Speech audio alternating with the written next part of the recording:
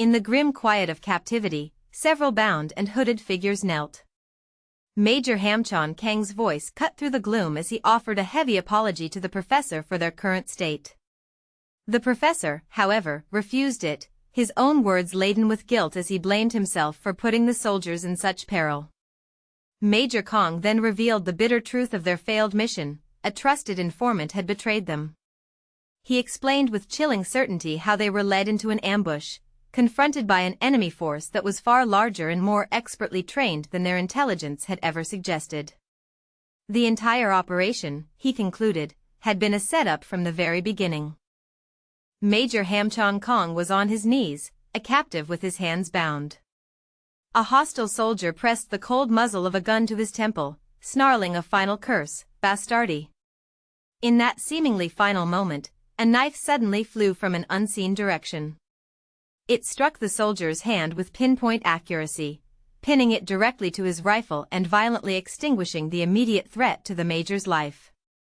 Straining against the coarse restraints that held him fast, Major Hamchon Kong fought to break free. A silent curse for their captor burned within him. This was nothing more than a cruel game, a way of toying with them before the end. Just then, one of his own soldiers, miraculously unbound, appeared and hurried to check on his commander's condition. The grim news came swiftly: the rest of their platoon had been taken, moved elsewhere to a location unknown.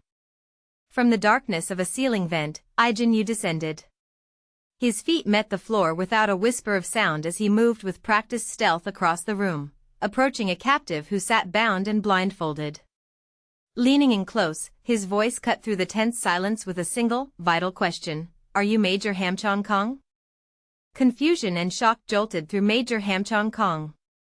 The mysterious rescuer spoke Korean. It was stilted, not perfectly fluent, but unmistakable. The man, Ijin Yu, coolly confirmed his words and issued a single command for all the prisoners to follow him out. As Kong pushed himself to his feet, his gaze swept back across the room, and he froze. He was utterly stunned. Every single one of the hostile soldiers lay silently incapacitated, and yet, he had not heard a single sound. With a tense and measured voice, Major Kong questioned the boy, demanding to know which division he was with and the number of troops at his side. Ijin, however, flatly refused to name his employer. The major was left to inwardly marvel at the impossible truth before him. The young mercenary had knocked out all the enemy soldiers entirely by himself, and what's more, had done so without ever being detected. Just then, the unnamed professor's voice cut through the air as he spotted two more guards ahead, stating with grim certainty that they would not be able to get past them quietly. With a gesture toward the back of the classroom, the teacher began the introduction for the new transfer student, Ijin Yu. As heads turned, one student looked back at the newcomer with a distinct sneer, an immediate and unspoken challenge. The teacher then called Ijin to the front of the room. He walked calmly past the rows of desks, his expression impassively neutral as he moved through the unfamiliar space. Finally, standing before the entire class, Ijin opened his mouth to introduce himself. Before Major Hamchon Kong could fully register the threat, Ijin moved with lethal silence and speed, neutralizing two hostile soldiers with his knife. The major's mind reeled with disbelief at the fluid efficiency he had just witnessed. As Ijin reached for another weapon without pause, Kong could only wonder what this man truly was.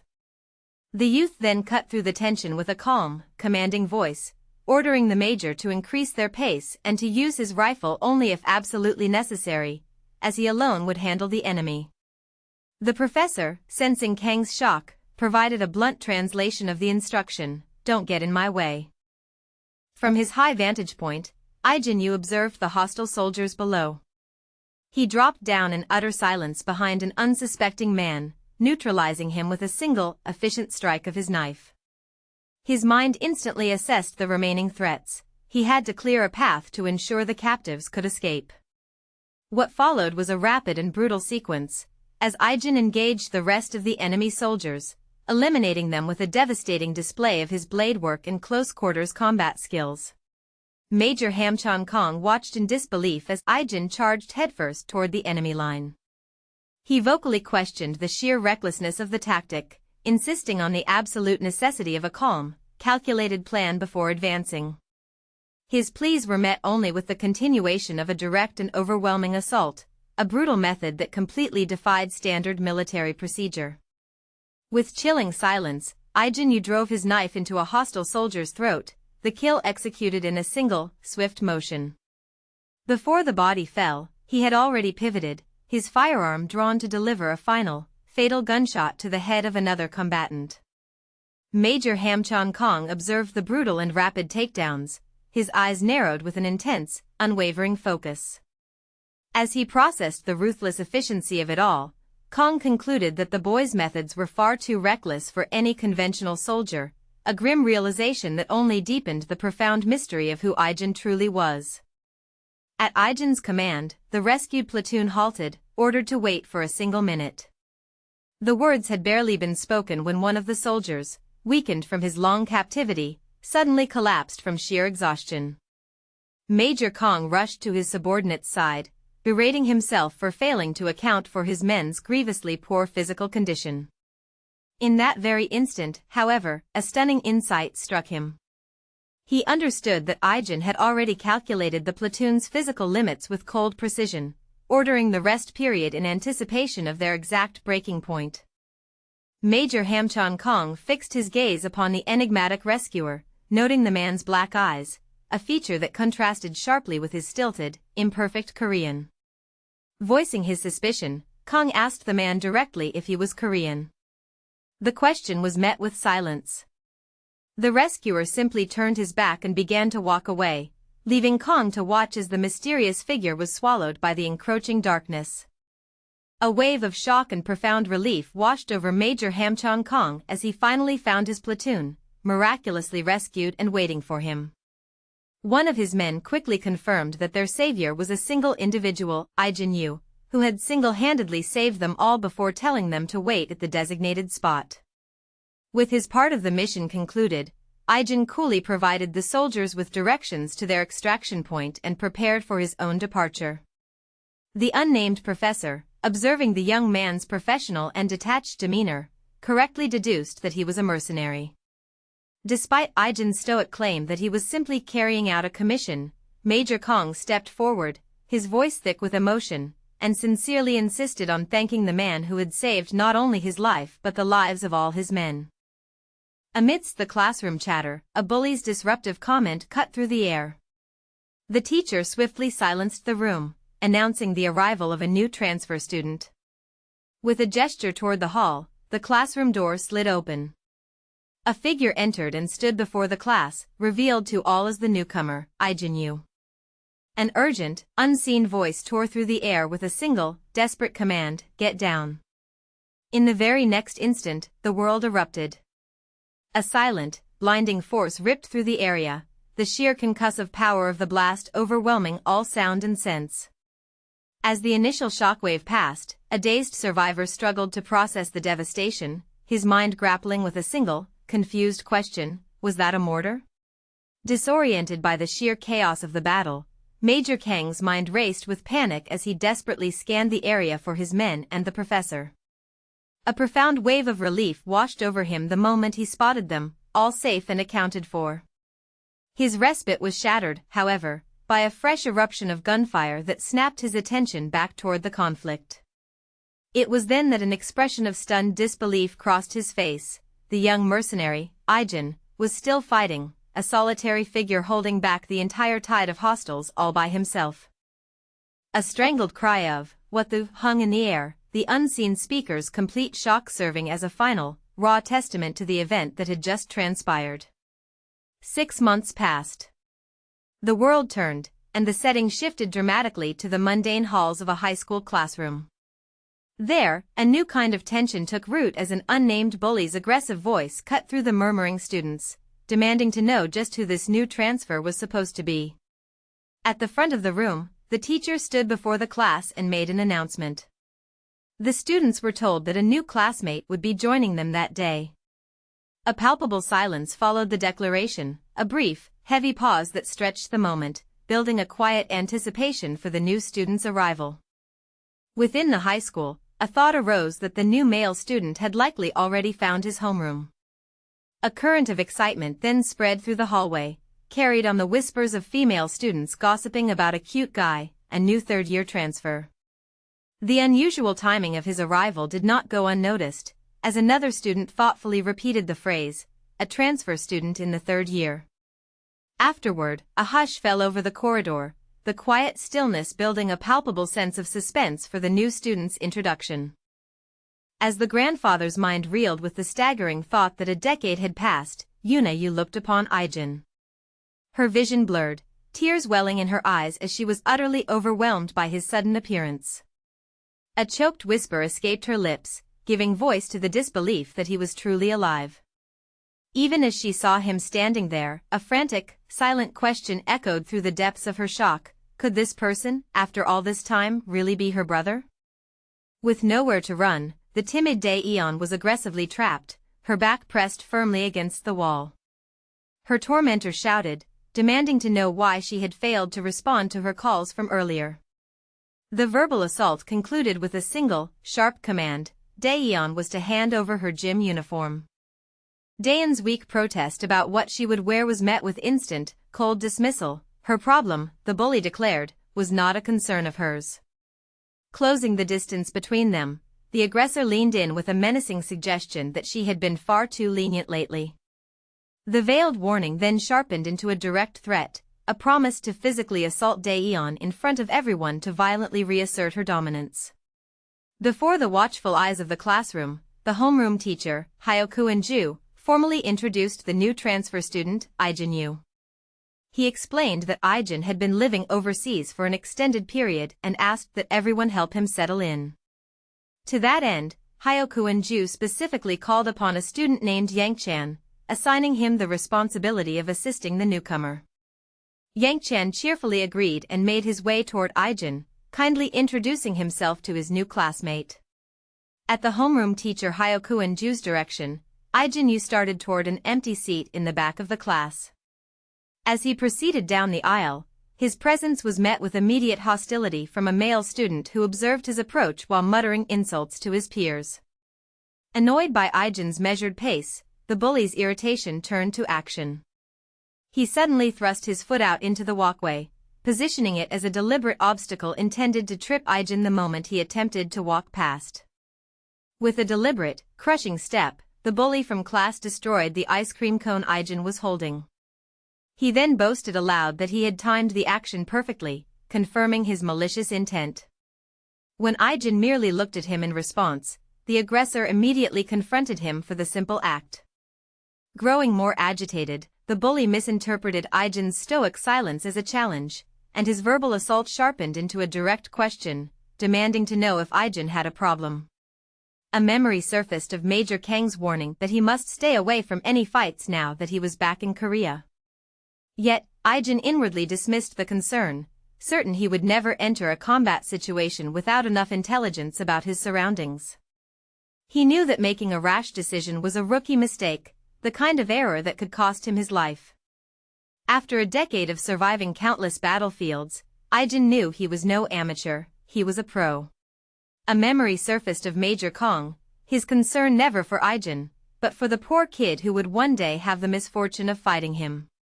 The warning echoed into the present, where an angry bully stepped forward, demanding to know what Ijin was staring at. Before the youth could finish his hostile question, a sudden, precise strike silenced him completely.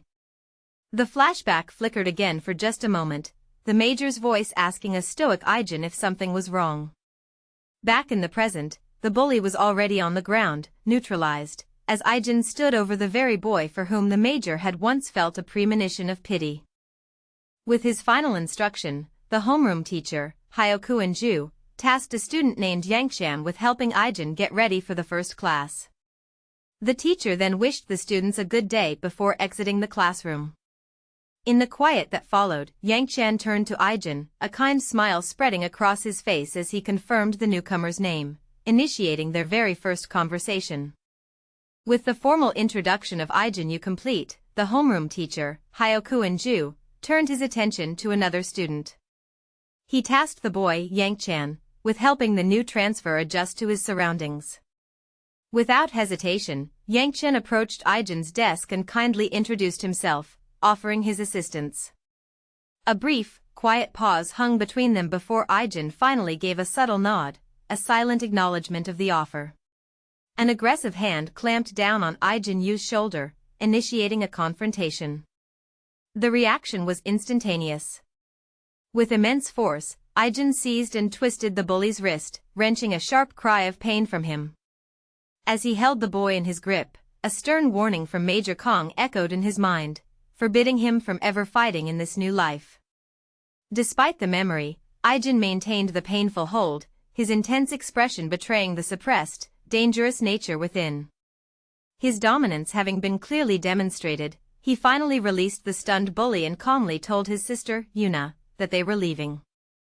The tense standoff on the street violently escalated when the unnamed bully grabbed Ijin's shoulder, demanding to know why he was being ignored. Yuna, in a brave attempt to protect her brother, stepped between them and told the aggressor to stop.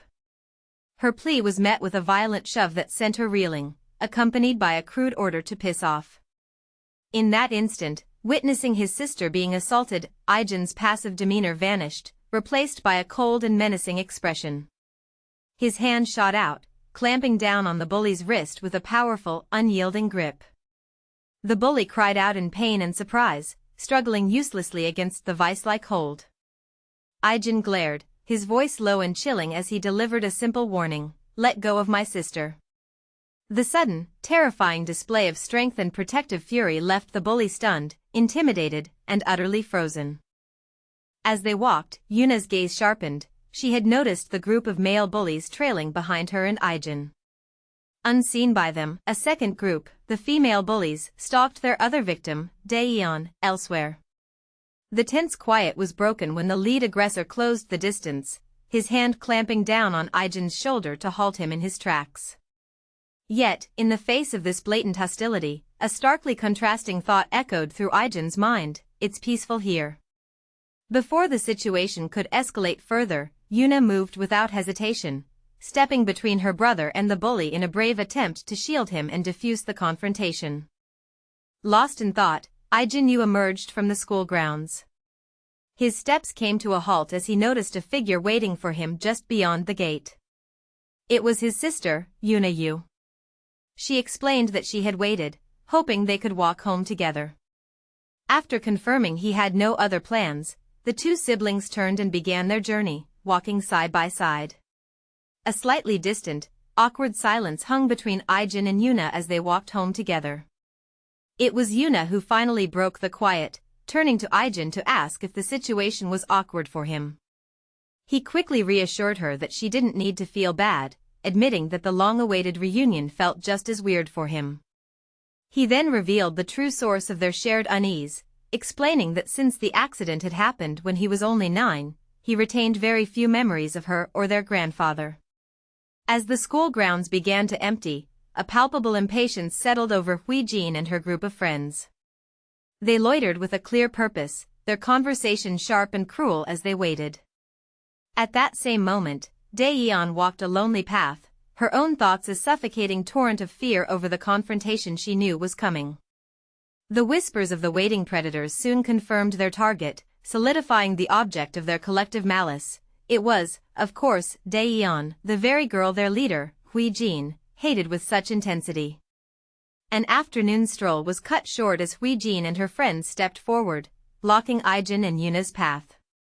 A sarcastic question sliced through the tension, with Ijin sneering at Ijin, mistaking the girl beside him as she asked if he was Daeyeon's boyfriend.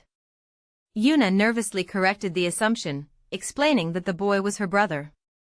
Surprised, Ijin turned her attention fully onto Ijin, her expression hardening as she demanded to know his relationship with the actual Daeyeon. With unshakable calm, Ijin stated simply that she was a friend from his homeroom. The answer was met with a menacing disbelief, as Ijin questioned how he could possibly dare to call someone like Daeyeon his friend. An unnamed bully leveled a threat at Ijin, warning him to watch himself or risk getting hurt.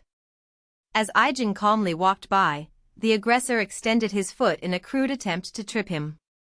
Without breaking his stride or offering any visible reaction, Ijin subtly sidestepped the obstruction.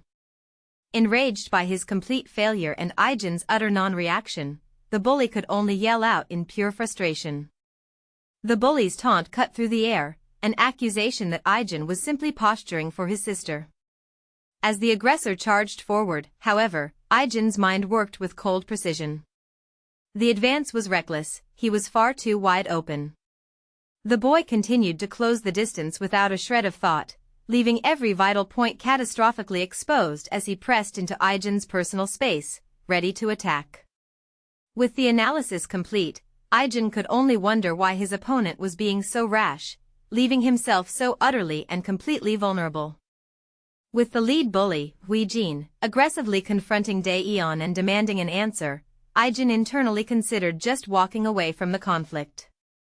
However, as Ijin's verbal assault continued, he finally intervened, his hand shooting out to grab her arm and stop her. In that tense moment, his sister, Yuna, quickly positioned herself between Ijin and the bullies. Attempting to protect him, she explained that her brother was new to the country and didn't understand the situation. A sneering yell cut through the air as the bully dismissed Ijin's supposed background of living overseas, his aggression boiling over as he violently grabbed the collar of Ijin's jacket. Unfazed, Ijin's calm gaze simply drifted down to the hand gripping him before his own fingers closed around the aggressor's wrist. With a swift and precise motion, he applied a pain compliance hold, twisting the joint until the bully was forced to let go. The boy recoiled instantly, clutching his injured wrist in a grimace of pain, while Ijin stood perfectly still, his expression utterly impassive. On the street after school, the bully from their class brought Ijin and Yuna to a halt, his hand aggressively clamping down on Ijin's shoulder. Yuna immediately stepped between them, attempting to defend her brother by explaining that he was just a new transfer student. Her intervention was met with contemptuous force. The bully violently shoved her out of the way, warning her to get lost before she got hurt. Witnessing his sister being assaulted, Ijin's passive demeanor instantly shattered, replaced by a cold and menacing stillness. With devastating swiftness, he seized the bully's arm, his grip possessing an immense force that stopped the aggressor dead in his tracks. Locking eyes with the now frozen boy, Ijin's expression turned utterly threatening as he delivered a low, simple command, "Don't touch her." As Ijin and her friends blocked Daeyeon's path, a group of male bullies watched the confrontation from the side.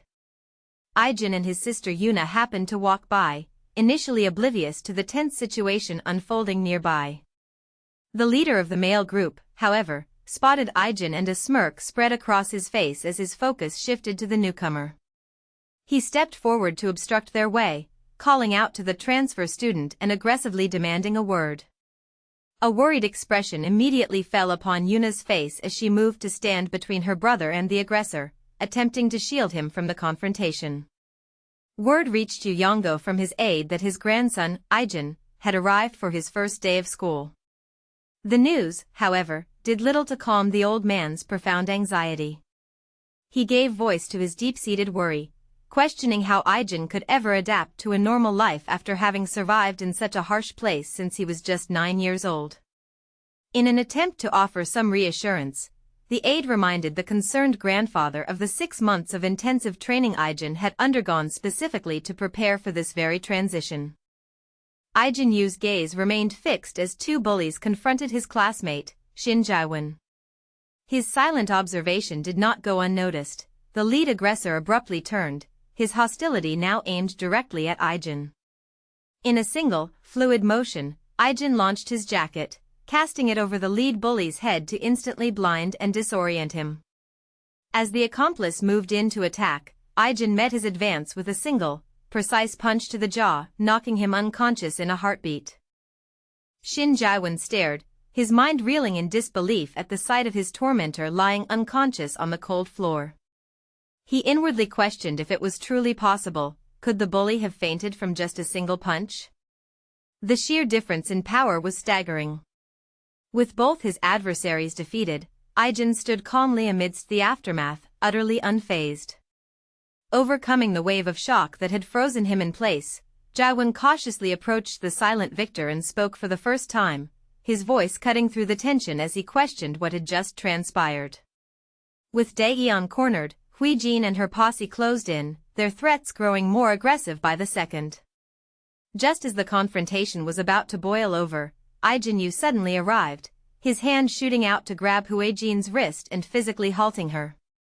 He then moved to stand protectively in front of Daeyeon, facing down the bullies with a cold, intimidating stare.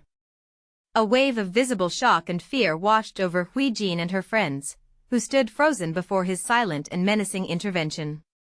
On the cold ground, the lead bully lay defeated, his mind replaying the impossibly swift moment Ijin had used a simple jacket to cover his eyes, instantly incapacitating him.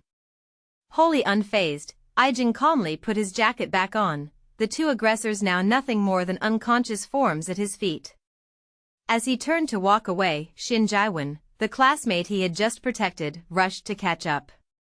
The grateful boy stopped him, offering to buy him a snack from the store as a humble gesture of thanks. After the confrontation had ended, Shin Jae-won checked on his rescuer, only for Ijin to calmly state that he was okay. The memory of the preceding moments flashed back with vivid clarity. Ijin had stared down the two bullies, his expression unreadable. In a single, fluid movement, he threw his jacket over the lead aggressor's head, blinding him completely. As the accomplice lunged forward, Ijin incapacitated him with a single, devastating punch.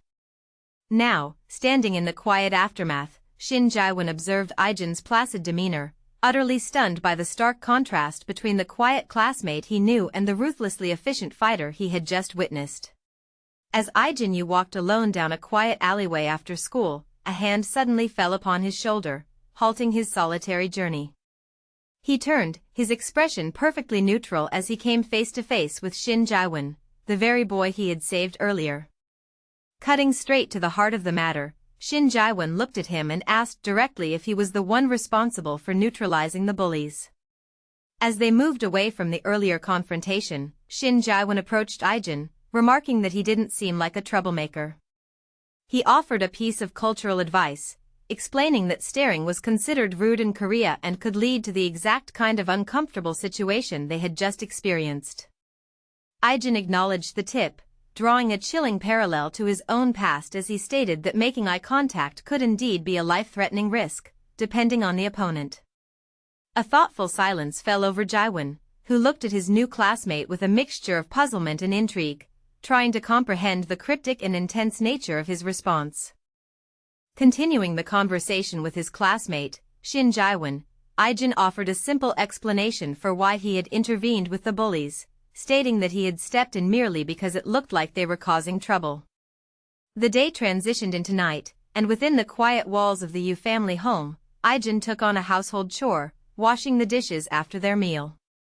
As he worked, his grandfather, Yu Yonggo, approached him with gentle insistence. The older man urged Ijin to let him handle the task, telling his grandson to go relax and eat some fruit instead. Amidst the warm light of the dining room, Ijin sat at the table with his grandfather, Yu Yonggo, his sister Yuna, and their friend Daeyeon. The old man humbly expressed doubt about his own cooking, but Daeyeon's quick, enthusiastic praise brought a visible happiness to his face. As Ijin quietly ate, the simple comfort of the peaceful meal suddenly fractured his reality. The present dissolved, replaced by a stark memory from his past. A younger, hardened version of himself stood in a bleak, war-torn land as another mercenary offered him a portion of food. As the family finished their dinner, a quiet satisfaction settled over Yu Yonggo, who was happy that Ijin seemed to enjoy his cooking. He turned to Daeyeon to ask for her opinion, and she readily replied that the meal had been wonderful. The focus then shifted to Ijin, who remained silent and contemplative, his stillness creating a noticeable pause in the warm conversation. After a long moment of deep introspection, he finally broke his silence, quietly affirming that the meal was good, his simple words landing with the immense weight of his unexpressed inner turmoil. The evening meal concluded, and Ijin, alongside his sister Yuna, wished their grandfather, Yu Yonggo, a peaceful good night. The old man watched them retreat to their rooms, his heart full as he reflected on what a true blessing it was to have them.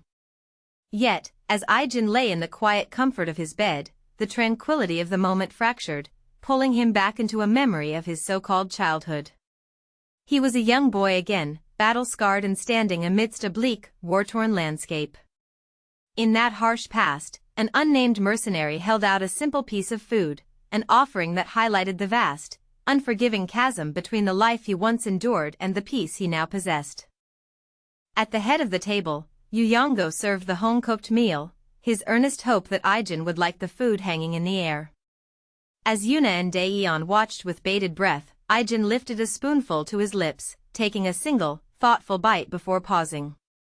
A quiet affirmation finally broke the silence, "It's delicious." The simple words were enough to make his grandfather's face light up with unrestrained joy. Yet, for Ijin, this profound moment of familial warmth and care acted as a violent key, unlocking a darker memory. The scene fractured, thrusting him back into a bleak, war-torn landscape where a much younger version of himself was offered food not by loving family, but by the hand of a fellow mercenary. The confrontation began as Ijin and her followers verbally intimidated Daeyeon. The situation escalated when one of the bullies physically grabbed Daeyeon's shoulder, menacing her further. In that instant, Ijin suddenly appeared, his hand forcefully seizing the wrist of the aggressor holding his friend. With Daeyeon freed, Ijin's attention shifted, and he fixed the lead bully, Ijin, with a cold, intimidating stare. The wordless gaze was enough to establish his dominance, bringing the entire confrontation to a decisive end. The quiet of the school hallway shattered when Ijin, flanked by her posse of female bullies, abruptly confronted Daeyeon. With a menacing calm, Ijin revealed her connection to the boys Ijin had previously neutralized, making her vengeful motive chillingly clear. The group then closed the distance, backing a defenseless Daeyeon into a corner. They loomed over her, their physical intimidation culminating in a sharp threat, a direct retaliation for Ijin's interference. As Yuna gently shook him, Ijin did not wake so much as detonate into consciousness, startling upright with a shocked and defensive expression, a reflexive action forged in his past. The moment he recognized his sister, however, the ingrained tension drained from his body. She calmly told him she was just about to wake him, and with his composure returning, Ijin asked about their grandfather's whereabouts. Yuna simply informed him that the man had already left for work. The house grew quiet after Yuna explained that their grandfather had already returned to work and that she was leaving for school early herself. Before departing, she informed Ijin that breakfast was waiting for him on the table. Left entirely alone in the sudden stillness, Ijin sat down and simply contemplated the meal his family had prepared and left behind just for him. In a school hallway, a fearful Daeyeon was cornered and intimidated by a group of female bullies, with their leader Ijin at the forefront. Shocked students gathered nearby, their gossiping whispers confirming this was an act of revenge for the incident where Ijin had single-handedly defeated two male aggressors. The tense confrontation was broken by Ijin's arrival. He calmly asked what was going on, immediately drawing the attention of every bully. At his unexpected appearance, the entire group, including Ijin, was visibly startled and intimidated. A sudden wave of unease washed over one of the bullies, prompting her to suggest that they should finally stop harassing Daeyeon. She confessed that the look in Ijin's eyes during their earlier confrontation had been truly terrifying, a cold intensity she couldn't forget. Her friend, however, brushed off the concern, attempting to reassure her that everything would be fine. She then justified this confidence with a smirk, stating that Ijin's brother and his posse ran the school, a clear implication that they would be the ones to handle Ijin. In the school hallway, Daeyeon suddenly found herself encircled by a group of female students. One of the bullies lunged forward and aggressively seized her arm, demanding she come with them. Their leader, Ijin, then stepped closer to taunt the cornered girl, mockingly questioning if having a brother like Ijin made her feel powerful.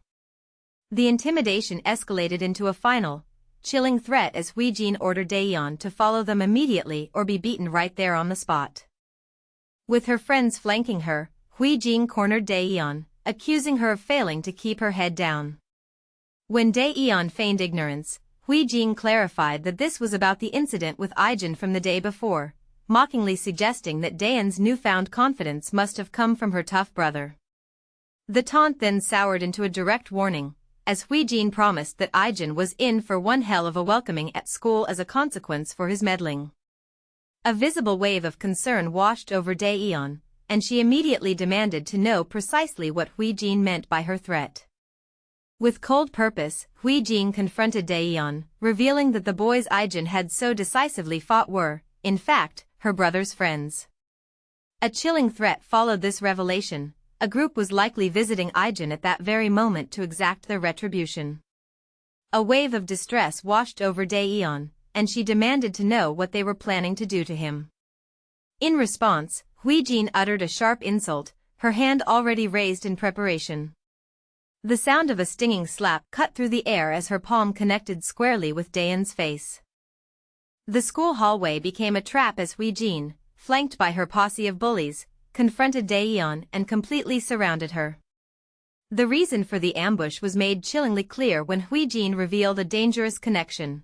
The troublemakers Ijin had neutralized were friends of her brother, a gang leader. With venom in her voice, she aggressively threatened Daeyeon, demanding that she bring Ijin to them so he could answer for what he had done. Having delivered their menacing ultimatum, Ijin and her group turned and walked away, leaving Daeyeon to stand alone in the now empty hall, visibly terrified.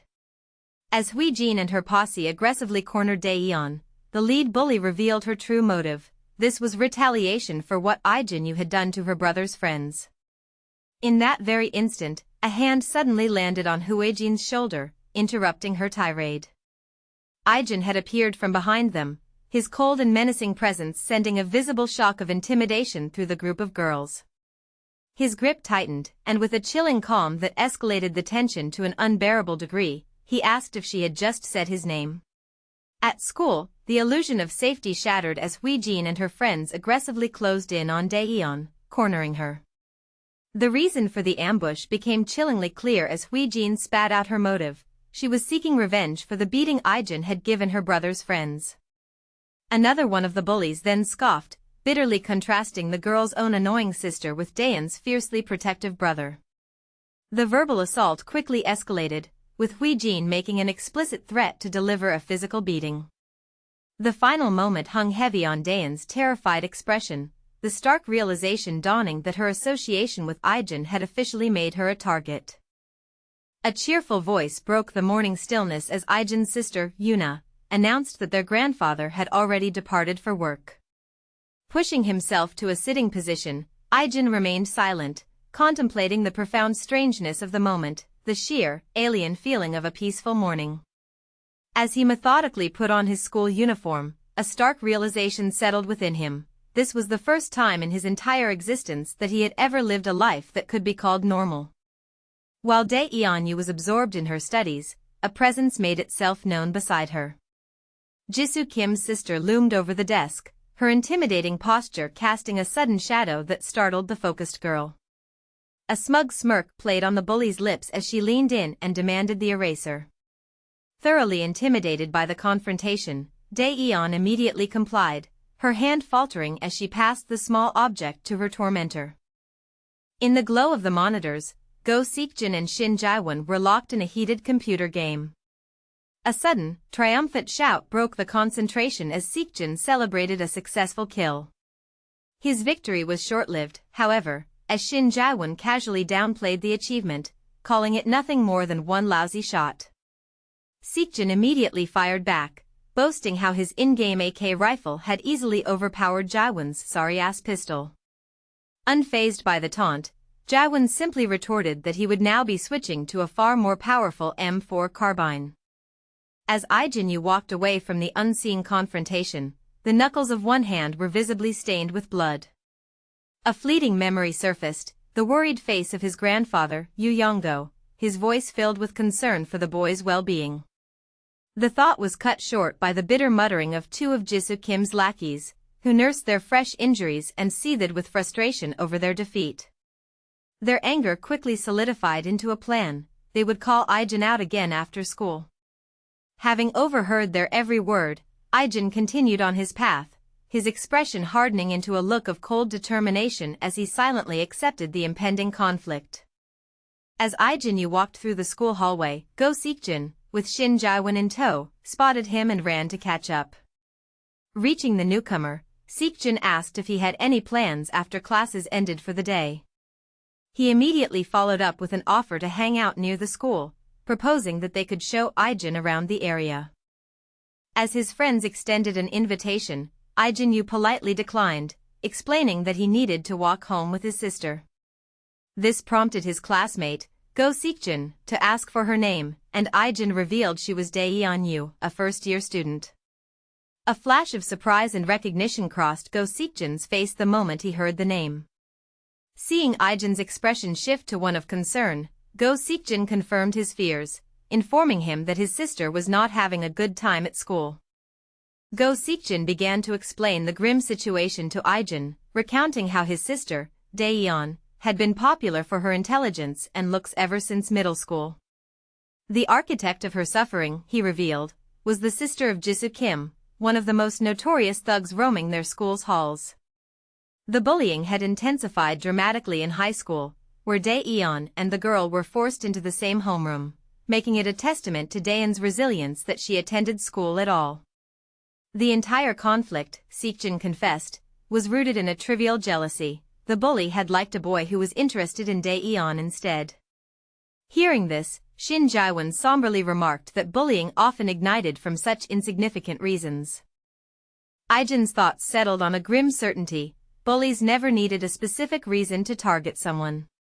The reflection drew forth a memory of a conversation with his grandfather, Yu Yongdo, and his sister, Daeyeon. His grandfather had voiced his hope that Ijin would manage to adjust to school, considering the time he had spent living abroad.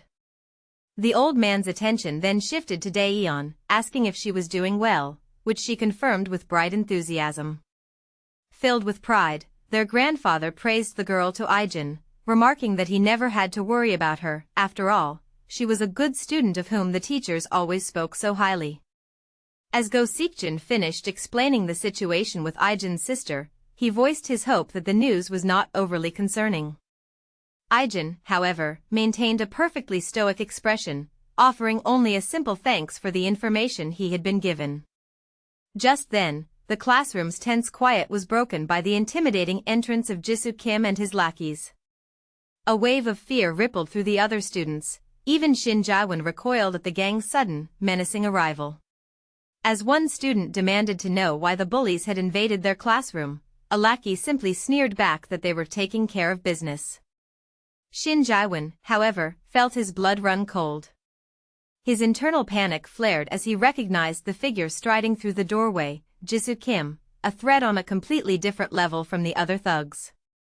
An intimidating shadow fell over the room as Jisoo Kim entered, but his anger was directed not at the students, but at his own underlings. He venomously mocked them for being defeated by someone so scrawny. When one of the lackeys tried to claim they were caught off guard, Jisoo Kim merely scoffed, utterly disgusted by their lousy excuses and their pathetic failure. In the aftermath of the brutal confrontation, Ijin Yu stood over the defeated forms of Jisoo Kim and his lackeys. The tense quiet was shattered when his sister, Daeyeon, ran into the classroom, calling out his name with a voice laced in shock and concern. Ijin turned to look at her, his expression unreadable while background students whispered about the immense trouble he was now in for angering Jisoo. Ignoring their murmurs, he shifted his attention back to the downed bully, coldly stating that Jisoo didn't have the time to find out who he really was.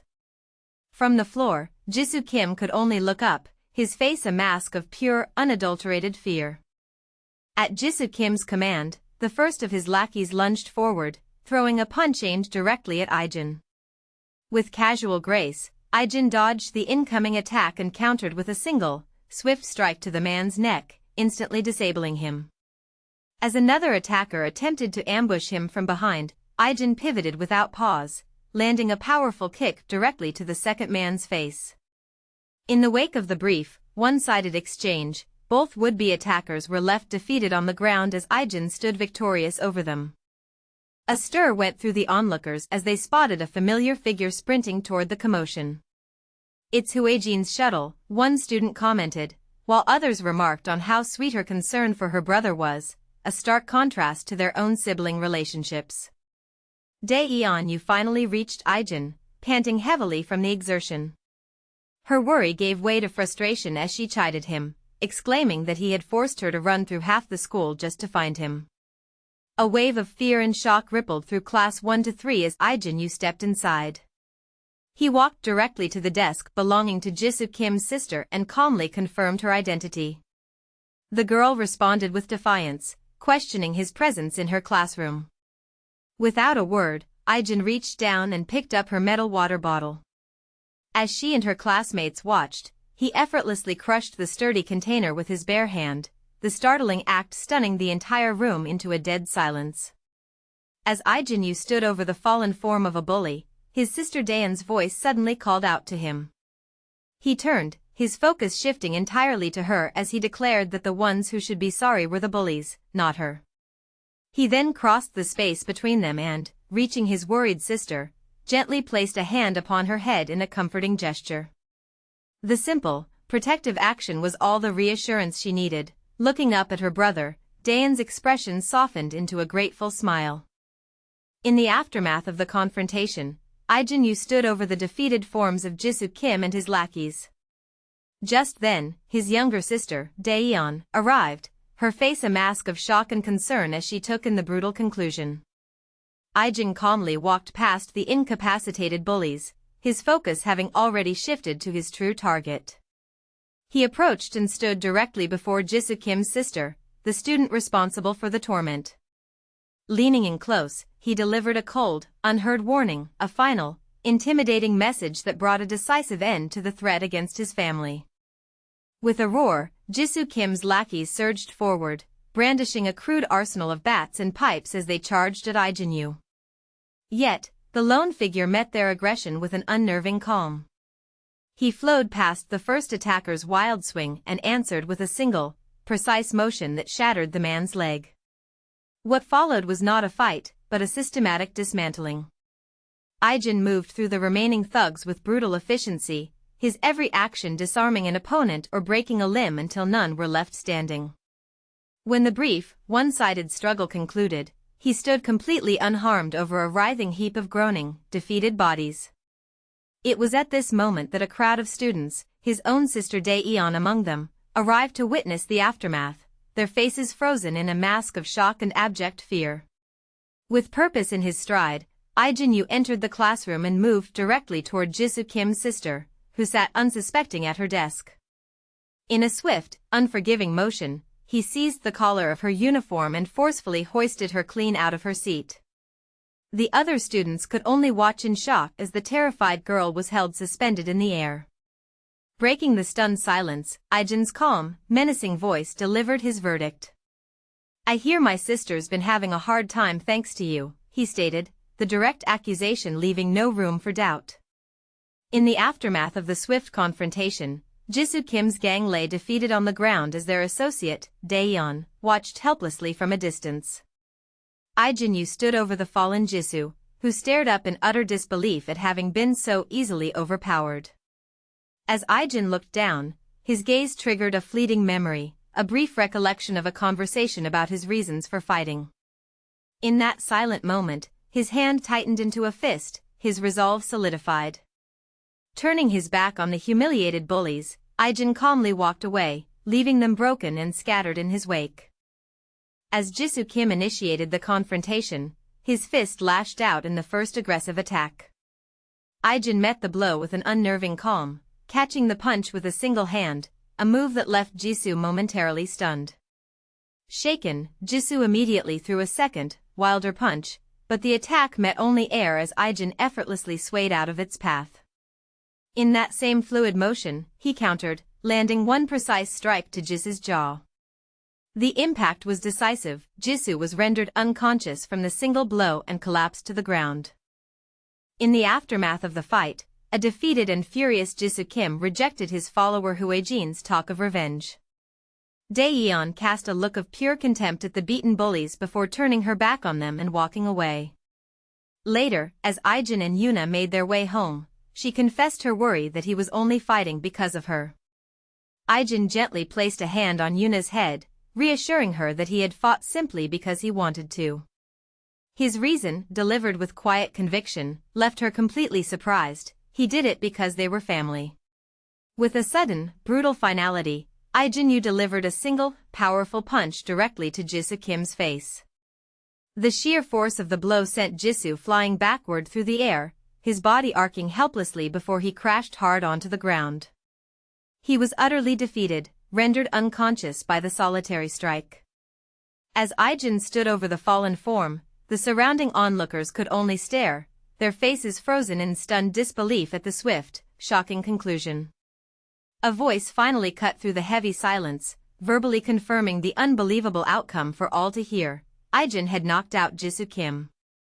Upon his arrival, Ijin froze, staring in stunned disbelief at the aftermath. His fellow gang members, and even their leader Jisoo Kim, were strewn across the ground, utterly defeated and unconscious. Nearby, their associate Dae-eon surveyed the pathetic display with an expression of pure contempt. While Ijin frantically tried to rouse the unresponsive Jisoo, Dae-eon turned her back on the fallen group and walked away, abandoning them without a second thought. On the ground, the defeated bully cowered, flinching as he feared Ijin might strike him as well. Yuna confronted Ijin, questioning his actions under the firm belief that the group had been tormenting him, even referencing a specific incident from that very day as evidence. But then, a sudden, chilling realization washed over her.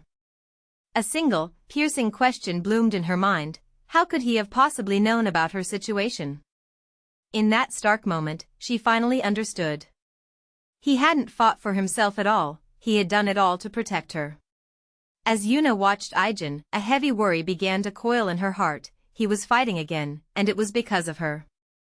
The guilt became too much to bear, and she began to voice her fear, stating that she was the reason for the conflict.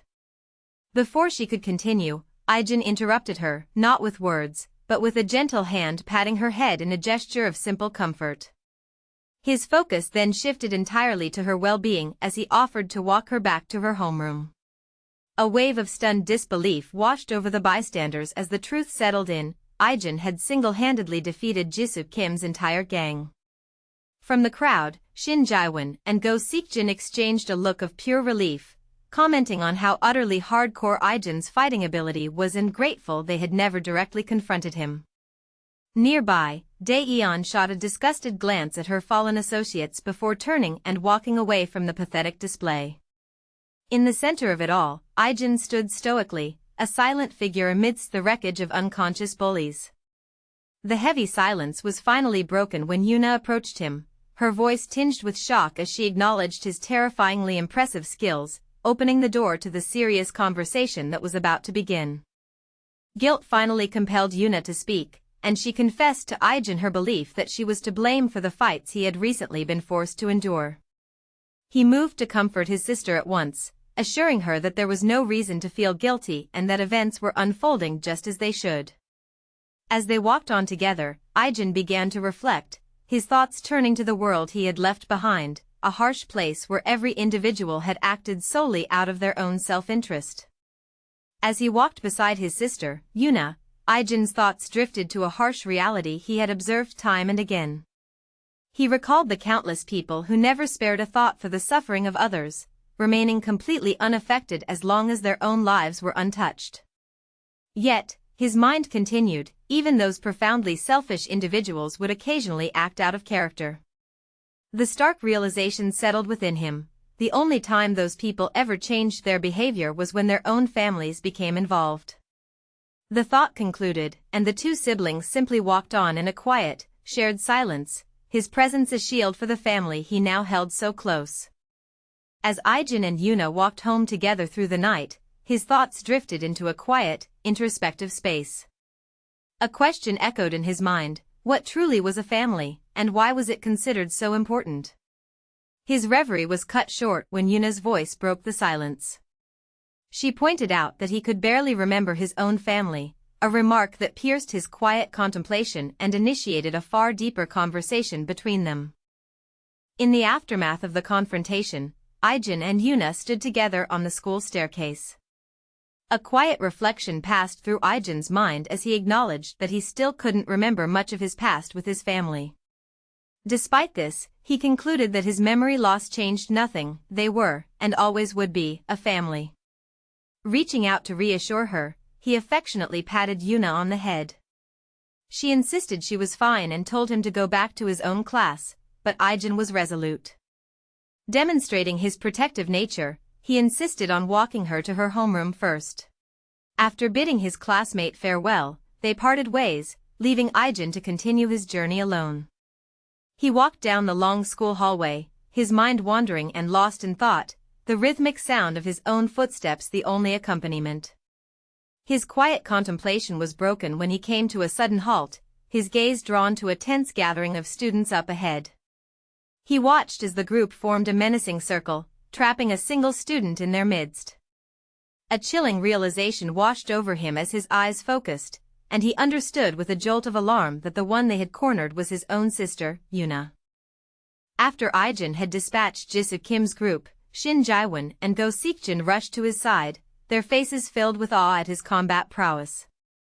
They clamored with questions about what he had been taught overseas, exclaiming that he had completely butchered them.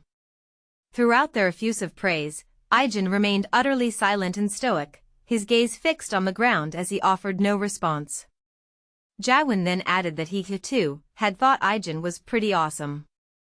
The sting of defeat was still fresh for Jisoo Kim when his subordinate, Ijin, drew near, remarking that Ijin's fighting style was unlike that of any typical school thug. Attempting to rally his leader, Ijin insisted that Jisoo had merely been caught off guard and shouldn't let himself be beaten by just one person. But the words were salt in a gaping wound. Goaded beyond his limit, Jisoo Kim's simmering rage finally boiled over as he exploded in anger, furiously bellowing at Ijin to shut up. A furious Jisoo Kim yelled at his underling, Ijin, utterly rejecting the idea of fighting Ijin again. His outburst drew a mocking comment from their associate, Daeyeon, who ridiculed the group for taking out their anger on each other after their defeat. Angered by her words, Jisoo Kim immediately turned his aggression toward her. Unimpressed, Daeyeon met his rage with pure disdain. She simply turned her back on the group and walked away. As Daeyeon surveyed the wreckage of Jisoo Kim's defeated gang, she scoffed at their inability to overcome a single person before turning her back and walking away. Still lost in a daze from the loss, Jisoo Kim was suddenly roused by his subordinate, Ijin, who urged that they should get their revenge on Ijin. The suggestion, however, sparked not a desire for vengeance but a raw, explosive humiliation.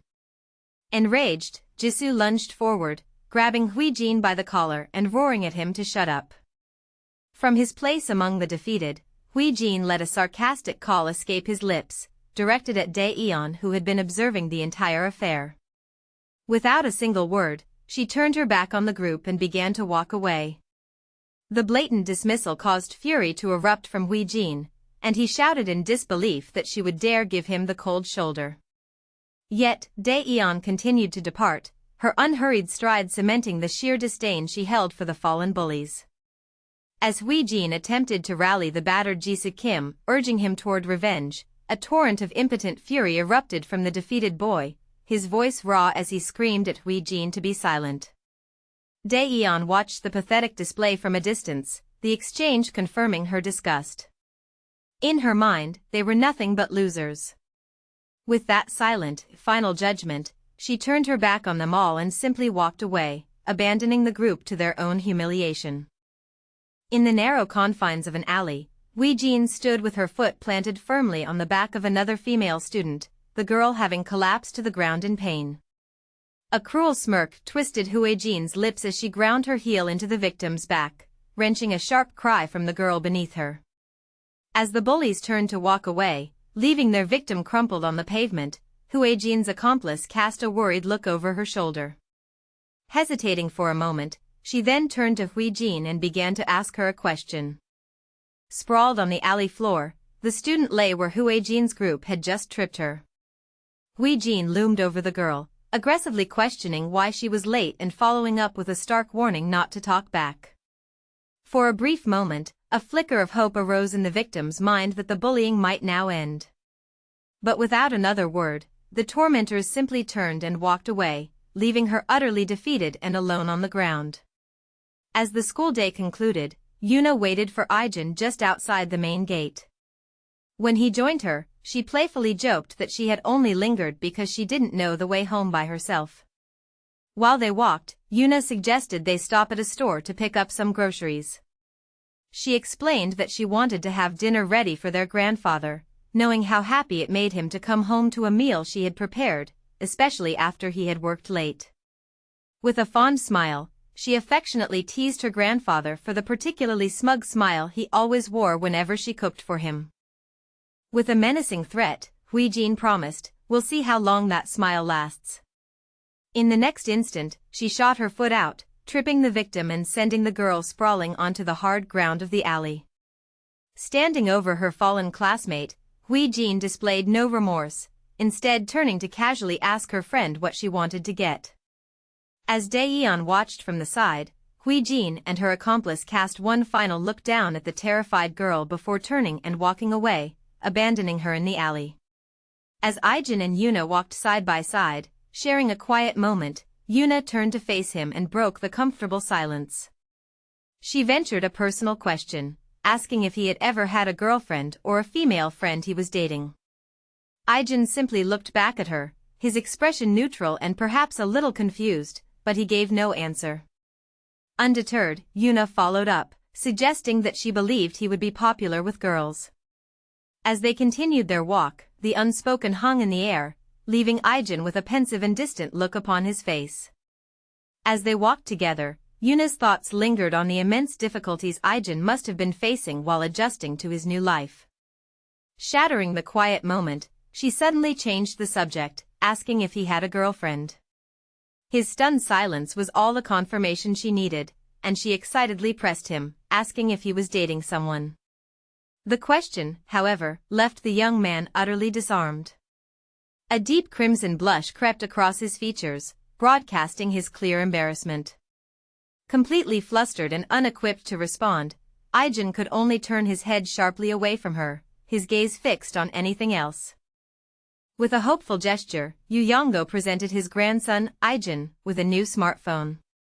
The grandfather explained that he had purchased the latest model, believing it would help the boy fit in more easily with his peers. Before he could elaborate, his sister Yuna chimed in, revealing she had already saved her own number and Daeyeon's into the device for Ijin's convenience. Yongo was momentarily surprised by Yuna's technical proficiency, though she quickly admitted that the salesperson had assisted her with the setup. When a colleague questioned why he hadn't simply allowed the store staff to set up the new phone, Yu Yongo explained that it was something he wanted to do himself, a personal gesture for his grandson. He then approached Ijin and presented the gift, admitting that while he knew the younger generation cherished the experience of unboxing, he had opened it first for the sole purpose of saving his and Yuna's phone numbers. With his thoughtful reasoning shared, Yu Yongo placed the new phone's box into Ijin's hands. Even as Yuna reassured her grandfather that she wasn't upset about not getting a new phone, explaining hers was still perfectly fine, Ijin was presented with a gift. He stood holding the box for his own new phone, and with genuine sincerity, he thanked the old man. Ijin added that he really liked it, a simple admission that brought a warm smile to his grandfather's face. The quiet moment settled, with Ijin looking down at the new phone, a silent acknowledgement of the gesture's profound significance to him. With a brand new smartphone in hand, Ijin Yu sent a text message to an unknown contact, informing them of his new number. Elsewhere, his grandfather, Yu Yongo, was questioned by a colleague about that very device. The man speculated that Ijin was perhaps just picky about phone models, but Yongo proudly refuted this, declaring that he had bought his grandson the most expensive one available. As Ijin sat at the dining table finishing his meal, Yuna's voice called out a cheerful goodbye from the doorway. He glanced over, asking if she was leaving early once more, only for her to insist that she was already running late. With a final instruction for him to leave his used dishes in the sink for her to handle later, she departed. The soft click of the door closing was the last sound before a profound quiet settled over the apartment, leaving Ijin completely alone in the silence. Yuna Yu walked down the street, confident that she would arrive at her destination on time. Her thoughts drifted back to that morning. Making the extra soup had certainly taken longer than she had anticipated. But any memory of the delay was washed away by a wave of pure happiness as she recalled how much her grandfather had liked it. The simple satisfaction of being able to do something nice for him was more than enough, and with a content expression settling upon her face, she continued on her way. In the deepening shadows of an alley, Ijin's foot shot out, sending another student sprawling to the grimy pavement. She loomed over the fallen girl, aggressively accusing her of nearly breaking her ankle and demanding an apology for the inconvenience.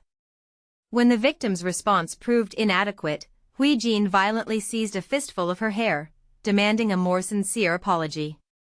The assault concluded, her accomplice casually suggested they go to karaoke to de-stress. Ijin readily agreed, and the two prepared to abandon their victim, leaving her crumpled on the cold ground. With a heavy arm slung around Dayan's shoulders, Ijin applied a menacing pressure, leaving the girl no choice but to accompany their group. As they began to walk off, two of the bullies casually complained to each other, their voices hoarse from singing so loudly. Their boisterous exit caught the attention of two older men seated nearby, who observed them with dismissive sighs. One simply remarked on how loud kids these days were, wrongly assuming the teenagers were just returning from a high-spirited session at karaoke. As Ijin and her accomplice walked together, their eyes fell upon a figure sprawled on the ground ahead. They drew closer, a dawning horror twisting in their guts as they recognized the student they had tripped in the alley earlier. The girl was now unconscious, her body covered in severe bruises that sent a jolt of shock through them. "Hey! Are you all right?" Ijin cried out, but the student remained unresponsive. Seeing the grim reality of the situation, Ijin immediately pulled out her phone, her fingers hastily dialing for an ambulance. Within the classroom, Ijin Yu's eyes settled on the empty desk belonging to her friend, Dayan, and she turned to ask if anyone had seen her. The answer came from another classmate, confirming that Dayan was not at school that day. At that same moment, the two bullies, Ijin and her accomplice, walked together. The unnamed girl nervously broke the silence, questioning if they would truly be all right. Ijin dismissed the concern with pure contempt, callously stating that all they had done was teach a bitch a good lesson. Her companion could only stammer in agreement, attempting to unconvincingly rationalize that their actions had nothing to do with them. Within the alley's oppressive shadows, a brutal assault unfolded as Ijin and her accomplice cornered a fellow student, unleashing a torrent of vicious words and physical blows. As the battered girl attempted to push herself up from the grimy ground, Ijin callously extended a foot, tripping her and sending her sprawling once more. A flicker of concern crossed the accomplice's face, worried they might be seen, but Ijin aggressively silenced her with a sharp dismissal. Their grim task complete, the pair turned and walked away, abandoning their injured victim to the cold solitude of the alley. Ijin stood before Dayan's residence, wondering if she had already made it back. As he approached the entrance, he found the front door hanging slightly ajar, an invitation into the silence within. He stepped inside, his eyes immediately falling upon Dayan, who was curled into a defensive ball on the floor. When she finally looked up, her gaze revealed the brutal truth of what had happened. Severe bruises and angry cuts marred the delicate skin of her face and arms. Night had fallen over Dayan's home. Within, she lay still, her face a canvas of ugly, severe bruises. Ijin Yu reached a gentle hand toward her, his fingers brushing against her forehead and stirring her from a troubled sleep. Dazed, her eyes fluttered open, and she asked if he had been waiting for her. He confirmed that he had, quietly explaining that she hadn't answered his calls. She offered a faint apology, murmuring that she had simply been asleep. At Ijin's request, the apartment door opened, revealing the horrific sight of Dayan's face, severely beaten and swollen. He stood in stark silence, his gaze taking in the full extent of her injuries. A firm resolve settled in his mind, he had to go and get her some medicine. With his purpose set, Ijin immediately departed, leaving the apartment building behind. With the grave news weighing upon him, Ijin's gaze fell to the phone in his hand. The screen glowed, displaying the contact for his younger sister Yuna. His thumb moved with deliberate slowness, sliding over the glass until it hovered directly above the call button. There it remained, poised in a moment of heavy hesitation before he committed to making the difficult call. Dayan's face was a painful collection of fresh bruises and scrapes. Her brother Ijin Yu gently treated the wounds with a cotton ball, his touch feather-light. He quietly questioned her story, repeating the excuse she had given him, that she had fell down the stairs while trying to dodge a bicycle. He observed that her injuries were far too severe for such a simple accident, a clear sign of his disbelief. As he continued to care for his sister, a look of deep concern and suspicion settled across his features. Within the tense confines of the principal's office, Ijin's mother angrily demanded to know why she was being questioned about Dayan's injuries. Her tirade was cut short. Dayan suddenly interrupted, her arm extending as she pointed a resolute finger straight at Ijin and accused her directly of being the one who attacked her. Dayan explained that although the assailant's face had been covered by a hat and mask, she had recognized the voice, insisting with chilling certainty that the attacker's cruel manner of speaking was identical to the way Ijin had always bullied her at school. With cold composure, Ijin deflected the accusation, insisting Dayan couldn't possibly have seen her assailant's face and was merely lashing out because they weren't friends. An authority figure's voice cut through the tension, demanding to know if Dayan had actually seen the person who attacked her. Dayan had to admit that the attacker's face was covered, but her voice remained firm, unshaken in its certainty that it was Ijin. Before she could say more, the door flew open and Ijin's mother burst in, a storm of fury, angrily confronting the officials for treating her daughter like a criminal based on nothing more than a ridiculous hunch. A distraught Dayan questioned why no one would believe her claim that Ijin had been her attacker. Her desperate plea was cut short as Ijin's mother suddenly interrupted, shouting at the girl to apologize and accusing her of blatant deceit. Unflinching, Dayan stood by her story, insisting that Ijin was the one who had assaulted her. This persistence infuriated the older woman, who escalated the entire situation by demanding to speak with Dayan's parents. The focus settled upon Dayan's face, a painful tapestry of fresh bruises and bandages. A bitter, all too familiar despair washed over her. She was in the same situation again, trapped and utterly helpless without a shred of proof. This frustration, however, was quickly overshadowed by a deeper ache as her thoughts turned to her family. She could not bear to let her grandpa worry. Her gaze drifted downward, her sorrowful eyes reflecting a profound and heavy resignation. As her brother tended to her wounds, Ijin carefully assessed the extent of the damage. He concluded that while Dayan's bones weren't broken, the bruises she had sustained were severe. With a practiced skill that belied his age, he expertly bandaged her arm, earning a compliment from his sister on his impressive first aid abilities. A moment later, however, her expression clouded with worry. She voiced her fear that their grandpa would become incredibly upset if he found out what had happened. Ijin simply reassured her, promising he would manage their grandpa's reaction and gently told her to get some sleep. Within the gang's clubhouse, Ijin Yu stood over the incapacitated bodies of Jisoo and his followers. His expression remained stoic as he turned from the confrontation and began the walk home.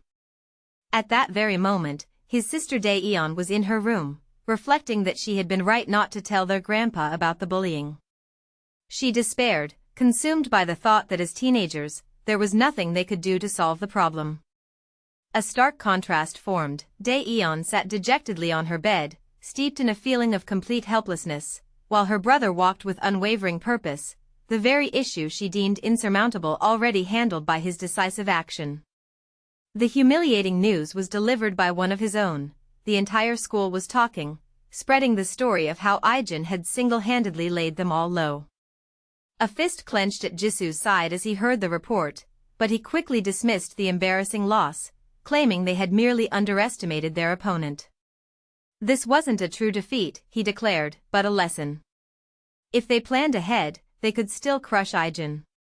At his words, his subordinates voiced their eager agreement, their shared humiliation hardening into a unified, burning desire for revenge.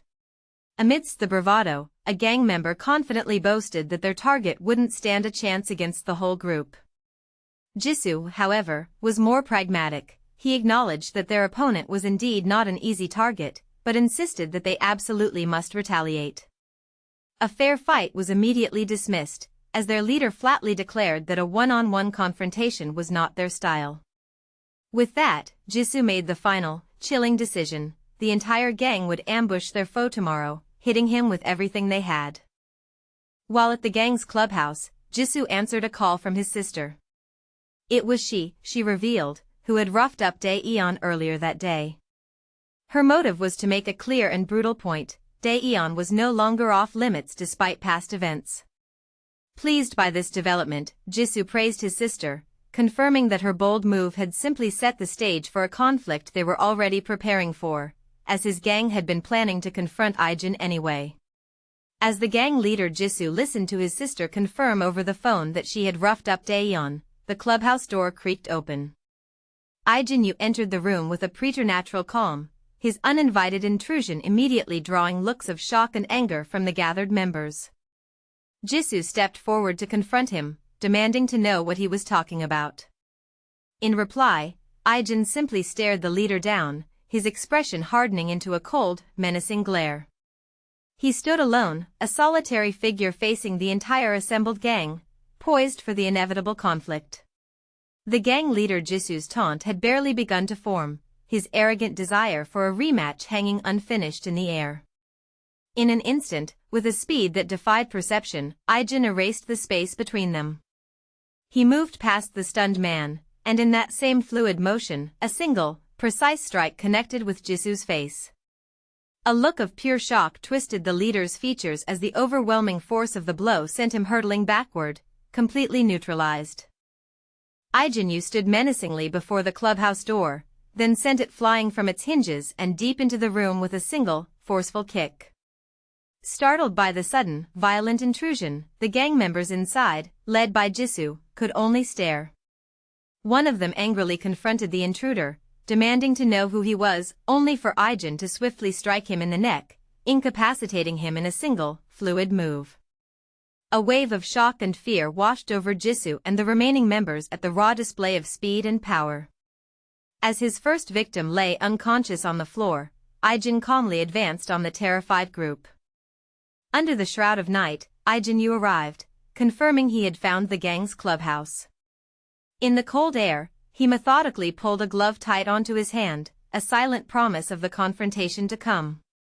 With a single, violent kick, the door imploded, shattering from its hinges and announcing his dramatic entrance.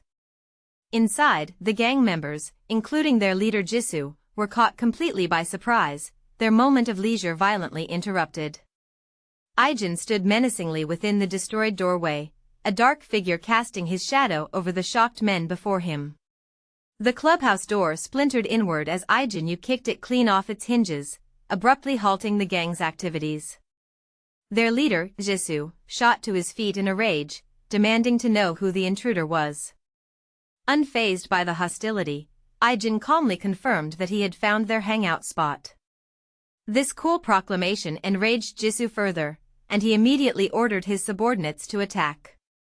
What followed was a blur of motion. Ijin effortlessly evaded the initial clumsy assault and, in a flurry of devastating strikes, incapacitated several of the charging thugs. The remaining members, Jisoo included, could only stare, frozen in a state of stunned horror at the blinding speed and brutal effectiveness of his one-man assault. Inside the stark confines of the gang clubhouse, a phone call from his sister cut through the tension. Her voice, trembling on the other end, spilled a fearful confession. She was the one who had assaulted Dae-eon, insisting she had only been following his orders. She then begged him to apologize to Ijin on her behalf, her fright palpable through the line. But Jisoo twisted the sound of her terror into something else entirely. He concluded that Ijin must have threatened her, forcing her into this humiliating apology. A blinding rage at the perceived slight consumed him. He abruptly ended the call, his fury erupting into a raw, screamed death threat that cemented the impending confrontation. Within the dim confines of the clubhouse, a sudden, violent commotion shattered the air, startling the assembled gang members. Jisoo and his subordinates reacted with stunned disbelief, their eyes darting around in a desperate attempt to locate the source of the unseen disturbance. Before comprehension could dawn, Ijin Yu appeared as a blur of raw motion, the aftermath of his powerful attack sending one of the thugs hurtling through the air.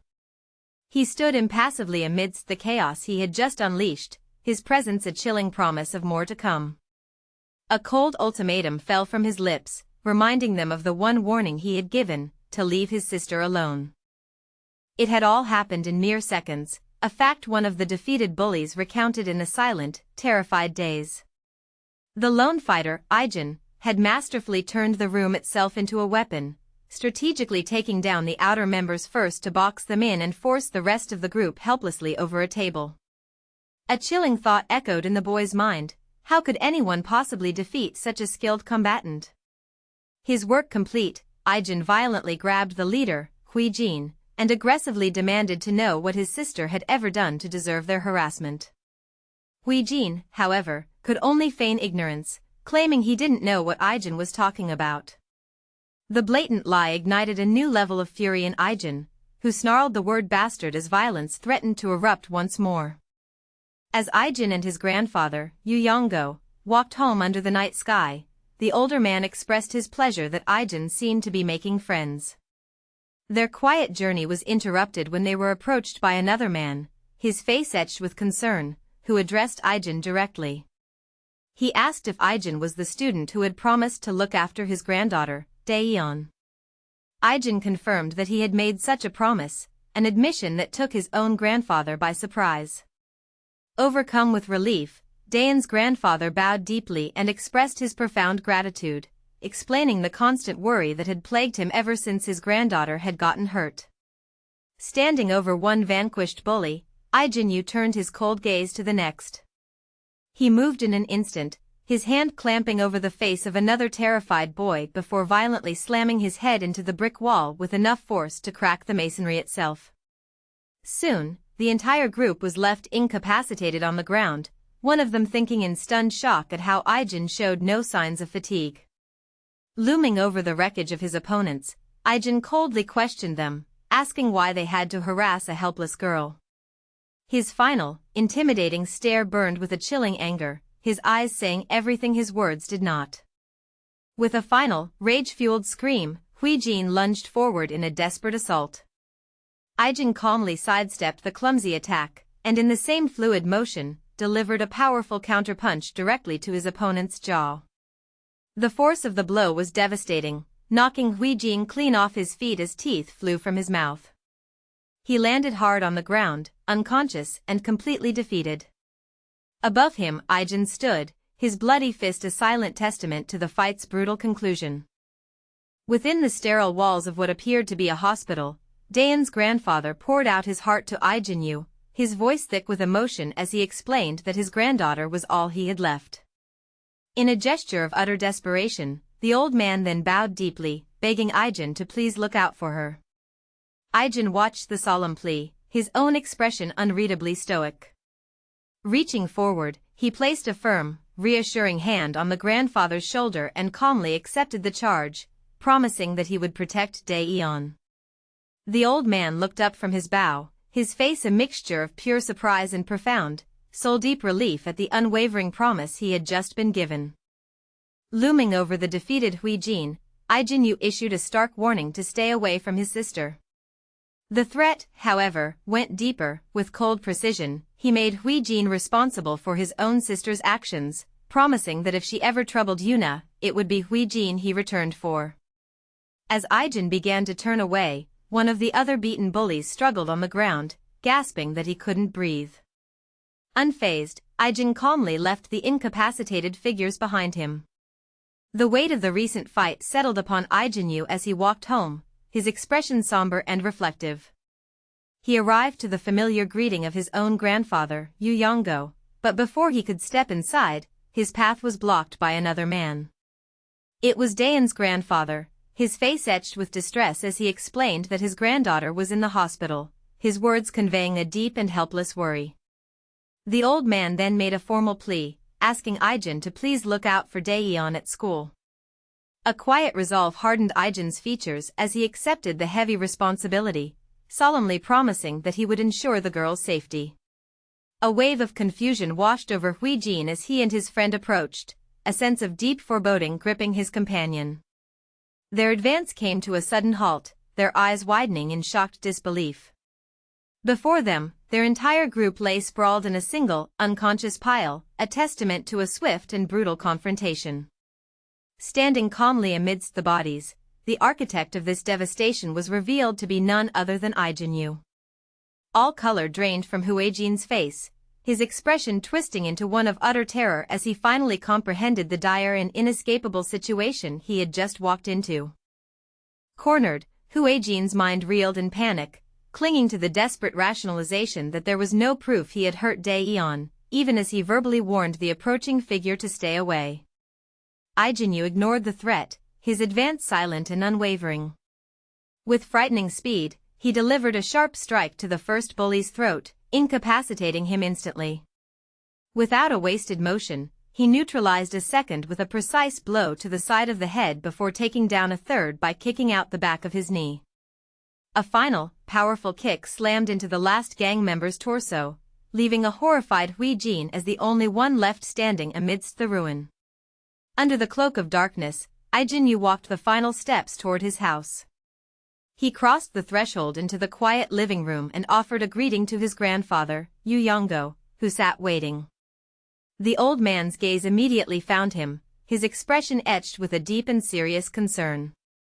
The toll of the day's events was plain to see, leaving Ijin looking utterly drained, both in body and spirit.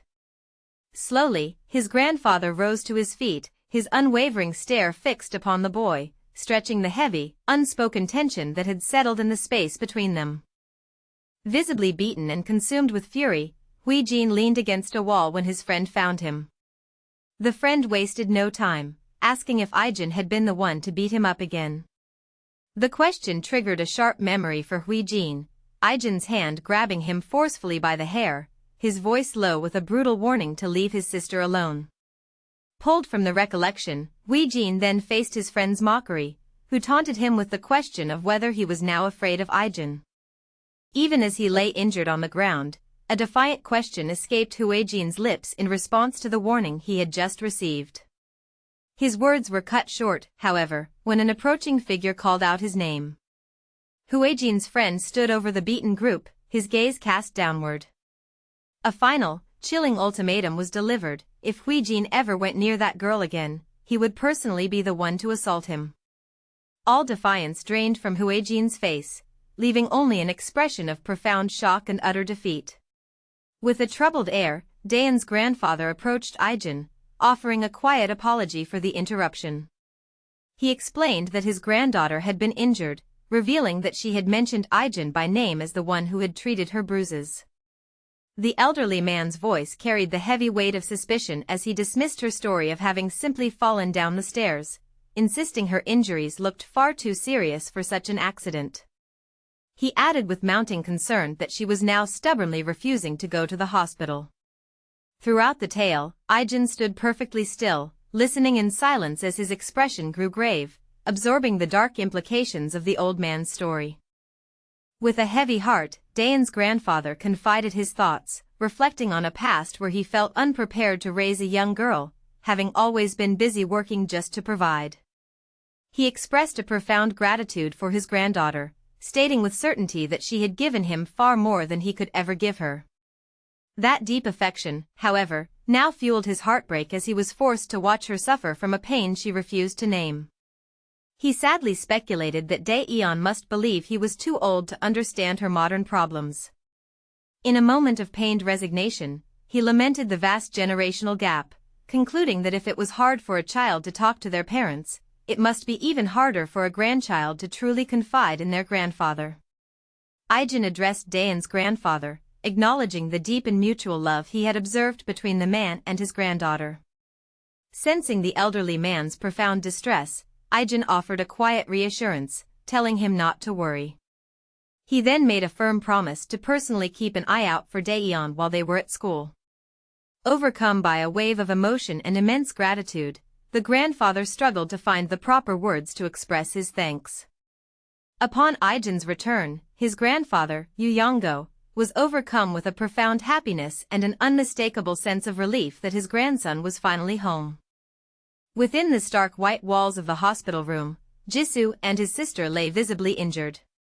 Their father's voice cut through the quiet, not with sympathy, but with sharp reprimand as he scolded his son, blaming the boy for his own shenanigans. A furious cry from Jisoo's mother shattered the tension. She fiercely defended her son, insisting he was not to blame, and then turned on her husband, demanding he find the brute who had harmed their children and unleash his anger upon him instead. Her expression hardened into a mask of pure, unadulterated rage, her eyes burning with a raw desire for vengeance. At the stark hospital bedside, Jisoo's mother gently urged her son to rest. While a cold fire burned within her, she silently swore that she would get her hands on the one responsible for harming her child. Her husband's sharp criticism shattered the somber atmosphere as he berated their daughter for revealing the incident, complaining that the news only made his son appear weak. The daughter, however, refused to be cowed, defending her decision by arguing that the severity of their wounds had made secrecy impossible. With her own arm broken and her brother confined to a hospital bed, the truth, she insisted, could not have been concealed. Standing over the hospital beds of her injured children, Jisoo's mother's resolve hardened into a chilling vow to make Ijin realize exactly who they were dealing with. Her husband confronted her, questioning why she would not simply let the school handle the situation, but she dismissed the idea with cold disdain. A suspension or expulsion, she argued, was a laughably insufficient form of justice for what had been done. When her husband revealed his disapproval that she had hired the notorious Mr. Cha to intervene, she only confirmed his fears, sharply reminding him that he had used the very same man for his own dirty work for years. The plan, she declared with finality, was already in motion. Under the cloak of night, two of Mr. Cha's men sat parked in their car, their gazes fixed on the building before them. One of the subordinates declared with smug confidence that their target, Ijin, was as good as done for, now that Mr. Cha himself was on the case. His partner, however, grumbled his displeasure, complaining about the profound embarrassment of getting involved in a conflict with a mere teenager. The first goon shot him a look and immediately shushed him, urgently warning that their boss could hear every word of their conversation. The professional fixer, Mr. Cha, sought to clarify the grim nature of the job, to take care of a kid responsible for assaulting his client's children. Jisoo's mother confirmed this was precisely the task, but with a sharp and unwavering condition: he, and not his men, must handle it personally. Her anger flared as she justified the demand, recounting how the teenager's attack had left her daughter with a fractured wrist and put her son in the hospital. In the heavy silence that followed her declaration, Mr. Cha's expression turned cold and ominous, an unspoken acceptance of the job and its violent terms. Under the cloak of late-night stillness, a car glided to a stop before Ijin's home, and two of Mr. Cha's men emerged, making their way toward the front door. Before they could reach their destination, however, they were intercepted by the boy's grandfather, Yu Yonggo. The old man firmly blocked their path, demanding to know who they were and what business they had with his grandson. One of the men calmly stated they just wanted to talk with Ijin, but his placid demeanor did little to ease the grandfather's mind. Suspicion hardened in Yu Yonggo's gaze as he questioned why any conversation would need to happen at such an unervingly late hour. A car sat parked and waiting. Ijin turned to his grandfather, promising that he would be back soon, but the old man's expression was etched with worry as he watched the boy walk away with two of Mr. Cha's men.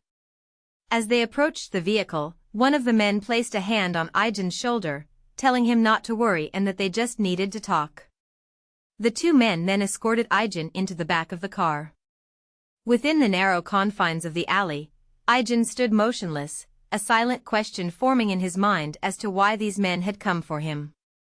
One of Mr. Cha's subordinates raised a phone to his ear, his voice low as he confirmed their target had been successfully located. As they began leading him away, the men remarked on his unervingly quick understanding of the situation and his complete lack of resistance. Deciding to expedite the process, one of the captors finally ordered his partner to physically restrain Ijin, taking a firm hold of his arm. Sprawled on the ground in defeat, Mr. Cha's mind raced to his next obligation. He had to text his client, Jisoo's mother, and inform her that the job was done. For a fleeting moment, the woman's phone number escaped him, his thoughts hazy from the confrontation. His focus then shifted to the boy, Ijin, that poor bastard.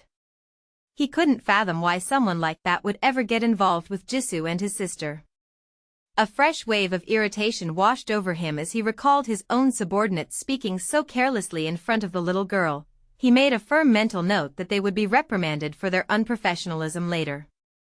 As they faced off, the gangster, Mr. Cha, noted with a flicker of internal surprise that Ijin Yu remained utterly impassive, showing no trace of fear or emotion. A sharp crack echoed as Mr. Cha flexed his knuckles before lunging forward, unleashing a powerful punch to initiate the conflict. The blow, however, met only empty air. Ijin had effortlessly sidestepped the attack, evading it completely. Capitalizing on the sudden opening, he moved in close and delivered a sharp, precise strike directly to Mr. Cha's ribs. With a furious cry of, "I'll teach you a lesson, you punk," Mr. Cha lunged at Ijin, throwing a heavy punch. The boy watched the attack approach with a calm, focused expression, utterly unfazed by the aggression. He easily ducked underneath the gangster's fist and answered with a single, decisive palm strike to the center of Mr. Cha's chest.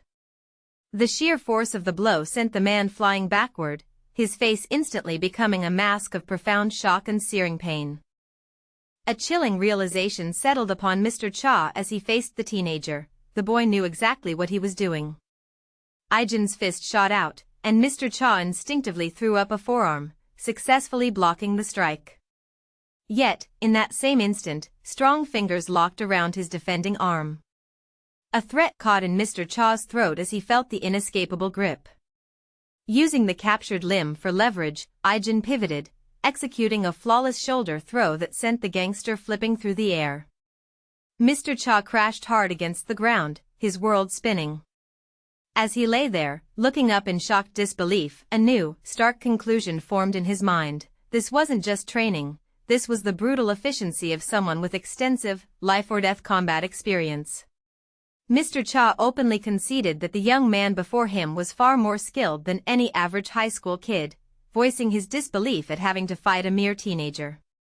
As he stepped forward, however, Ijin's mind coldly dissected the approaching threat, his trained eyes identifying an opponent who was simply full of weak points. Without a moment's hesitation, Ijin made the first move. He exploded into action, launching a powerful high kick that sliced through the air, forcing Mr. Cha to throw up a forearm to block the thunderous first blow. An unexpected knock brought two of Mr. Cha's subordinates to the front door of Ijin's home. His grandfather, Yu Yonggo, answered, questioning the unfamiliar men who stood before him. They explained their purpose with cold simplicity. Someone wished to have a meeting with Ijin. Just then, Ijin himself stepped forward, and despite his grandfather's palpable concern, he calmly agreed to accompany the strangers. As the group walked away from the house, one of the men placed a call to his superior, his words sharp and final, "I have him." They then led Ijin to a waiting black car, prepared to transport him to his destination.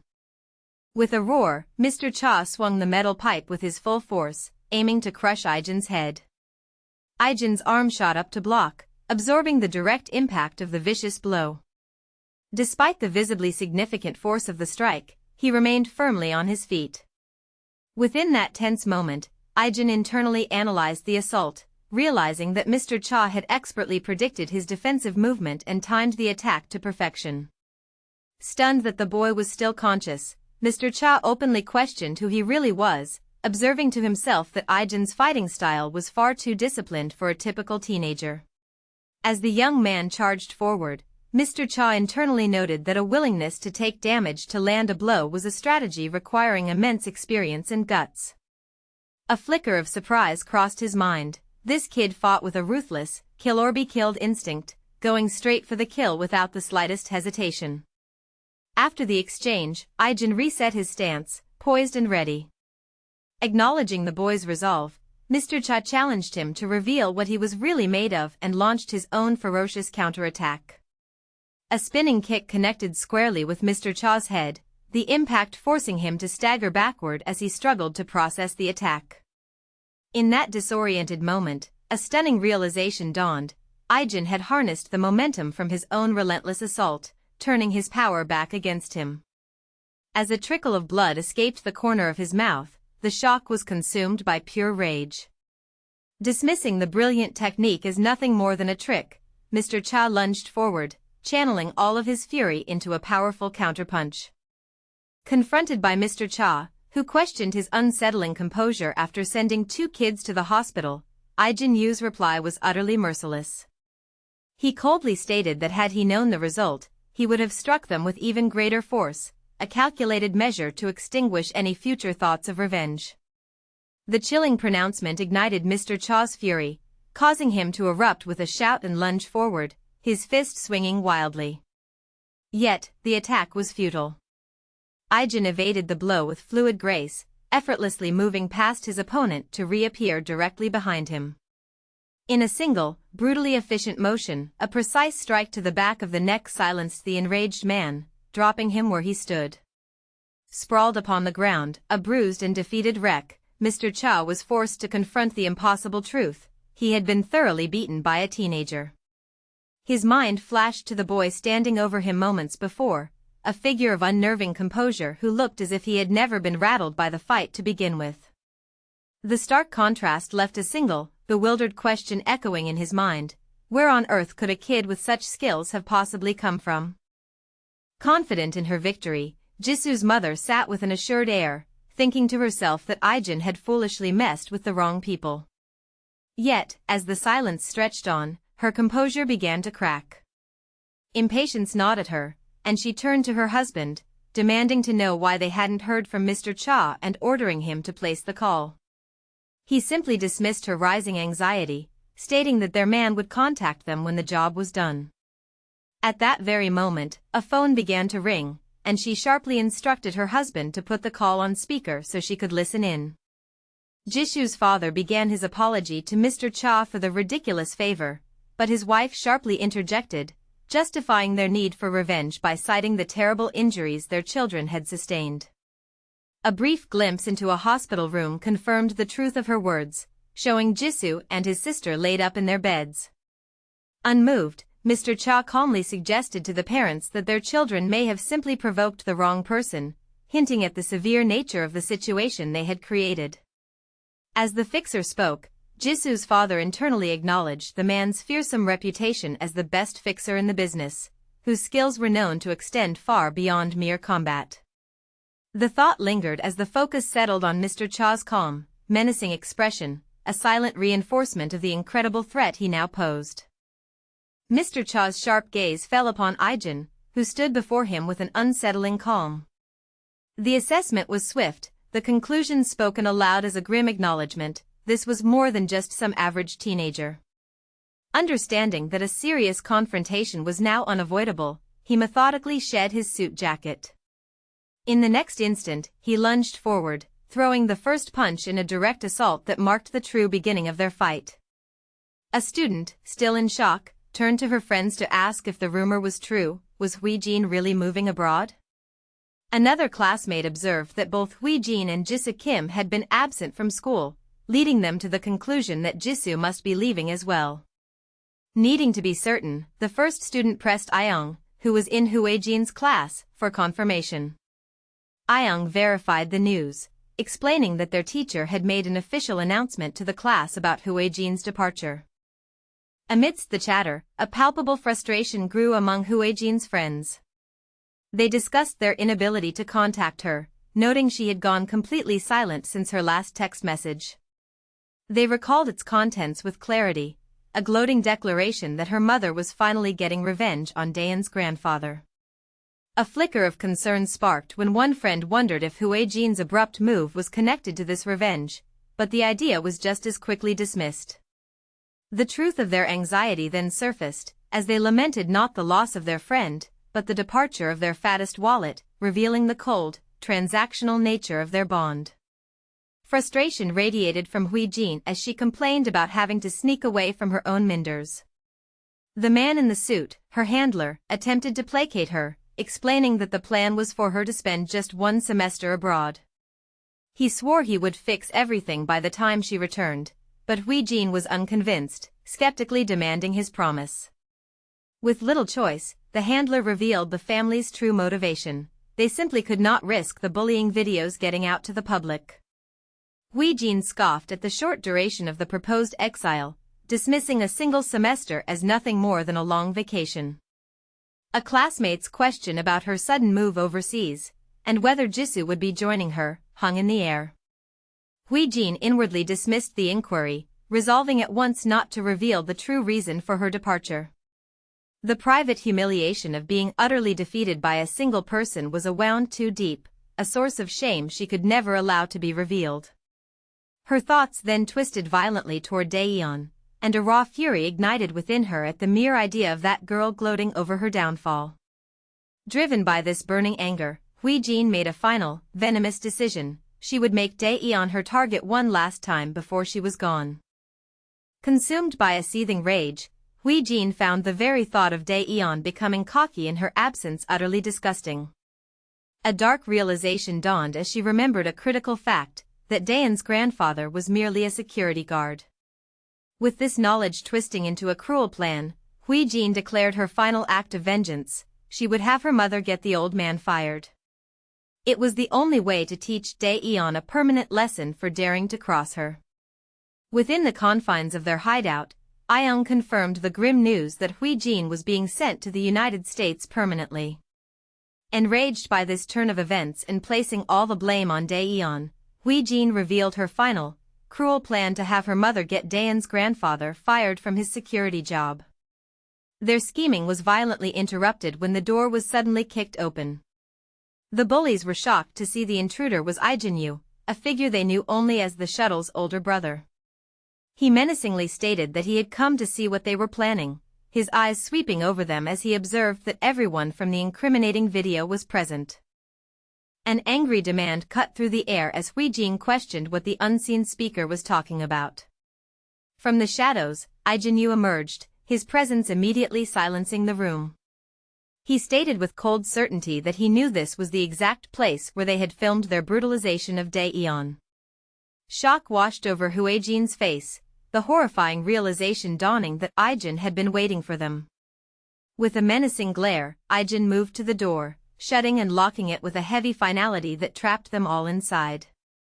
He then strode to a stereo system and cranked the volume high, coolly commenting on their preference for loud music as it would now serve to drown out the sounds of everything that was about to happen. The news came from a subordinate. The school bullying scandal was being reported by the media. The handler's composure shattered, his face twisting with anger and shock as he questioned the man before him. Amidst the burgeoning crisis, a more urgent panic set in when he realized he could not find Ijin. His frustration boiled over as he revealed the plan now in jeopardy. She was supposed to have stayed put until he could get her on a plane to flee the country. A subordinate presented a news report to his superior, deeming its contents outrageous. The headline detailed a school violence scandal involving a politician's children, and he confirmed they had gone so far as to film their own heinous acts. The problem was immense. With dozens of videos now discovered, the public was furiously demanding a special bill for justice. He then revealed the identity of the perpetrators as the children of candidate In Kim, specifying that the nation was especially appalled by the connection. The immediate and severe political fallout was made brutally clear by the sight of In Kim's campaign poster, its surface utterly defaced. An unseen voice confronted Ijin, questioning his decision to act against MP Kim when a deal had supposedly been made. Within his own mind, however, the rationale was clear. He had needed to move quickly and covertly to protect his identity from a man with such political power. A vicious memory then flashed through his thoughts, Ijin and her accomplices brutally assaulting their victim while she ordered them to beat it out of her. This cruelty cemented his conviction. Ijin had concluded that the only way to truly end the situation was to remove the bullies from Daeyeon's life completely. Standing over the defeated bullies, Ijin Yu verbally confronted the shocked Ijin. He scornfully asked if she truly believed her powerful father would let her get away with her actions. At that very moment, news broadcasts began to report that shocking information had surfaced about her father, In Kim. Anchors detailed the conclusive evidence that had been leaked, exposing his deep involvement in money laundering, bribery, and election fraud. The reports concluded that the evidence was so damning that his own political party was already cutting all ties to prevent further damage, cementing his absolute downfall. The confrontation began with a grave accusation from Ijin's grandfather, Yu Yonggo, who charged him with finding and leaking his sensitive data on the politician, Inbi Kim. The old man explained that this information had been his personal safety net, a final recourse in case his own life took a disastrous turn. This shocking discovery stood in stark contrast to the simple, comforting belief he once held, that Ijin was merely an average teenager. Staring intensely at the boy before him, Yu Yonggo was forced to accept a new reality, concluding that there was nothing average about his grandson at all. As the teacher introduced the new transfer students, Yona Sin and her bodyguard, Seokju Ko, stood before the class. Seokju's analytical gaze swept over the students, but his attention snagged on one individual in particular, Ijin Yu. The boy's name was an anomaly, a detail conspicuously absent from the meticulous report he had previously studied. The sparse facts he did possess flashed through his mind. Ijin had reappeared after a mysterious 10-year absence, his only known family a sister, Daeyeon, and his grandfather, Yu Yonggo. In Seokju's professional judgment, this made Ijin an unvetted risk factor, a blank space that demanded a thorough investigation. "Find anything?" Yona murmured beside him, but he skillfully deflected her question. Her own sharp eyes then found their target, and as she observed Ijin for herself, she concluded that he seemed quite interesting, echoing her bodyguard's silent suspicion. As school concluded, Shin Jaiwon and Go Seokjin excitedly invited Ijin to go out with them, though Jaiwon's enthusiasm briefly faltered as he suddenly recalled that Ijin typically walked home with his little sister. To their surprise, however, Ijin informed them that he was free for the day and accepted their offer. Overjoyed by his decision, his friends eagerly led him out of the classroom, ready to finally hang out together. With news swirling around him, Shin Jaiwon and Go Seokjin approached Ijin, stating they had heard everything concerning him and the bully, Jisoo Kim. They immediately credited Ijin's actions for Jisoo's sudden decision to move abroad. Go Seokjin urged him not to be modest as he recounted the rumor that Ijin had descended upon Jisoo and his gang at their hideout just a few days prior.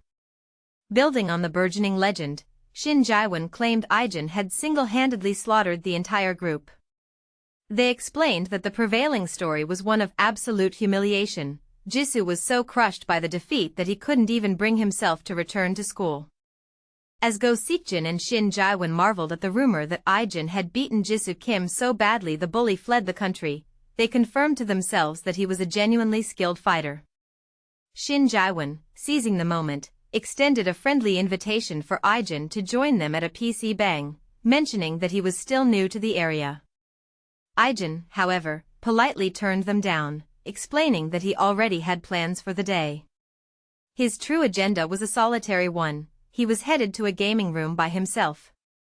This was his awkward, personal method for social integration, a lonely attempt to practice being a normal teenager.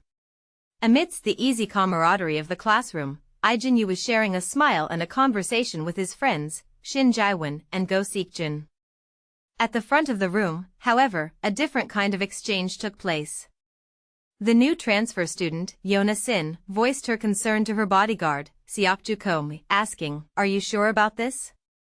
In response, Seokju scanned the rows of students with a serious expression, his focused gaze sweeping across the room until it landed directly on Ijin.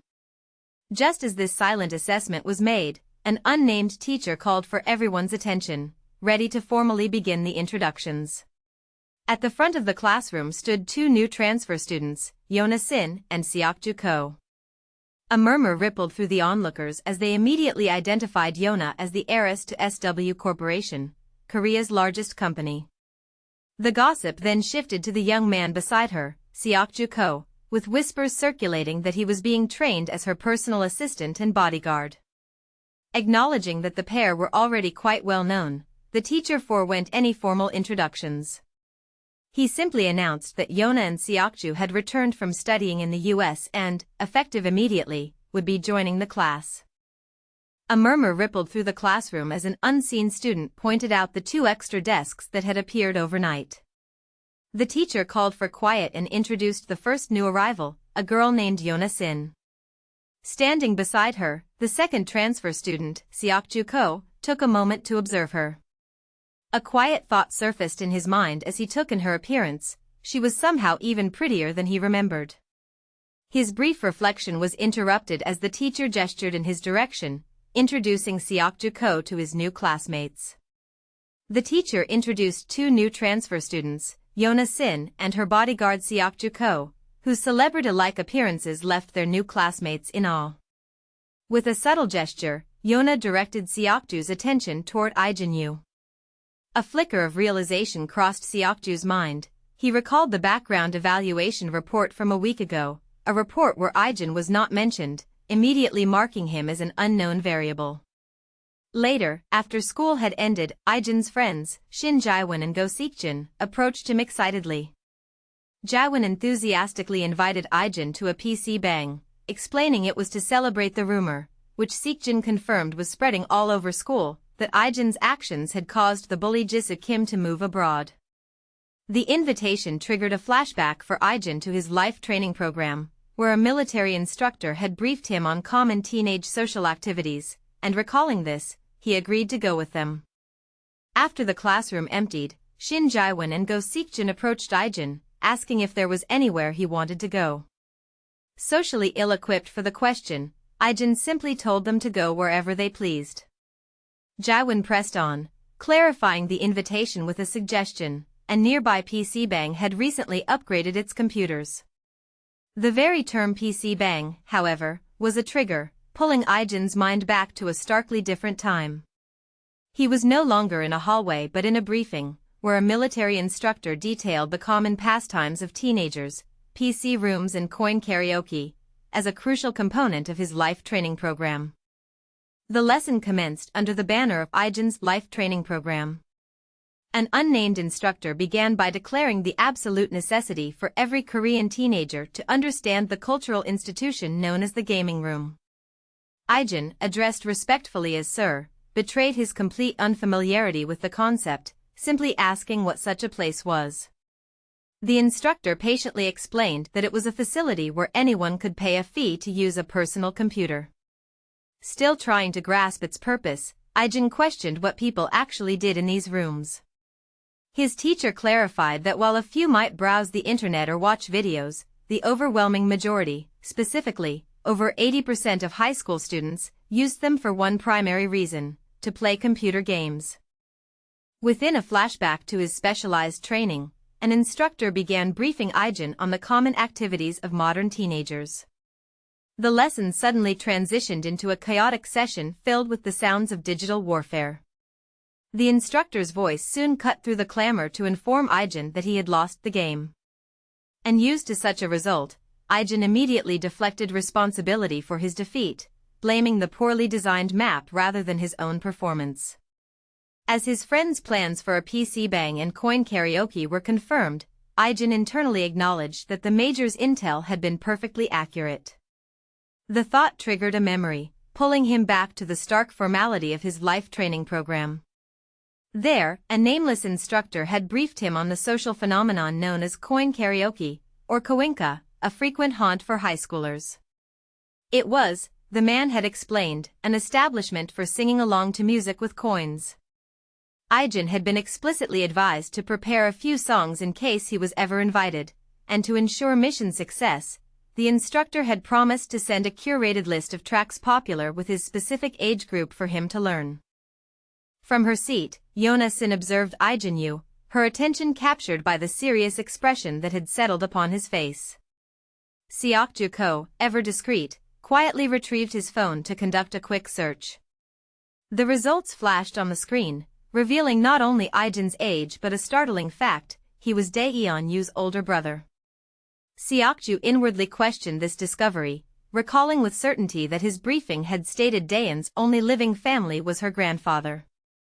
This contradiction only served to deepen the enigma surrounding the young man. Seokju Ko's mind replayed the cold facts from his intelligence file, a plane crash had claimed Ijin Yu's parents and brother, leaving her solely under her grandfather's care. A disbelieving realization then struck him: the student he had just met, Ijin Yu, was the very same brother long presumed dead. The timing of this supposed return from the grave was incredibly suspicious. With his mind made up, Seokju-ko determined that a thorough investigation into the boy was absolutely necessary. As Ijin and his friends launched into their online game, one of them immediately announced that the highly skilled Yangshan would be driving the bus. A wave of amazement rippled through the group. They were playing with a challenger rank player, a tier of skill so elite they had only ever considered it mythical.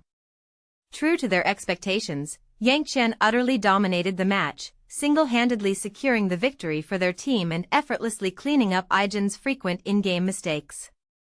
After the win, the friends turned their attention to Ijin, jokingly asking if he was playing on a SMOF account and playfully inquiring about the rank of his supposed main character.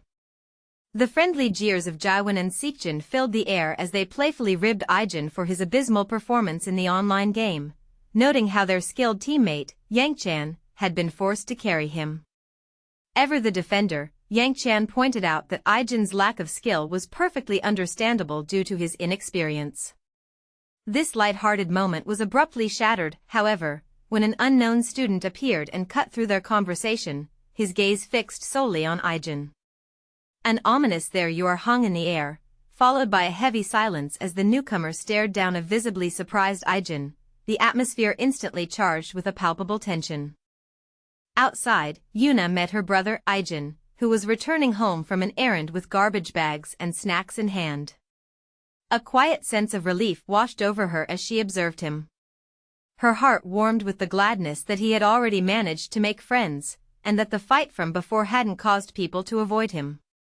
Falling into step beside him, Yuna asked just where he and his new companions had gone as they began their walk home together.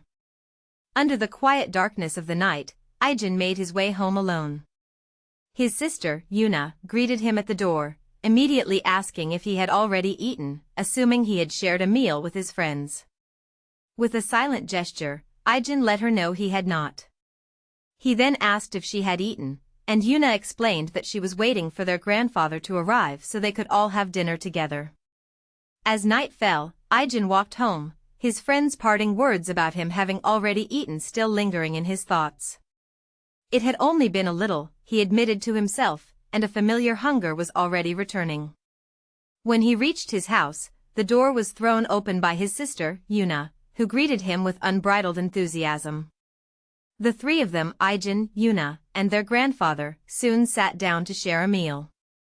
Beaming with joy, Yuna expressed how happy she was that he seemed to be enjoying school and had made friends, while their grandfather ate in quiet contentment, his presence completing the warm family dinner. A rare moment of domestic peace settled over the dinner table, where Ijin Yu sat with Yuna and their grandfather. The warm air filled with their praise for the meal, his sister and grandfather both commenting on how good the food was. This tranquility was abruptly shattered by the ring of Ijin's phone, and he quietly excused himself from the table to answer. It was Major Kong, just checking in, and Ijin calmly reassured his handler that nothing serious had occurred. But the moment the call ended, he was confronted by an unnamed student who stepped forward with a chilling revelation. He knew Ijin's school records were fake. The stillness of the night in Ijin's room was broken by the ring of his phone. He answered, his voice crisp and formal as he addressed the caller, Major Kong. A casual voice responded from the other end, insisting that Ijin should just call him bro. The major then asked how he was doing and if anything exciting had happened at school. A pensive expression settled over Ijin's face as he reflected on recent events before offering his reply. Over the line, Major Kang's voice was fraught with anxiety as he asked if Ijin had already killed someone so soon after starting school. Ijin, however, simply downplayed the incident, admitting only to a confrontation that he insisted had been quickly resolved. He calmly told the major not to worry. Though relieved, Kong was quick to remind Ijin that support was always available to him. With the call concluded, Ijin Yu was left standing alone, enveloped in a profound silence. As his friends Shin Jiwon and Go Seokjin waited, they shared a laugh, lightheartedly ribbing Ijin about his abysmal video game skills. The casual banter, however, soon shifted to a more serious hypothetical question: who would win in a direct confrontation between Ijin and Seokju-ko? The humor immediately vanished as his friends dismissed the very notion of Ijin having a chance, comparing him to an amateur squaring off against a pro who had trained in combat since he was a child. To drive the point home, they reinforced Seokju-ko's formidable reputation, debating the veracity of a rumor that he had once single-handedly defeated 20, or perhaps even 30, opponents at once. With an air of breathless reverence, Ijin's friends began to spin tales of Seokju-ko's legendary might. One friend recounted the story of how Seokju had single-handedly annihilated a group of street thugs for daring to harass a female student, Yona Sin. The legend only grew as he elaborated, insisting that even when the thugs' numbers swelled to 30, Seokju had effortlessly dismantled them all without suffering a single scratch. Eager to add to the mythos, another friend chimed in with a different rumor, one where Seokju had apprehended retired soldiers who had tried to kidnap the very same girl. Their enthusiastic discussion reached its inevitable, decisive end. Ijin, they concluded, stood absolutely no chance against such a man, who was clearly on a whole other level. As Ijin Yu walked alone through the quiet of the night, another student suddenly appeared, blocking his path. The confrontation was aggressive and immediate, the boy demanding to know why Ijin was lying about his identity just to attend their school. The pointed accusations did not stop there, as the student then alleged that Ijin had a direct hand in the departure of two other classmates, Jisoo and Wijin Kim. A cold shock washed over Ijin, the devastating realization striking him as he understood his carefully concealed secret had finally been exposed. In the school hallway, a fellow student stepped before Ijin Yu, declaring that he had contacted the overseas school Ijin supposedly attended. With a confident air, the accuser revealed the damning truth: the institution had no record of Ijin, exposing his meticulously crafted background as a complete lie. Throughout the confrontation, Ijin listened in absolute silence, his expression a mask of calm, utterly unreadable. Growing bolder, the antagonist leaned in close to press his accusation, but the moment was defined by Ijin's stillness. All that could be seen was a tight view of his solitary eye, its depths holding a silent, ambiguous reaction to the unveiled deception. Curiosity drew one of her classmates to Yuna's side, the girl mentioning that she was in Ijin's homeroom before voicing her surprise. She never knew Yuna even had a brother. With a somber tone, Yuna recounted the family's painful history. For a decade, she explained, they had all believed Ijin had died, lost in the very same plane crash that had tragically claimed the lives of their parents. It was only about 6 months ago, she clarified, that they had discovered he was, in fact, still alive. A classmate approached Yuna, her expression turning serious as she broached the delicate subject of her brother, Ijin. She pointedly questioned the stark inconsistency of it all, how he could have been alive for so many years, yet never once reached out to his waiting family. The difficult inquiry landed heavily upon Yuna, whose own expression grew somber and pensive. Visibly burdened by the weight of the unanswerable question, she could not find the words to respond. When her classmate asked if Ijin had truly lost his memory, Yuna Yu affirmed the difficult truth. She explained that he had returned with only the faintest recollection of having a grandfather and a younger sister. Her friend remarked on how overjoyed their grandfather must have been, prompting Yuna to agree with heartfelt enthusiasm. She recounted how the old man had cried for hours after receiving the phone call about Ijin's discovery. With profound love, he had even taken time off from work to attend cooking classes, determined to prepare proper Korean food for the grandson he had back. Moved by the story, the classmate could only express her admiration for such a deeply caring man. Confronted by a classmate's pointed question about whether Ijin was truly her brother, Yuna Yu answered with unwavering certainty. She revealed that they had gone so far as to take a DNA test to prove their connection, adding that their grandfather had also recognized him from his childhood. The other girl seemed to process this definitive information, her skepticism visibly dissolving into acceptance. With her doubts finally settled, Her line of questioning shifted from interrogation to simple curiosity as she then asked if Ijin had a girlfriend. With a sharp, pointed question, the unnamed investigator demanded to know why it was so important for Ijin to attend this specific school that he would forge his records to do so. Ijin feigned ignorance, coolly repeating the accusation back to the man as a question of his own. Unfazed, the investigator confirmed his belief, stating that his research proved Ijin had never lived in the city he claimed and that the school he supposedly attended had absolutely no record of him. Throughout the damning account, Ijin listened in utter silence, his expression remaining perfectly stoic as the evidence was laid out against him.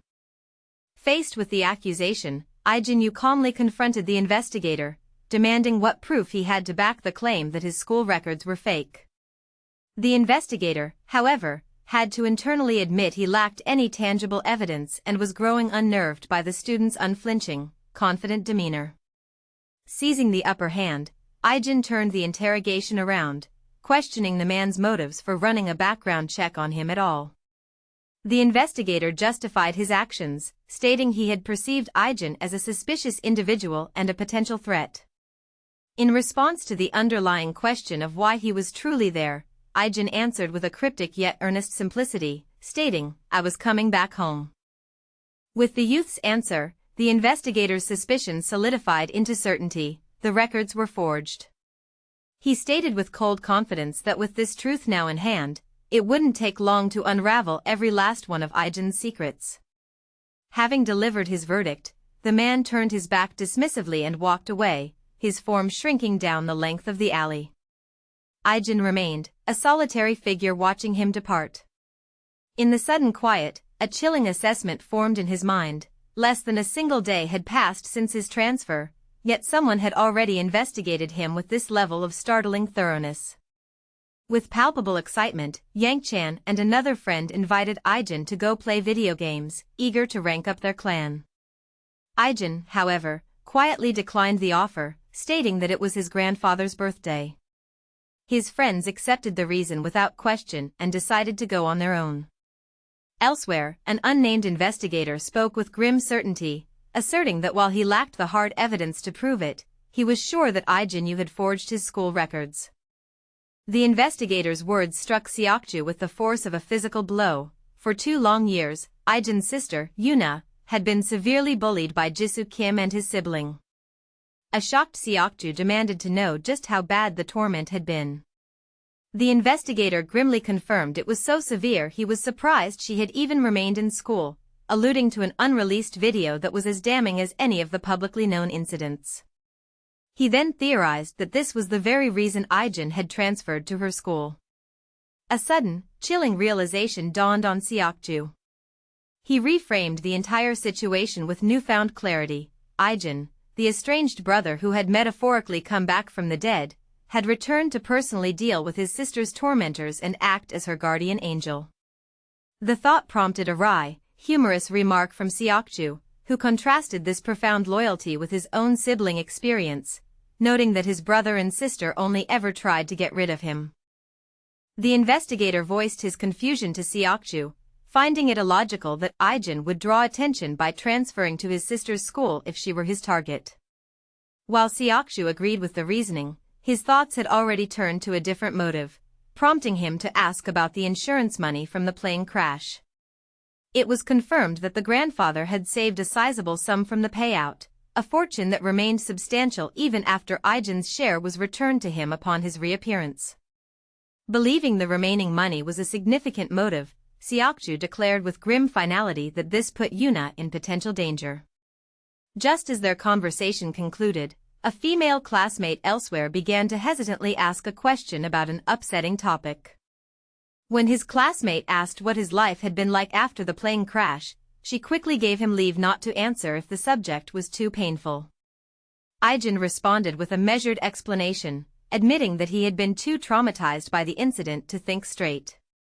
He continued, stating that stranded in a foreign land where he didn't speak the language, he had simply done whatever was necessary to survive.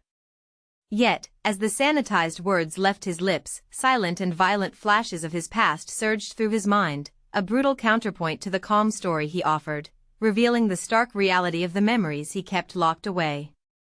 A female classmate approached Ijin, playfully suggesting that he must be far too busy to have a girlfriend. She then brought up the news she'd heard, that he and his sister, whom she called Yona, were now sharing a homeroom.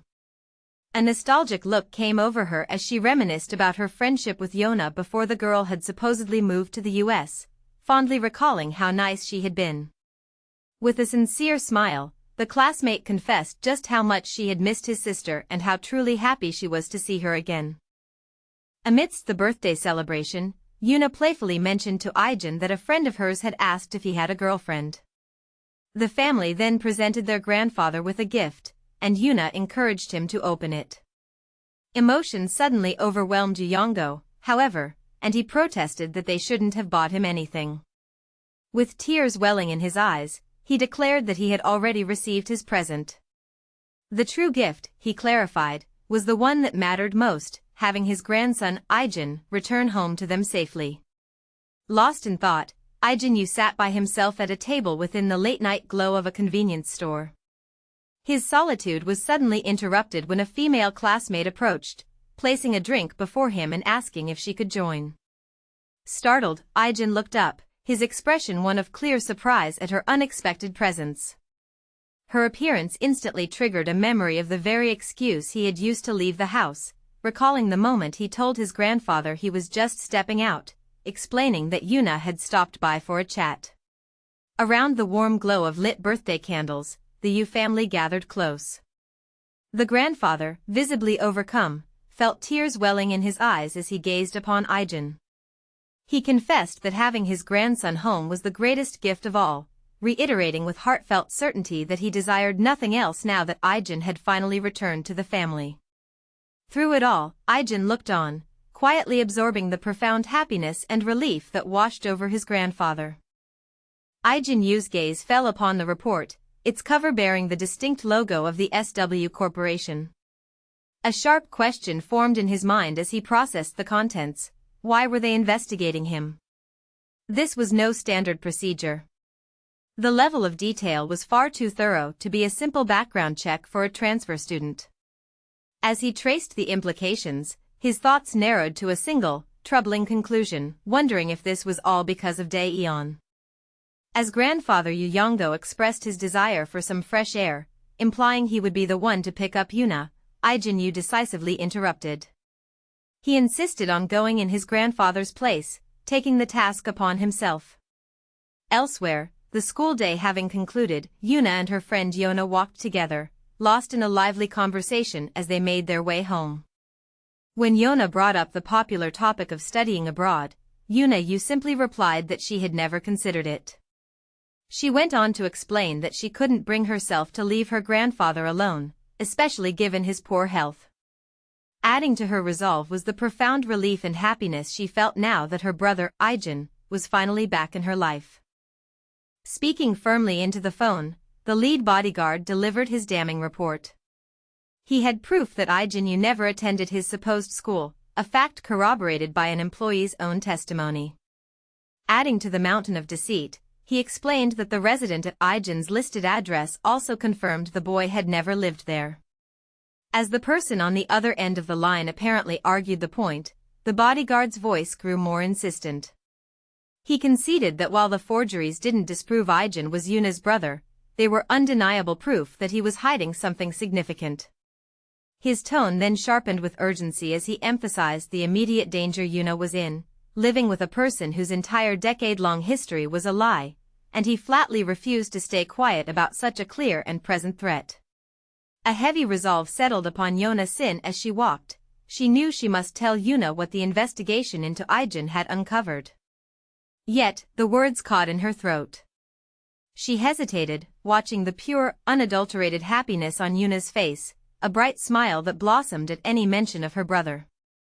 It made starting the conversation feel impossible. Completely oblivious to her friend's inner conflict, Yuna simply expressed her own simple joy, glad just to be able to spend time chatting with her again. As the two girls continued on their way, Yona's turmoil remained a silent, unresolved weight between them. Kneeling, Ijin Yu's sharp gaze swept across the disturbed ground, his focus narrowing on a single, distinct tire track left behind in the dirt. As he rose to his full height, he was met by the imposing presence of Yona's lead bodyguard and his subordinate, who had approached him from behind. The lead man's voice cut through the tense air with a sharp command, ordering Ijin to cease his investigation and simply wait. Standing back, the second bodyguard observed in silence, his mind already reaching a damning conclusion. The boy was not searching for clues, but merely trying to control the situation, terrified his own involvement would be exposed. The lead bodyguard acknowledged the clear risk Yona perceived from Ijin, conceding that they could not, under any circumstances, allow her to be endangered. Despite the tension, he made a calculated decision to postpone apprehending the boy until every last detail of their investigation was confirmed. With a quiet instruction to his subordinate, he allowed the two girls a moment to catch up, creating a deliberate window of opportunity before his team would finally act. Over a secure line, Yona's lead bodyguard reported his grave findings, confirming that Ijin Yu's records were expertly forged and concluding that the boy had likely approached his charge with malicious intent. An order was given to secure the target, and the bodyguard immediately affirmed he would comply. At that very moment, by the school gate, Ijin was examining the disquieting remnants of the kidnapping, his gaze falling upon a discarded bag and a single shoe lying abandoned on the pavement. The lead bodyguard and a subordinate arrived, their presence cutting through the silence. The senior man wasted no time, directly accusing Ijin of being the one who had taken Yona. In response, Ijin turned to face them, his expression utterly cold and silent, creating a tense standoff between the men. In the tense quiet that followed, a calm and collected Ijin Yu faced the lead bodyguard, who appeared utterly defeated and overwhelmed by the situation.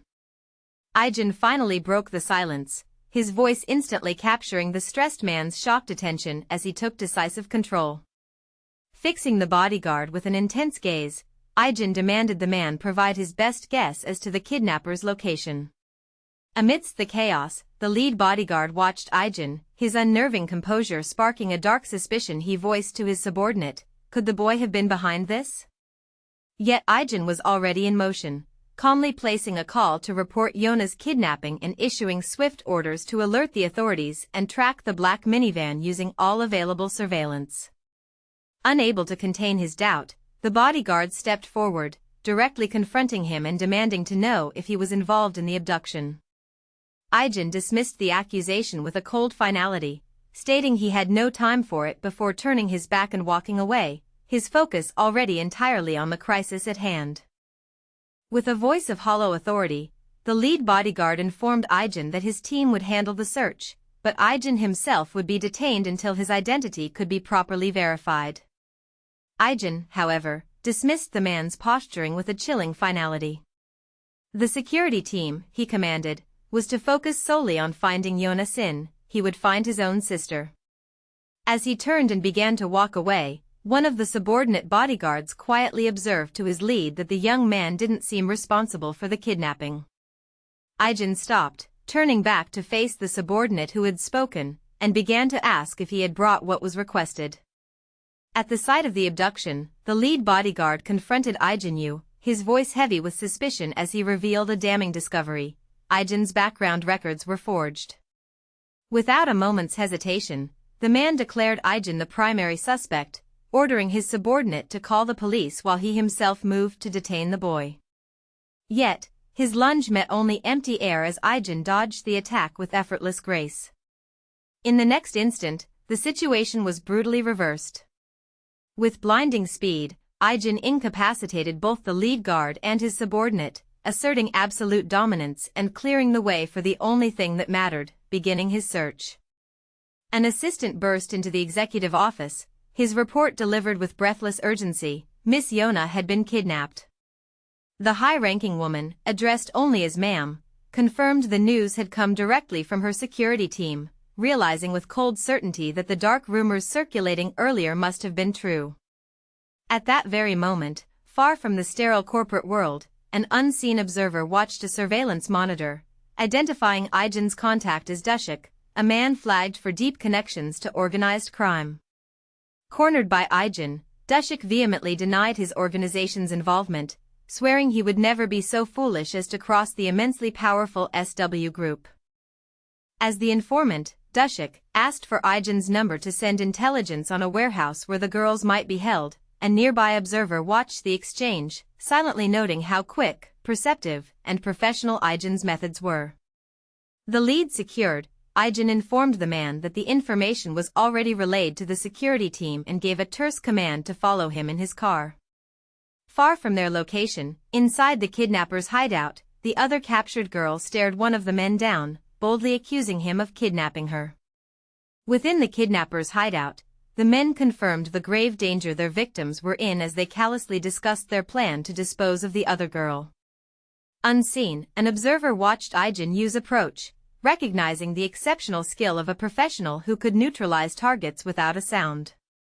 A ringing phone provided the perfect distraction, and while one of the captors was occupied by the call, Ijin moved like a shadow through the location. His rescue began in an instant of brutal silence as he ambushed one of the kidnappers, swiftly and completely incapacitating his first target. With grave urgency, an SW Corporation executive reported the kidnapper's demand. The company was to terminate a recent contract. The deadline was brutally tight. They had 1 hour before they would kill Yona. When pressed for details, the executive confirmed that the security detail would arrive at the location in 50 minutes, leaving a perilously narrow window for the operation. Elsewhere, the nature of the captors became clear as one henchman admitted to another that they were just following orders, hired guns who had no idea why their mysterious boss wanted the girl snatched in the first place. As one of the kidnappers' lookouts stood his post, idly wondering about the payment promised by his boss, a shadow fell upon him. Ijin Yu materialized from behind, one hand clamping firmly over the henchman's mouth to choke off his mid-sentence thoughts.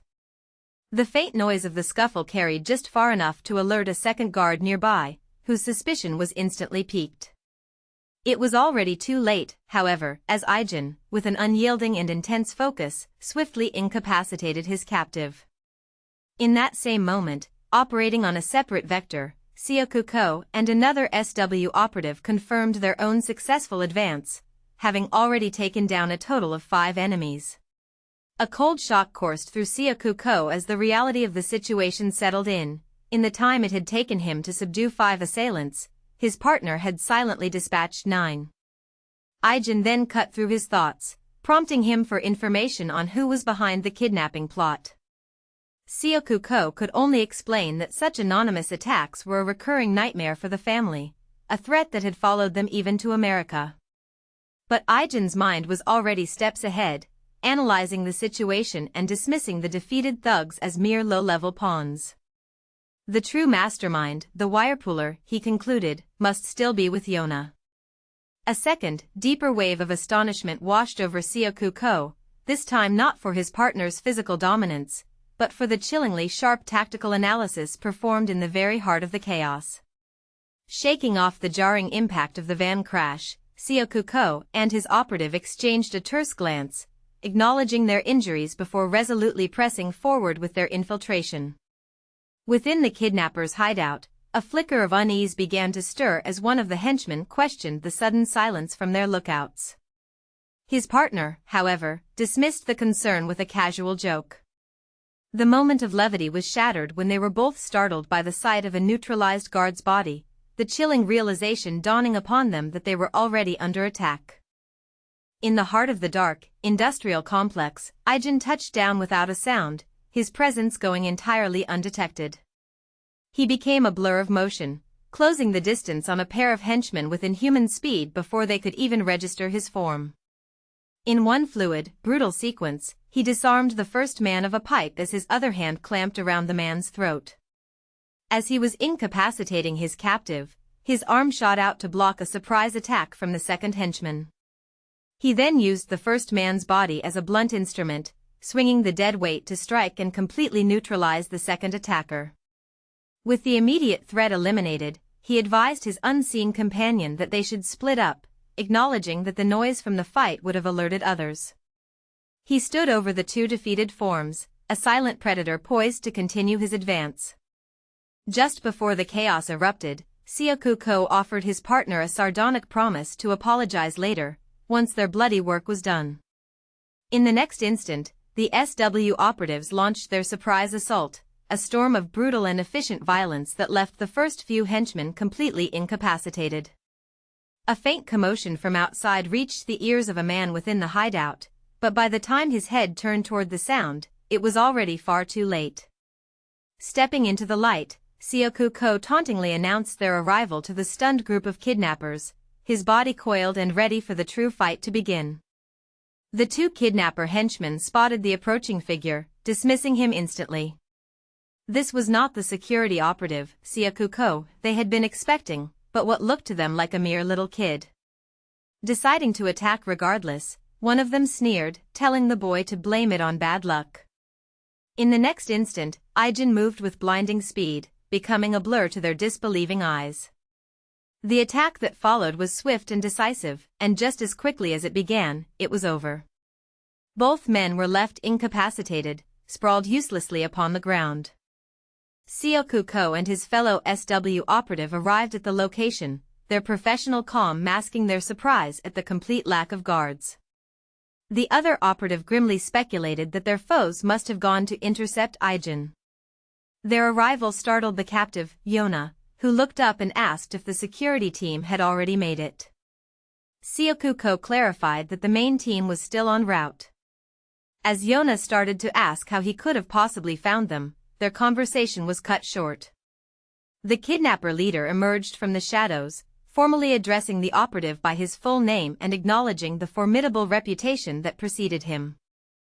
The kidnapper leader finally acknowledged Seo-Ko, a dismissive smirk gracing his features as he identified Yona's persistent bodyguard, labeling him nothing more than a nuisance. He openly mocked Seo-Ko for his speed in finding them, only to commit the folly of coming alone without the rest of his security detail. Spurred into action, Seo-Ko lunged forward, throwing a powerful punch directly at his adversary. The blow, however, was caught with insulting ease in the leader's single, outstretched hand. A cold dread washed over Seo-Ko as he instantly understood that this man was on a completely different level from the henchmen outside, a living embodiment of the very danger Ijin had warned him about. The kidnapper leader stood triumphantly over the defeated form of Seo-Ko, ordering his men to finish them off. As the henchmen advanced upon the fallen rescuers, Ijin Yu descended into the conflict, striking down one of the thugs with a heavy piece of rebar. Without pause, he immediately assaulted a second henchman, bringing the rebar down upon his head. Ijin then pivoted, effortlessly parrying a pipe swung by a third man. All that could be seen was his face, cold and unyieldingly determined. The leader of the kidnappers watched the assault unfold, remarking aloud that he knew Seo-Ko was a trained veteran whose impressive skills were something to behold. His men dispatched, Seo-Ko lunged forward to strike their boss, but the kidnapper easily sidestepped the powerful punch. In a single, swift countermove, the leader drove his elbow hard into Seo-Ko's side. The sheer force of the blow sent the skilled fighter flying, incapacitating him on impact and bringing the initial rescue attempt to a sudden, calamitous failure. The leader of the kidnappers stood over the defeated SW security team, taunting them for their youth and making it clear his own men were armed. A chilling command followed as he ordered his underlings to kill the rescuers quickly. They had to move their location before the main security force arrived. Lying wounded, a grim realization washed over Seo-Ko. His first injury had been far too severe, and he could no longer fight effectively. As hope dwindled, one of the henchmen offered a brutal suggestion that they should just kill the hostage, Yona, immediately. From a high vantage point, Ijin Yu surveyed the sprawling industrial location before descending into the shadows. He stealthily approached the first henchman on lookout duty from behind, a phantom closing in on his target. A single, swift, and precise chop to the neck incapacitated the man without a sound. Becoming a blur of silent movement, Ijin pressed deeper into the compound. As the second henchman sensed a chilling presence and began to turn, it was already too late. Before the guard could react or raise an alarm, Ijin instantly disabled him with another disabling strike, continuing his silent infiltration. Within the warehouse, the kidnapper leader dismissed the defeated Syoku-ko as a pitiful bastard, giving the chilling order to execute the two rescuers while keeping Yona-san alive. At that very moment, an exterior henchman was startled by an unseen presence. A blur of motion was the only warning before Ijin Yu appeared, swiftly and silently striking the man down. Before the second guard could even fully react, he too was incapacitated. With the perimeter secured, a determined Ijin Yu proceeded toward the building where Yona was being held. As Yu Yongo observed the situation with the kidnappers, he silently remarked on their foolishness for so severely underestimating their opponent. His subordinate's voice cut in, directly questioning the decision to help the teenager, reminding his superior that it was this same boy who had released the compromising information they held on Congressman Kim, putting them in an incredibly difficult position. Yu Yongo justified his choice with a veneer of false humility, claiming he was just a weak old man and that he couldn't possibly seek revenge, especially since his own organization had been the one to mess with him in the first place. As his subordinate listened from the passenger seat, Yu Yongo explained that he simply had to help the poor kid after learning his sister had been kidnapped. At that same moment, Ijin's own car slid to a halt before the Stark Industrial building where his sister was being held. Inside, the air was thick with tension as the kidnappers stood on high alert, one of them holding a knife to the captive Daeyeon. Ijin then stepped into the building, calmly facing down the desperate men to begin the rescue. Within the oppressive gloom of the industrial space, Daeyeon was bound fast to a chair. From a darkened doorway, Ijin Yu appeared, his entrance silent and purposeful, his presence immediately commanding all attention. Daeyeon's head snapped up, a cry of alarm tearing from her throat, "Brother!" The lead kidnapper, a knife glinting in his hand, merely observed the arrival for a moment before manic laughter erupted from him, utterly amused by the development. His laughter subsided into a sneer as he verbally mocked Ijin, sarcastically summarizing the classic tale of a brother arriving to save his kidnapped sister. Fear coiled in Daeyeon's stomach, quickly overshadowed by a crushing weight of guilt. She internally blamed herself for placing two innocent people directly in harm's way, all because of her own kidnapping. Steeling her resolve, she addressed her captor directly, offering to surrender completely and without a fight. All she asked in return for her full cooperation was for everyone else to be released unharmed. Her lead kidnapper, however, simply scoffed at the desperate proposal, contemptuously refusing to do her any favors. Ijin Yu's face was a stoic, unflinching mask. The lead kidnapper stared, his own unease growing with every passing second. The teenager had not shown a single trace of fear. Concluding that far too much time had been wasted, the man's patience snapped. He drew his own knife and, with a surge of aggression, lunged forward to attack, initiating the violent confrontation he had grown tired of waiting for. Upon arriving where his sister Daeyeon was held captive, Ijin Yu was met with the arrogant taunts of the lead kidnapper, who fatally underestimated the teenager before him. In a sudden blur of motion, Ijin sprang forward with incredible speed to incapacitate the goon restraining his sister, freeing her in an instant. His focus then shifted to the leader, engaging the man in a tense knife fight. For a fleeting moment, the kidnapper recognized the cold, professional lethality in Ijin's style, but his analysis came far too late as he was utterly outmatched and swiftly defeated. With the threats neutralized, Ijin had successfully rescued his sister, who immediately voiced her concern for his own well-being. With a calm command, Ijin instructed his sister, Daeyeon, to close her eyes. The moment she complied, his assault began. A small object flew from his hand, a blur of motion traveling with incredible speed and pinpoint accuracy. It struck the kidnapper's hand with a shattering impact, disarming the goon and sending the knife that had been pressed to Daeyeon's throat clattering away. In the same instant, Ijin was already moving, rushing past the lead kidnapper in a flash. He delivered a single, rapid strike to the disarmed man's neck, a non-lethal blow that instantly incapacitated him and freed Daeyeon from his grasp. As the lead kidnapper recklessly declared his intent to kill, Ijin exploded into motion. He crossed the intervening space with such extreme speed that he appeared as little more than a blur. a flash of steel slashed across the kidnapper's hand, forcing the knife from his grasp. Before the man could even process the disarmament, Ijin struck, driving the pommel of his own blade into his opponent's throat. The lead kidnapper crumpled to the ground, utterly defeated in an instant. As their knives clashed with a sharp shriek of steel, the lead kidnapper's face contorted in pure, unadulterated shock. A single thought of utter disbelief screamed through his mind. How could a mere kid possibly be a more skilled knife fighter than he was? The answer came not in words, but in a terrifying blur of motion. Ijin demonstrated his superior technique, deftly outmaneuvering his opponent with an impossible swiftness. In the next instant, the kidnapper was disarmed, left standing in a state of stunned and absolute defeat. The lead kidnapper's expression shifted to one of pure surprise as Ijin Yu drew a combat knife, his body instantly falling into a professional fighting stance.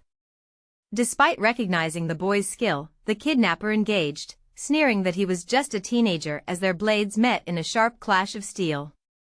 The exchange was over in an instant. Ijin executed a swift, brutal disarming maneuver, twisting the man's wrist until his weapon went flying.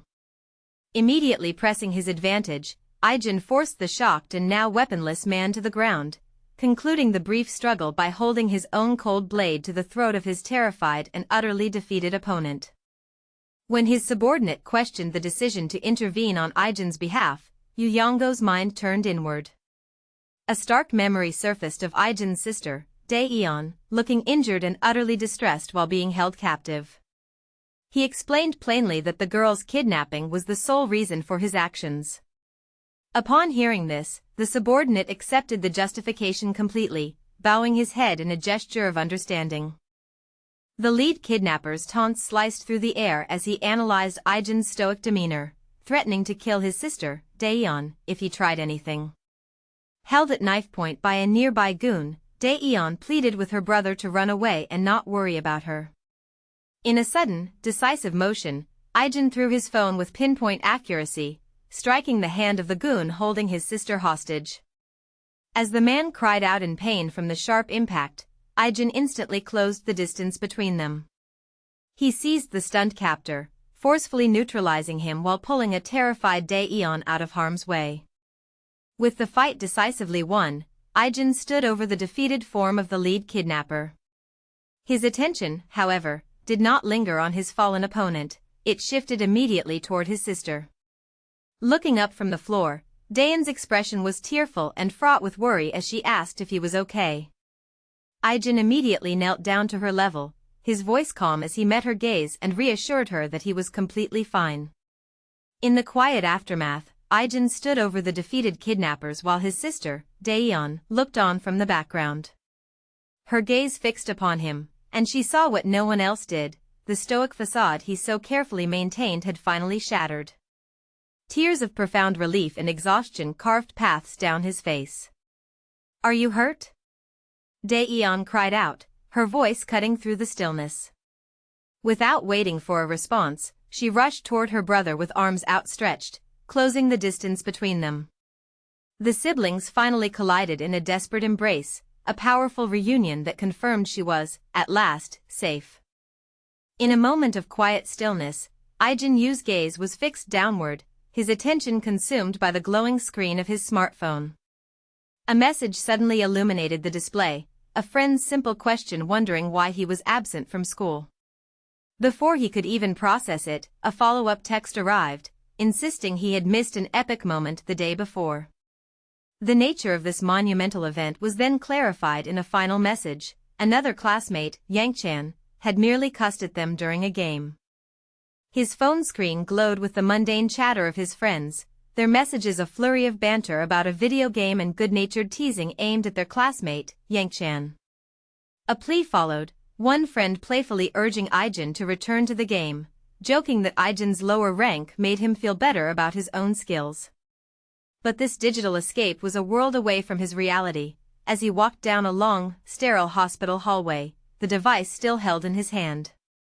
His steps came to a halt directly in front of a door, the sign on it reading Psychiatry Department. In that stark, silent moment, a new title defined him, a label that laid his true nature bare, Teenage Mercenary. All that could be seen was his back as he faced the doorway, a solitary figure shouldering the immense weight of a past that had led him to this very threshold. With a calm but firm resolve, the woman informed Dae-eon that she was taking her to the hospital, assuring the girl that all arrangements had already been made. She carefully explained that the experience may have left behind unseen psychological injuries, wounds that festered beneath the surface. It was a truth she had only recently uncovered, she admitted, finally learning that Jisoo and Ijin Kim were the ones responsible for the torment. Though the bullies had been penalized for their actions, she stated, that punishment did nothing to automatically resolve the issue for Dae-eon, the true victim. After the incredibly tough time she had been forced to endure, the counselor concluded, speaking with a professional would be what was truly needed. As her appointment concluded, Ijin Yu emerged into the hospital hallway where she was met by Ijin. He immediately asked what the doctor had said, and Ijin informed him that the physician had found nothing to worry about. She explained that she had only sustained some light bruises but added that the doctor had recommended she return once a week for continued observation. Within a secure room, two officials went over Seokju Ko's formal report on the recent incident involving the student Ijin. The document highlighted the boy's close-quarters combat, describing his skills as comparable to that of a professional. One of the men scoffed at the very notion, dismissing it as nonsense for a high school student to possess such abilities. His partner, however, swiftly silenced the doubt with a grave correction. The witness, Seokju Ko, was not just a security guard, he was a retired Special Forces agent, a revelation that lent an undeniable and alarming weight to his professional assessment. Amid the aftermath, a concerned voice first asked Ijin if he was all right. The moment of quiet, however, was quickly broken by the sharp disbelief of an official reviewing the incident report. He openly questioned the account, finding it impossible that a mere kid could have defeated most of the kidnappers single-handedly. The story simply made no sense, he insisted. No one Ijin's age should possess such terrifying abilities. The inquiry then turned directly upon the boy himself, the questions coming one after another. How was he able to fight so well? What kind of life had he lived before coming to Korea?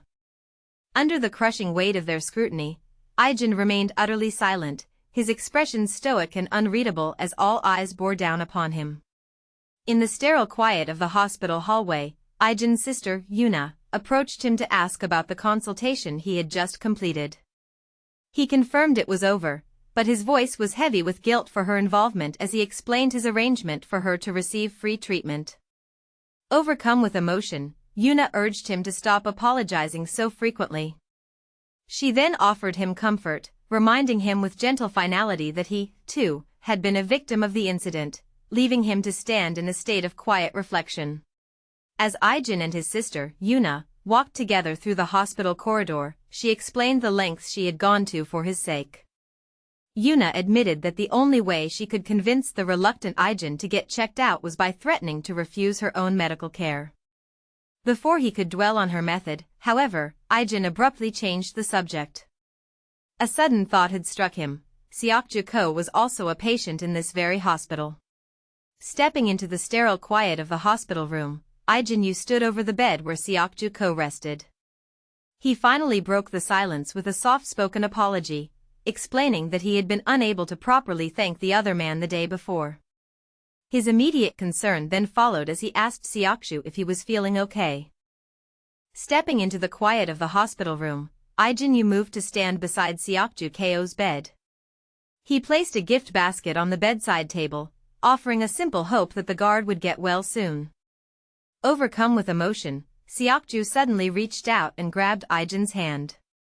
Tears streamed down the older man's face as he thanked the boy, confessing that he and Yuna were only safe because Ijin had been with them through the entire ordeal. Within the briefing room, one official voiced his disbelief, finding it impossible that a scrawny young kid could have neutralized so many assailants. A senior officer, however, immediately refuted this skepticism, explaining that Ijin had, in fact, quickly and quietly taken down more than 10 men entirely on his own, a feat that would prove difficult even for a seasoned professional. He then emphasized the boy's remarkable control, pointing out that every target had been precisely incapacitated without a single fatality. As final, undeniable proof of this extraordinary skill, the senior official gestured toward the evidence of knife wounds on 2 of the men, declaring that such a level of blade mastery was something incredibly difficult to achieve in the chaos of real combat. The assessment began with a critical distinction. The assailants Ijin had fought were not common thugs, but trained retired soldiers.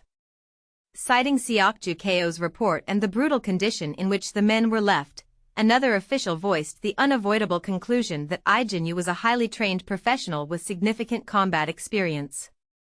The first speaker then offered a grim refinement, adding that the young man's experience was specifically lethal. A weighty silence followed as the officials contemplated the serious implications of their discovery. By his sister's hospital bed, Ijin stood and began to thank her, a quiet thought surfacing that he had been needing so much help lately. Before he could finish, Yuna cut him off, insisting that she was the one who should be expressing gratitude. She pushed herself out of the bed and walked steadily toward him, admitting that she finally understood the feeling of being truly worried for someone. Then, she wrapped her arms around Ijin in a tight embrace, her voice filled with profound relief as she confessed just how glad she was that he was okay. By the hospitalized security guard's bedside, Ijin Yu stood and executed a deep, formal bow. He offered his sincere gratitude to Seokju Ko, thanking him for his help during the recent incident. A flustered Seokju insisted there was no need for such a gesture, humbly dismissing his own actions as having been nothing. The older man then swiftly redirected the sentiment, stating that it was he, in fact, who should have been thanking Ijin. An operative praised Seokju's exceptional skill during the recent incident, noting how he had single-handedly subdued the culprits long before security could even arrive. He openly expressed his envy that such a capable man was on Yona's team and not his. The conversation was abruptly cut short, however, when an assistant interrupted with a report on a peculiar rumor that had begun to circulate. The assistant revealed that another student who had accompanied Seokju, a boy named Ijin, had performed exploits so extraordinary that they had completely surpassed Seokju's own. The report concluded with the one detail that confirmed the rumor's gravity, striking Yona with surprise: the chairman himself had taken an interest in the student. Surrounded by his formidable Seongsu crew, Goziang Choi loomed over the beaten body of an unnamed gang boss.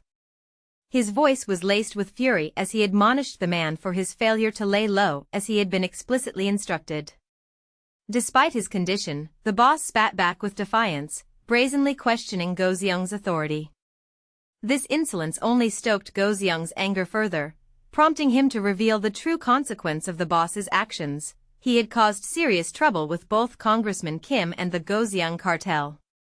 With the gravity of the situation laid bare, Goziang's rage exploded into a brutal kick that connected squarely with the boss's head.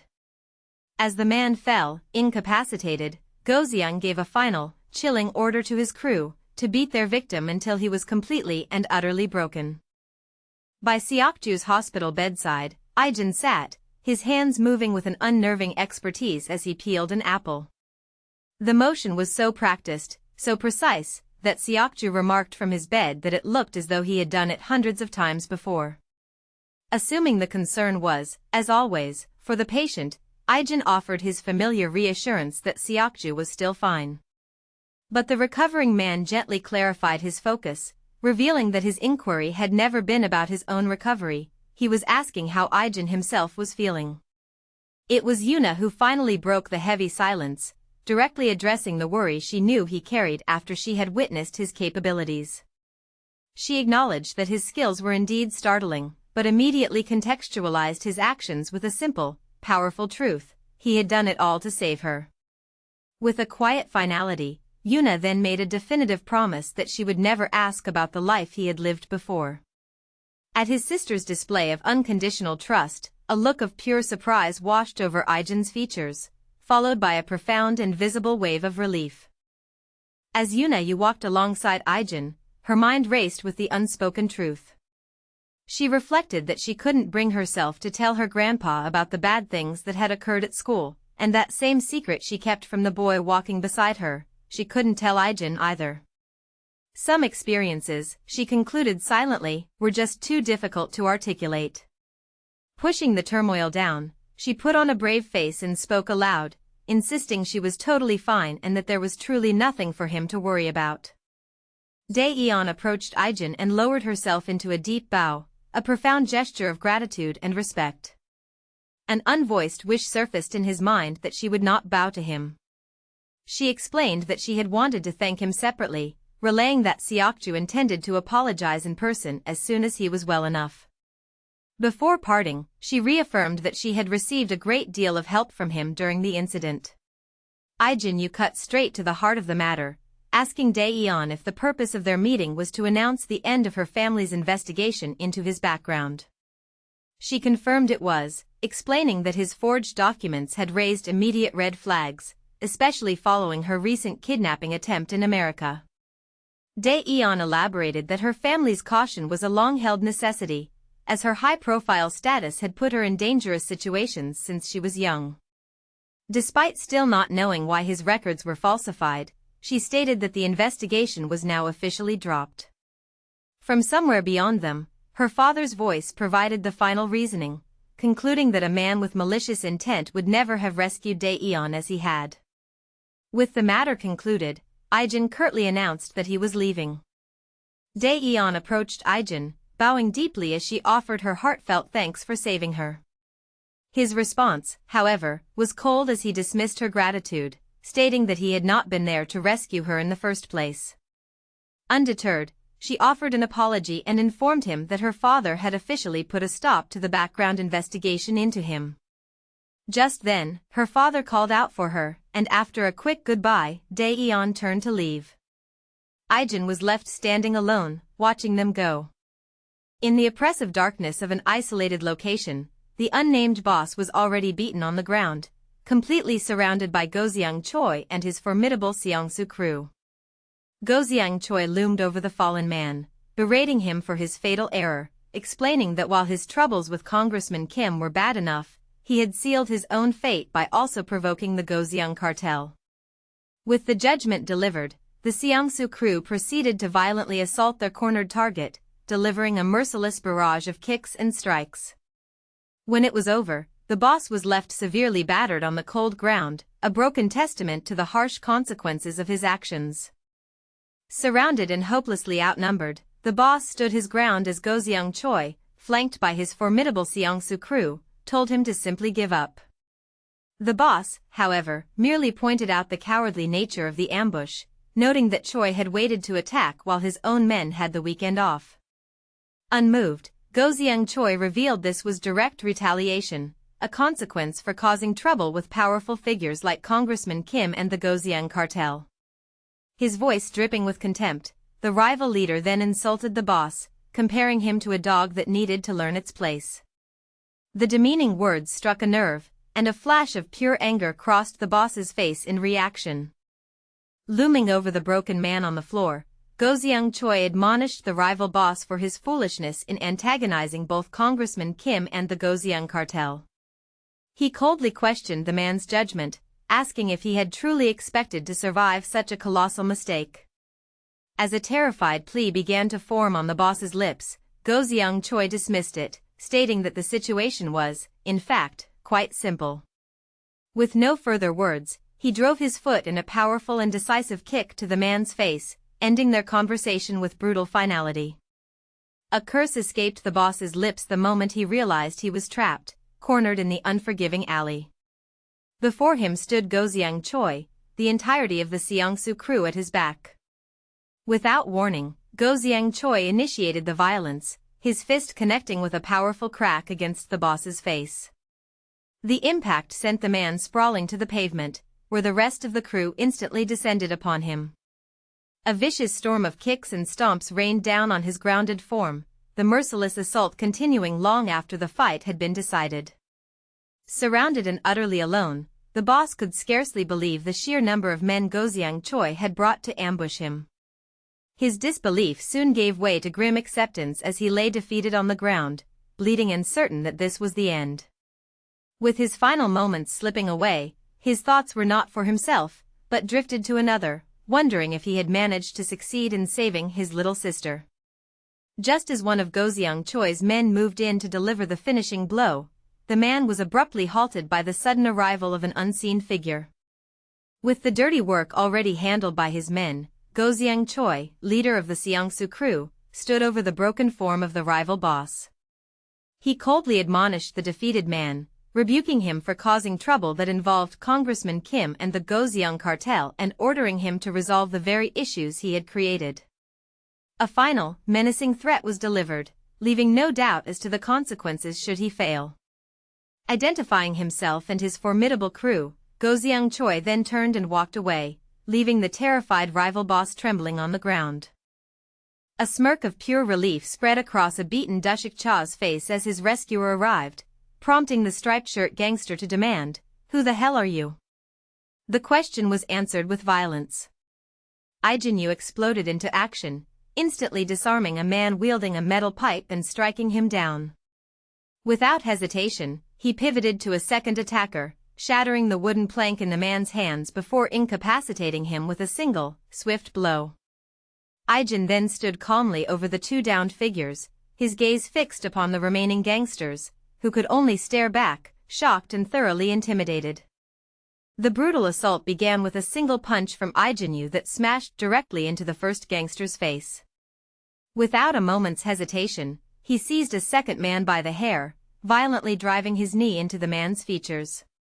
As a third swung a metal pipe, Ijin moved with chilling speed, not only wrenching the weapon from the man's grasp but breaking his arm in the same fluid motion. He immediately turned the confiscated pipe upon another henchman, a vicious swing that crippled the man's leg. The last of the group was met with a devastating uppercut, a single blow that knocked him completely unconscious. With all the men defeated, Ijin stood over the terrified gang leader and menacingly commanded the defeated man to get out of his sight. The striped shirt gangster's threat, calling him a little punk, had barely left his lips before Ijin closed the distance between them in an imperceptible flash. One of his hands shot out, gripping the back of the gangster's head and viciously slamming his face into a rising knee. In that exact same moment, his other hand intercepted a nearby henchman, seizing the man's pipe-wielding arm and snapping the wrist with brutal finality. It was over in an instant. The leader dropped to the ground, unconscious, while his subordinate reeled back, cradling a shattered limb in pure agony. With two assailants already dispatched, Ijin met the next attacker's charge with cold precision, shattering the man's arm with a sickening crack. Without a moment's hesitation, he used the disabled gangster's body as a weapon, launching him through the air to violently collide with another thug who was rushing forward, pipe in hand. As a final pair closed in, one brandishing a bat and the other a pipe, Ijin moved in a blur, effortlessly stripping the bat from the first man's grasp. The weapon now his own, he pivoted and immediately brought it down with brutal force, striking and neutralizing the last gangster who still held his pipe. With a sickening crack, a gangster was sent flying backward from a powerful, bone-breaking strike. In the space he vacated stood Ijin Yu, his hands already on a second man, violently twisting his arm until the bone snapped. The remaining gangsters, their leader in the striped shirt among them, stared in stunned silence, completely overwhelmed by Ijin's brutal speed and efficiency. The leader's shock quickly curdled into fury as he broke the spell, furiously ordering all of his men to attack. Looming over the battered form of Dushik Cha, the striped shirt gangster remarked on the man's surprising resilience. He reflected that Dushik would have become a major problem in the future, admitting their ambush had only succeeded because he had been alone. With the fight seemingly won, the leader raised his foot, preparing to stomp down on Dushik's head to finish him off for good. But just an instant before his foot could connect, a hand shot out and seized his ankle, stopping the attack completely.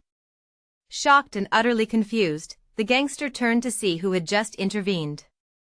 Leering over the bloodied and cornered Dushik Cha, the gangster in the striped shirt taunted that he was at the end of his rope. Despite his desperate situation, Dushik defiantly retorted that it wasn't over yet, his words confusing the surrounding attackers. Just as the gang leader demanded to know who he was talking to, Ijin Yu landed with sudden force in their midst. The gangsters were stunned into silence by the newcomer's abrupt appearance, while a relieved Dushik acknowledged the impressive arrival. With a menacing glare that swept over his new opponents, Ijin Yu's presence alone completely shifted the power dynamic of the ambush. With breathtaking speed, Ijin Yu burst forth, interrupting the violent assault on the fallen Dushik Cha. He immediately unleashed a rapid and brutal attack, incapacitating the henchman with an overwhelming and terrifying force. The striped-shirt gangster could only watch in shocked disbelief, questioning his own eyes as his men were so effortlessly defeated. In what felt like a single, fluid motion, Ijin quickly neutralized the entire group, leaving them scattered on the ground around him. Just as the confrontation ended, a car pulled up, and an ally of Dushik's arrived, his face a mask of shock as he took in the devastating aftermath. Into the secluded area, Ijin Yu arrived, his path taking him directly toward a group of gangsters who had just beaten Dushik Cha to the ground. The aggressors, led by a man in a striped shirt, finally noticed his approach, their expressions turning to shock at the sudden appearance of what looked to them like a little kid. Unfazed, Ijin paid the armed men no mind whatsoever, walking straight past them to the injured Dushik. He then began a casual conversation, completely ignoring the volatile situation around him. This stunning lack of fear left the gang leader in a state of angry disbelief, utterly bewildered as to why the boy was nonchalantly talking to their victim instead of trembling before them. Upon spotting the newcomer, the striped-shirt gangster coolly commanded his men to take the kid down too. From the ground where he lay injured, Dushik Cha issued a desperate warning, telling the man to leave Ijin alone. The gangster merely argued that the boy was a witness who had seen everything and therefore had to be eliminated. A bitter scoff escaped Dushik as he absorbed the sheer arrogance of the man's misunderstanding, particularly of the phrase "let him go." He then clarified the true and fatal power dynamic, stating that it was Ijin who now held all of their lives in his hands. In the pouring rain, Ijin Yu stood as a silent victor amidst the wreckage of fallen gangsters. On the wet ground lay Dushik Cha, alongside the gang's now powerless leader. Headlights suddenly cut through the downpour as a car sped to a halt, and Dushik's ally rushed to his side, his face etched with concern.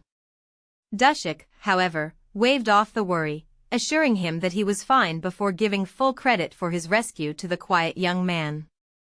As Ijin turned and walked away without a single word, Dushik watched his departing figure, his expression a mixture of profound thought and undeniable awe. Amidst the littered bodies of unconscious gangsters, Dushik Cha sat on the ground and reminded their striped-shirt leader that he had been warned. He continued, admitting with a chilling finality that even he would have been unable to handle the kid responsible for the carnage. The statement landed with crushing weight, pure terror washed over the gangster's face as beads of sweat formed, his mind reeling from the implication. To solidify his verbal victory, Dushik looked up at the man, his gaze reinforcing the terrifying and absolute scale of Ijin Yu's power. Sensing the hesitation rippling through his ranks, the striped-shirt gangster bellowed the order to kill Ijin. Instantly, Ijin exploded into action, moving with an incredible speed that blurred his form as he systematically neutralized the gangsters one by one. The gang leader watched in frustrated disbelief, screaming at his men for being so easily beaten by a little punk. As Ijin continued to methodically disable his attackers, the chaos he created provided the perfect opening for a recovered Dushik Cha, who seized the advantage and moved in to confront one of the preoccupied henchmen. Seeing his men already falling, the panicked striped-shirt gangster ordered his remaining henchmen to attack. Two gangsters charged, one of them swinging a metal pipe, but Ijin calmly met the assault. His left hand blocked the descending pipe while his right hand simultaneously struck the other attacker with a swift chop to the throat. As that man began to choke, Ijin grabbed the arm of the pipe-wielding gangster. He twisted the man's arm, disarming him, and used the captured weapon to deliver a final, incapacitating blow to his face. Looming over the fallen bodies of the gang, Ijin Yu calmly informed Dushik Cha that his dues had now been paid. From the ground, the terrified leader questioned if settling a simple debt was truly the reason for such a brutal intervention. Ignoring his own injuries, Dushik pushed himself into a sitting position, his urgent focus shifting as he asked Ijin what had happened to his sister. In silent response, Ijin averted his gaze, the tense moment punctuated by the arrival of an allied car pulling up to the curb. Within the oppressive darkness of an industrial zone, an injured gangster lay sprawled upon the ground. A figure emerged, standing over him. It was his boss, whose expression remained stern and unyielding. Recognizing his superior, the wounded man explained that he had been roughed up in a fight and had come directly to him, seeking treatment for his injuries.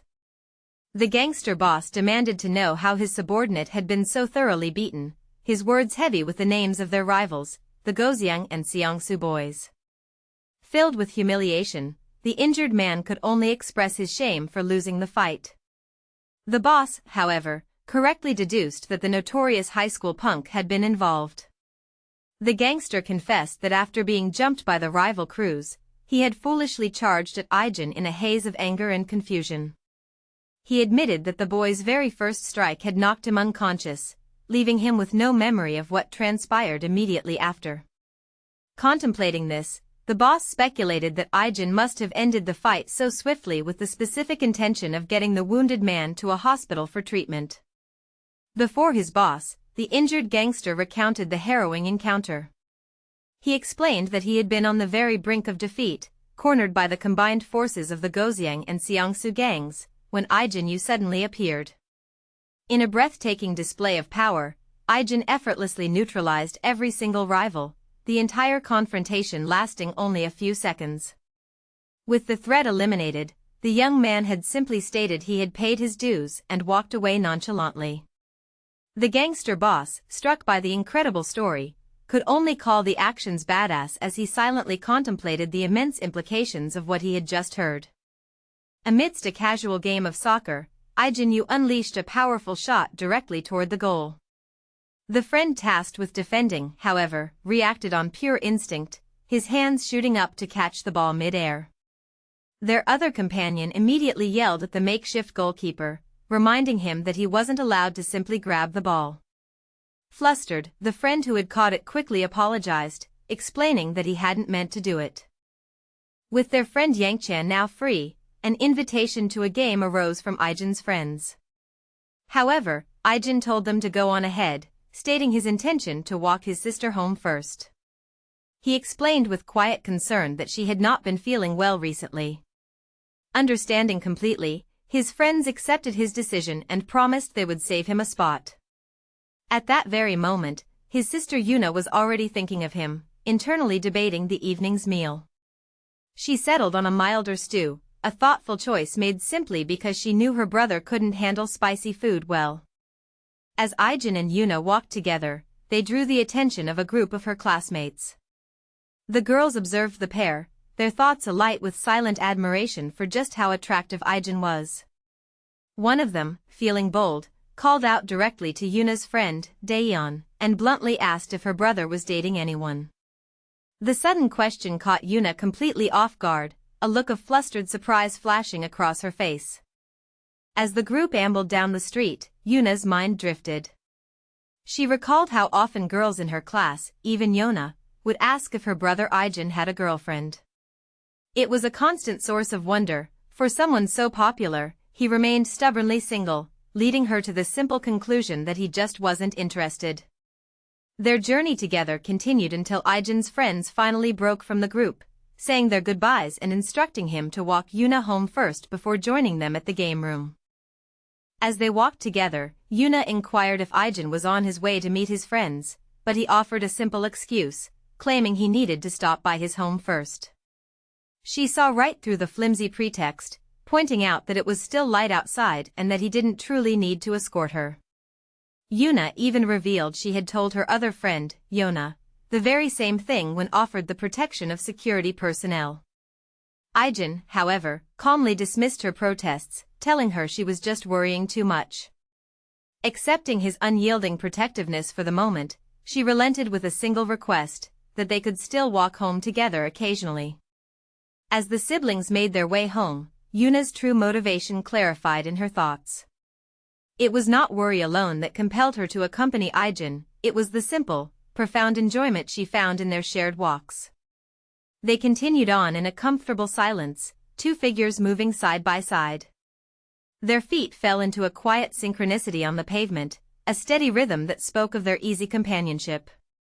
With the setting sun casting long shadows at their backs, they walked onward, heading towards the familiar streets of their neighborhood. A wealthy woman, Yona's mother, approached Ijin, condescendingly referring to him as a poor child who had suffered because of her daughter. She offered to treat him to dinner as a way of thanking him for his help, but Ijin politely declined the invitation, stating that Yona had already thanked him personally. Unfazed by his refusal, the woman pressed on, revealing that she also had a beneficial proposition to discuss. Before she could even finish her sentence, however, Ijin interrupted and bluntly stated that he was not interested. From the stark interior of her car, Yona's mother watched Ijin's retreating figure. Her bodyguard offered to forcibly bring the boy back, but she declined the gesture. A silent fury brewed within her as she seethed at being brushed off by the cocky little punk, making it clear this confrontation was far from over. Unaware of the powerful enemy he had just made, Ijin rejoined his two friends as they headed for a PC game room. Shortly after they settled in, one of his companions excused himself to use the restroom, separating from the group. In the tight confines of the hallway, a simple, accidental brush of shoulders was all it took. Ijin's friend had barely collided with a much larger student before a volley of curses erupted from the boy's lips. The friend immediately bowed his head, offering a hurried apology for the contact. His attempt to placate was violently rejected as a hand clamped down hard on his shoulder, and the verbal threats intensified. Raw fear was plain on the friend's face as his path was suddenly cut off. Two more bullies materialized behind their leader, joining the intimidation and sealing his escape. One of Ijin's companions defiantly told the aggressor to get over a simple shoulder bump, but the dismissive words only stoked the flames. The lead bully responded not with words, but with a silent, burning glare as a palpable fury radiated from him. The quiet shattered when he finally spat out accusations, sneering that they were disrespecting his group and mistaking them for pushovers. In a swift, violent motion, his hand shot out, seizing the defending friend by the collar as the threat became brutally physical. As a group of Goseok Tech bullies cornered Yangchan with aggressive threats, the tense confrontation was suddenly interrupted. Shin Jaiwan and Go Seekjin had witnessed the unfolding situation and moved to intervene in their friend's defense. With a decisive step, Jaiwan physically placed himself between Yangchan and the aggressors, creating an immediate and defiant standoff. Sizing up the new dynamic, the bullies concluded that the fight wasn't worth the trouble it would surely bring with someone named Hyokvin, and they chose to back down and retreat. As Shin Jaiwan walked away, Yangchan watched him go, a profound sense of shock and gratitude for the intervention welling within him. Jaiwan rejoined Go Seekjin, who greeted him with a comical inquiry about what had taken so long. Explaining the delay, Jaiwan mentioned that he had found someone messing with Yangchan. Unbeknownst to them, his words had been overheard. Standing directly behind the pair, the Goseok Tech bullies were poised for a fight, having heard every word of the damning explanation. Even as Go Seekjin landed a heavy punch, he remarked that he was still no match for Ijin. Just then, a second assailant grabbed a heavy wooden plank, preparing to strike the unsuspecting Yangchan from behind. The tense confrontation was bizarrely interrupted by a fleeting text overlay from a video game, displaying a conversation about in-game strategy. Before the blow could land, Shin Jaiwan burst into motion, intercepting the attack at the last possible second with a sharp kick that sent the plank flying from the bully's hands. He immediately followed through with a powerful straight punch to the man's face, knocking him decisively to the ground. Standing over the defeated aggressor, Jaiwan recalled Ijin's guiding principle: you only use violence when it's absolutely necessary. As the Goseok Tech bullies advanced menacingly on Yangchan, Jaiwan, and Seekjin, a crushing panic seized the boy.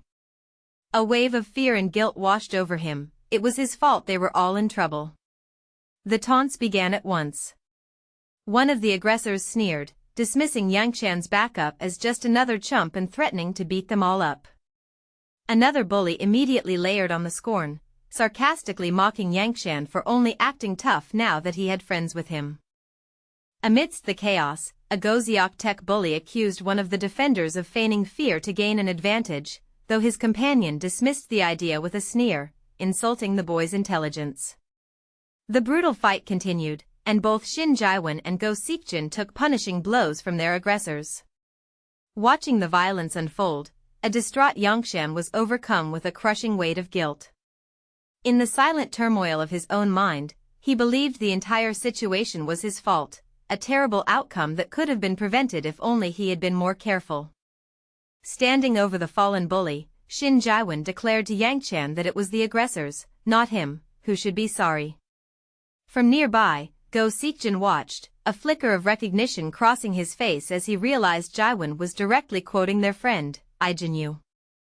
Even as he spoke, Jaiwon inwardly admitted that he had copied the line, having been deeply inspired by how incredibly cool Ijin had looked when he first said it. A faint blush of embarrassment touched his features in the aftermath, a silent acknowledgement of the profound admiration he held for the friend he so clearly emulated. Amidst a barrage of aggressive threats from the Goziok Tech bully, Shin Jaiwon stood his ground beside Go Seokjin, forming a protective wall for Yangshan. Seizing the initiative, Jaiwon lunged forward and landed a solid punch, sending the antagonist reeling backward. Just as the dazed bully staggered away, a second attacker saw an opening and moved to strike Jaiwon from behind. In a stunning turn of events, Yangshan himself leaped into action, intercepting the sneak attack with a powerful kick to defend his protector. Amidst the brawl, Shin Jaiwon and Go Seokjin desperately fought the Goziok Tech bullies, their voices raw as they shouted for Yangshan to stay out of it for his own safety. A storm of conflict raged within Yangshan. This was a battle that had started because of him, yet his friends were the ones bleeding for it. In the thick of the fight, Go Seokjin found himself struggling, comically comparing his own difficult effort against the surprisingly resilient bullies to Ijin's effortless fighting style.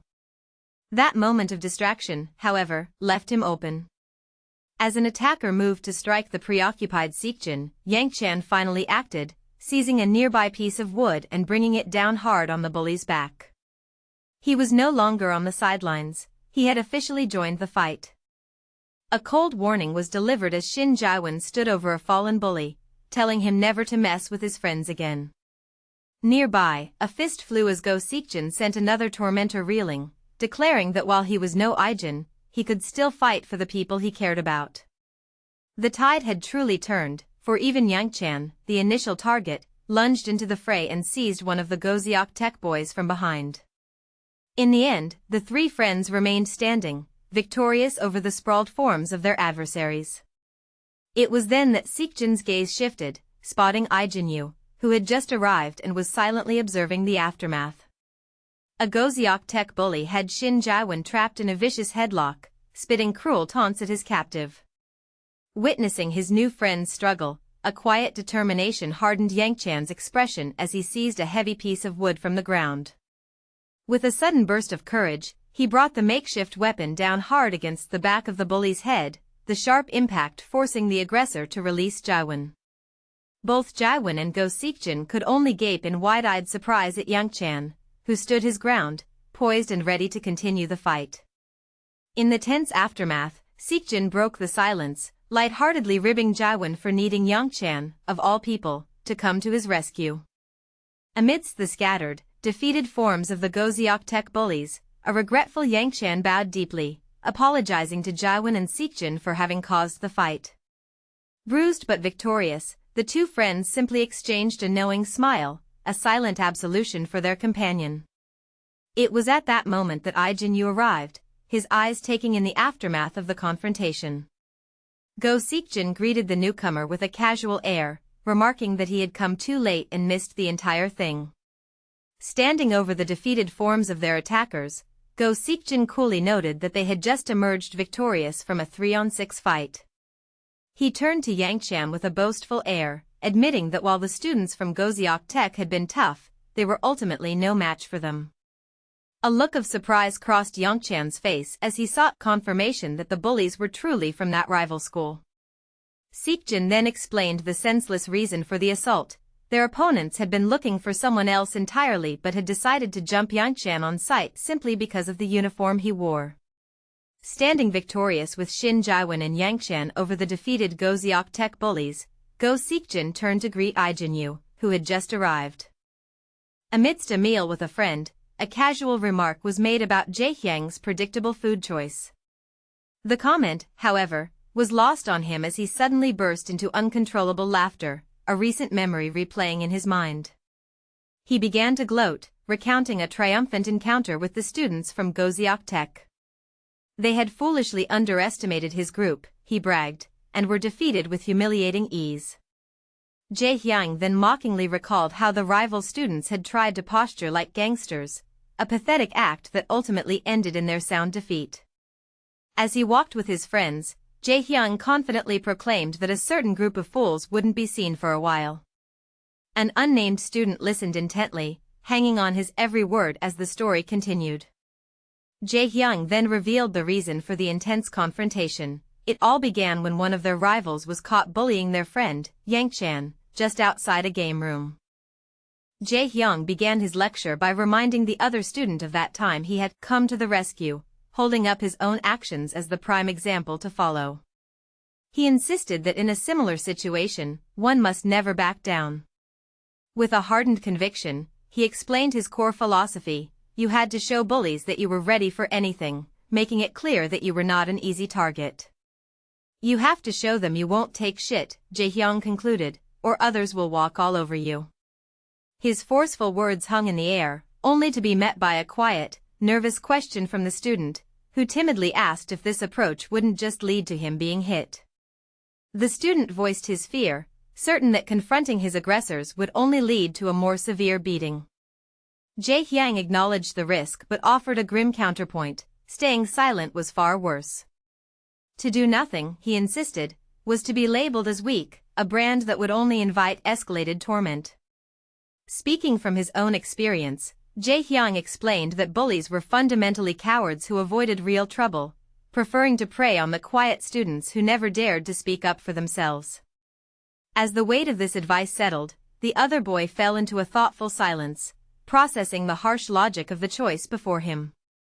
Within the tense atmosphere of the corporate boardroom, the lead investigator laid out his chilling findings.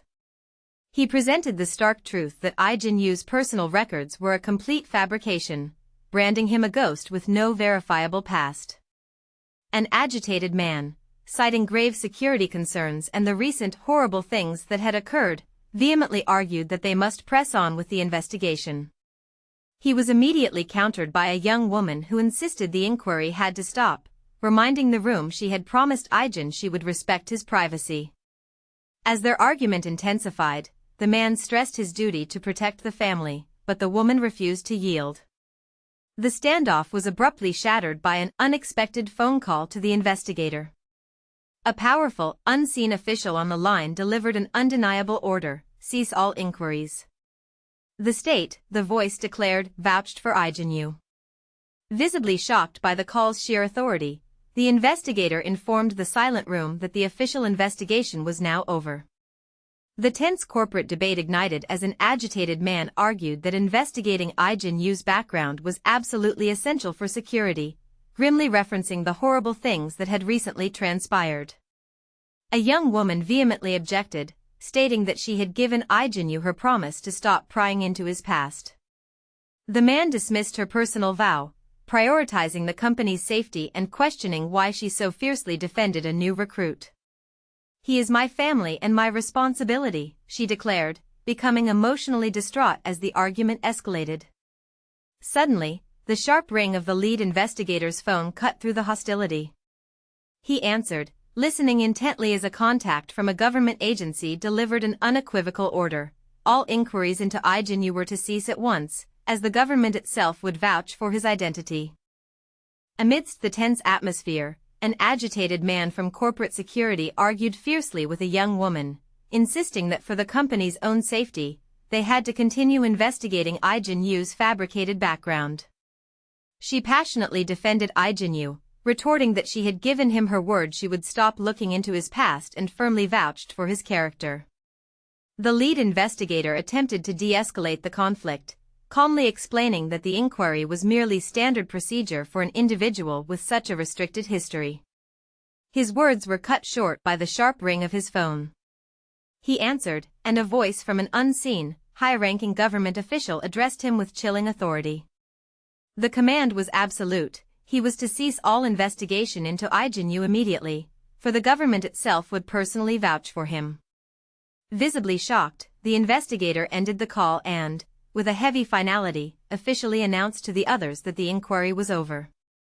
Within the classroom, Jae-hyung and another student reacted defensively to the sharp accusation of bullying. Jae-hyung was quick to claim they only joke around sometimes, an excuse his companion eagerly supported. The other student added that they had never physically hit their classmates or used them as shuttles, attempting to distance their behavior from that of a notorious bully named Jisoo Kim. Their justifications, however, were passionately refuted by a lone confronter, who insisted that what they so casually dismissed as joking was experienced as nothing less than violence by everyone else. The student's confrontation pressed on, his voice firm as he declared that all forms of violence, no matter the scale, were still violence, and that he had deeply resented Jae-hyung for his casual cruelty. With a final, cutting remark, he credited Jae-hyung himself for the courage to speak out, stating he had decided to give it a try only after Jae-hyung had advised him to stand up for himself. The words landed with crushing weight. Jae-hyung stood silently, his head bowed in shame as he absorbed the truth of the accusation. At that moment, he finally admitted that he and his friends had long justified their own rough behavior, rationalizing that at least they weren't as bad as other, more severe bullies. With a steady voice, the student explained that while they had been nice to him later, their earlier joking had still been a form of violence, a cruelty that couldn't be ignored. Jae-hyung listened to the quiet accusation, his expression twisting with shame and regret. Finally, overcome with guilt, he apologized, admitting that his words could never undo what had been done. The raw sincerity of his confession was too much for the other student to bear, his composure broke, and he began to cry. A profound, emotional quiet settled between them as the two stood together in a moment of difficult resolution. Amid the tense argument between the agitated man and the young woman, the lead investigator took an authoritative phone call. His expression quickly shifted from control to growing shock, and then to utter disbelief as he listened to the orders being delivered. After hanging up, he simply stared at the phone, his mind reeling as he processed the command he had just received. The other two watched him in silence, their own conflict forgotten as they awaited an explanation for his stunned reaction. Overcome with a wave of pure frustration at being so thoroughly overruled, the lead investigator slammed his fist down upon the desk, the violent impact signifying that the investigation had just been forcibly shut down. With barely contained fury, the young woman confronted the investigators, demanding they halt their inquiry into Ijin Yu's past because she had personally promised him she would stop looking into it. An agitated man immediately pushed back, justifying the investigation as a crucial security measure in light of the horrible things that had recently happened and the dangerous nature of their lives. She attempted to defend Ijin by pointing out that he had helped rescue her, but the man dismissed this entirely, arguing that heroism did not make someone with a forged background trustworthy. Finally, the lead investigator formally intervened. While he understood her position, he stated that this was a serious concern for the corporation, as one of their affiliated schools had accepted a student with forged records. Within the sterile corporate office, the lead investigator announced to the young woman that the results of their inquiry into Ijin Yu's background were about to arrive. He explained that because the boy's records were so heavily restricted, they had been forced to escalate the request to contacts far higher up their network. An agitated man aggressively challenged the young woman's reluctance, questioning why she did not want to uncover who Ijin Yu truly was. In a burst of frustration, she slammed her hand down on the table and declared that the investigation had gone far enough. The tense standoff was abruptly broken by a phone call, which the lead investigator answered. A voice crackled through the receiver, a government official, issuing a direct order to cease all inquiries, stating that the government itself would vouch for Ijin Yu. With the room held in silent anticipation, the lead investigator put the incoming call on speaker. A voice from the other end confirmed the very reason for the contact, the extensive inquiry into Ijin Yu. Believing he was on the precipice of a breakthrough, the investigator expressed his eagerness to finally uncover the truth behind the young man's identity, acknowledging just how difficult his investigation had been. He was cut off mid-sentence. An authoritative order came through the line, a direct command from above, instructing SW Corporation to immediately and permanently refrain from any further investigation concerning Ijin Yu. A wave of shock and disbelief washed over the corporate security team as the call came in. One man protested aloud, his voice strained, declaring that they didn't even know who Ijin Yu really was. From the other end of the line, the government official leveraged the considerable weight of his office and its relationship with the SW Corporation to vouch for the young man, assuring them he was no threat. A neat, approved cover story was then delivered. Ijin Yu was merely a boy separated from his family in a plane crash, now safely returned home. The lead investigator stood in stunned silence, his mind reeling as he processed the definitive, high-level order to drop the entire inquiry. Having concluded their tour, the head of security guided Ijin Yu into the bustling security team's office. He presented the young man to the assembled professionals of Security Team 2, formally introducing him as their new trainee. The team offered a crisp, uniform greeting, their disciplined eyes carefully sizing up the newcomer before them. A member from the adjacent Security Team 3 then stepped in to explain their structure, clarifying that Ijin's unit was specifically assigned to the protection of a Ms. Jia. With the introductions complete, the head of security laid out the final terms, instructing Ijin to spend the next few days with the team so they could see how he fit in, officially beginning his evaluation period. The head of security informed Ijin that arrangements had been made for him to experience the security team's training program firsthand. Affirming his commitment, Ijin reiterated his intention to fully participate. Later, dressed for the rigorous session, he approached a member of Security Team 3 and asked why the guard wasn't joining in. The man explained that the current training was specifically for Team 2, and he belonged to a different unit. He then clarified their distinct responsibilities, revealing that Team 3 was assigned exclusively to protect Yona, while Team 2 was tasked with the security of Ms. Jia and her parents.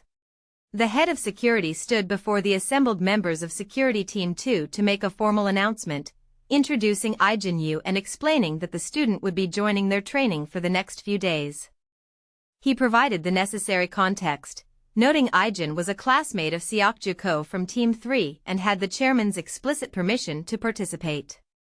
Upon hearing this, a member of the team recognized Ijin as the very person who had been involved in resolving Seokju Ko's recent kidnapping. In response to the introduction, Ijin Yu offered the team a deep, formal bow and thanked them for allowing him to join their training. As the head of security silently reflected on Ijin's peculiar motivation for wanting to experience the life of a bodyguard, the boy himself was already making a statement. Out on the track, Ijin Yu effortlessly set the pace at the very front of a long-distance run with the members of Security Team 2. His expression was a mask of calm neutrality, and remarkably, he had not even begun to break a sweat. Behind him, it was a different story entirely. The seasoned professionals were drenched in sweat, their faces strained with exhaustion as they struggled to maintain their formation. The distance between them grew until an undeniable gap separated the lone, unbothered teenager from the winded security team he had left in his wake. During a grueling long-distance training run, the head of security led his professional team, with Ijin running among them. He noticed the young man was keeping up with a disconcerting ease, and a silent decision formed in his mind to push the boy to his physical limit. With a sharp command, he ordered the entire team to pick it up and hold their formation. The guards immediately accelerated into a punishing sprint, yet Ijin remained right beside them, his stride unbroken and his breathing perfectly steady, running as if the change in pace was nothing at all. The head of security had orchestrated the run with a singular purpose, to push the new recruit until he fainted, yet Ijin Yu had kept pace the entire time. Far ahead of the pack, the boy ran on, his expression serene, not a single bead of sweat marring his brow. In his wake, the members of Security Team 2 struggled, their faces contorted with exhaustion as they lagged hopelessly behind. Their leader could only watch in stunned disbelief. His elite professionals were being completely outclassed in the most basic of training by the new trainee. The members of Security Team 2 watched Ijin, their awe evident as they speculated that his exceptional skill could only be the result of extensive prior training. From a short distance, the head of security observed the display, internally cursing the situation as he anticipated the negative repercussions of a high school student so thoroughly outperforming his professional team. One guard quietly reminded another that this was the same young man who had played a key role in rescuing Ms. Yona, a fact that seemed to justify his presence. His agitation finally boiling over, the head of security confronted his men, questioning the sheer absurdity of letting them spar with a teenager.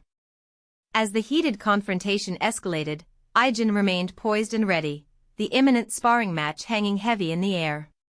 After a quick briefing on team structure, Ijin Yu joined Security Team 2 for their training session. The head of security offered a brief introduction before starting the day's regimen with a grueling long-distance run. It proved to be no challenge for the newcomer, who effortlessly outpaced the professional guards and finished the course without so much as breaking a sweat, leaving the rest of the team completely exhausted in his wake. Visibly impressed, the head of security immediately ordered the next exercise, a 2-on-1 sparring match. As the bout began, Ijin sidestepped the guard's opening attack with practiced ease. In a single, impossibly fluid motion, he countered and simultaneously incapacitated both opponents, leaving the head of security to stare on in stunned disbelief at the overwhelming display of power. Onlookers from another security team murmured amongst themselves, openly doubting Ijin's ability to handle the tough bunch from Security Team 2. One of the observers pointed out that most of the opponents were former special forces, questioning aloud how long the kid could possibly last. A subordinate then turned to the head of security, recalling his previous assessment of Ijin as extraordinary but admitting he couldn't believe a professional guard could lose to a teenager. The head of security confidently dismissed the concern, asserting that his men were far superior, having been highly trained in all forms of combat long before joining the company. Addressing the two guards who were about to fight Ijin, he casually told them to take it easy. In the charged silence that followed, Ijin and the two guards squared off, ready for the sparring match to begin. The last conscious member of Security Team 2 taunted Ijin, confidently declaring that he was far more skilled than the others who had already been beaten. As if to prove his point, the guard launched a powerful high kick aimed directly at Ijin's head. With minimal effort, Ijin simply leaned back, allowing the attack to slice through the air with only inches to spare. Capitalizing on the guard's no-exposed position, Ijin delivered a single, swift chop to the back of his neck. The man was instantly incapacitated, collapsing unconscious to the floor. A shocked cry cut through the air at the sheer intensity Ijin was using in what was meant to be a simple sparring match. In a blur of motion, he landed a single, powerful blow on the first guard, knocking the man out cold. As the second guard attempted to attack from behind, Ijin reacted without even looking, his arm snapping up to reflexively block the incoming punch. He then pivoted, seized the guard's outstretched arm, and executed a swift takedown that brought the entire confrontation to a decisive end. With unnerving calm, Ijin leaned just out of the path of the punch thrown by a member of Security Team 2.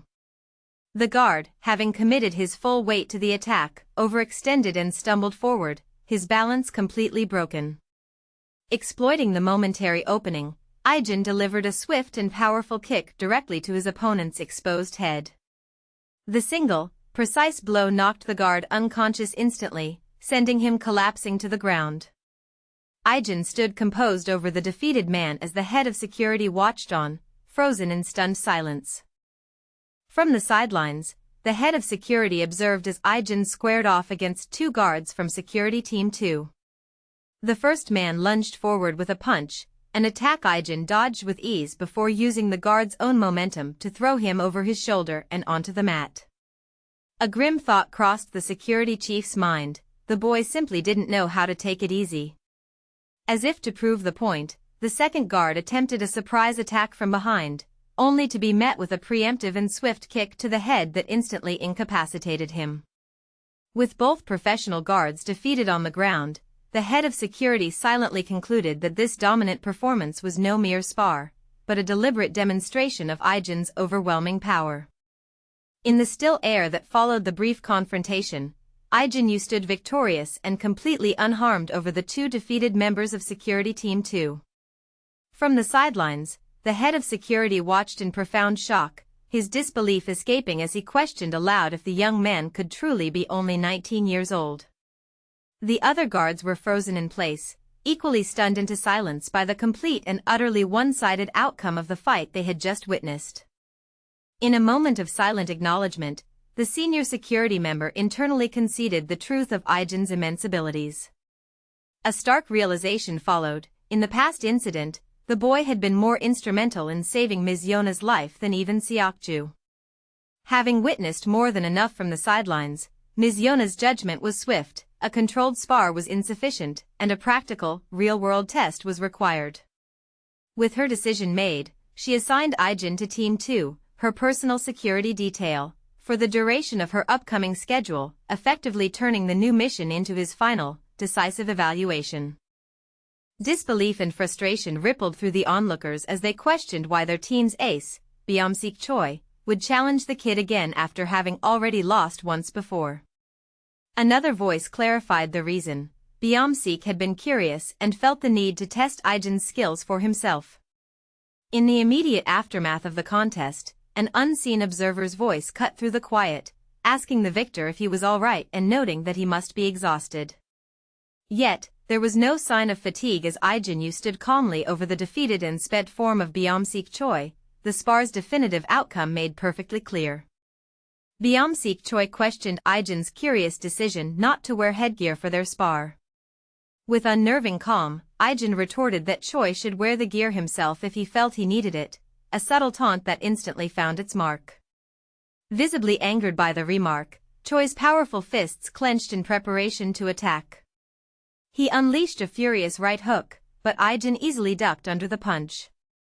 In a single, fluid motion, he evaded the blow and slipped inside his opponent's guard, claiming a superior position to launch his own counter. The senior security member reflected on a past mistake, a bitter lesson in underestimation that he vowed would not happen again. His confidence this time was absolute, placed firmly in his champion and the team's ace, Byung-sik Choi. He rationalized that in a pure, unarmed confrontation, physical strength was the ultimate deciding factor, and Byung-sik stood as a truly formidable opponent. While the senior member conceded that the kid had likely undergone intense training, he firmly concluded that no amount of preparation could ever be sufficient for the overwhelming challenge that now awaited him. In the aftermath of the confrontation, a senior security member provided his expert analysis to Ms. Yona, explaining that Ijin had strategically targeted his opponent's neck and knees with the precise intent to disable.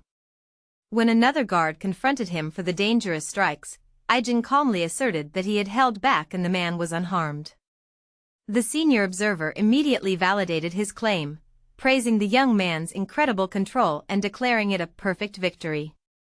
Impressed beyond measure, Ms. Yona officially assigned Ijin to her personal security detail, Team 2, effective at once. Shortly thereafter, Ijin was on duty, seated inside a car within the official security convoy. As they moved, an operative beside him reviewed the new recruit's file, his expression turning to one of pure shock as he confirmed Ijin's identity and learned of the ruthless reputation that had preceded him several years prior. The blow from Ijin Yu was stronger than Byung-sik Choi had expected, a fact he noted aloud, surprised by the power coming from such an unassuming appearance. Without a moment's hesitation, Ijin immediately followed with a high kick, but Byung-sik was ready, blocking the swift assault and complementing his opponent's timing. While holding his guard firm, Byung-sik confidently dismissed the offensive, declaring that such simple tricks would never be enough to break through his defense. The sparring match concluded abruptly, leaving Ijin Yu standing impassively over the defeated form of Byung-sik Choi. From the sidelines, the rest of the security team and Ms. Yona could only look on in stunned surprise at the decisive outcome. The senior member with the mustache mentally dissected the swift exchange, his mind reeling as he identified Ijin's movements not as sparring techniques, but as targeted attacks aimed with vicious precision at vital points like the neck and knees. Before he could voice his shock, another security member stepped forward, directly questioning Ijin and pointing out that the methods he used were far too dangerous for a simple practice bout. As if to validate the accusation, a surge of anger came from the ground, where Byung-sik Choi reacted furiously to the crippling knee strike he had just endured. Following the spar, a security member confronted Ijin Yu about the dangerous strikes he had used, techniques aimed at the neck and knees that were far too severe for a simple evaluation. Ijin coolly justified his actions, stating he was merely following instructions to use all of his skills. Before the tension could escalate, Ms. Yona intervened, declaring the test over and voicing her satisfaction with his decisive performance.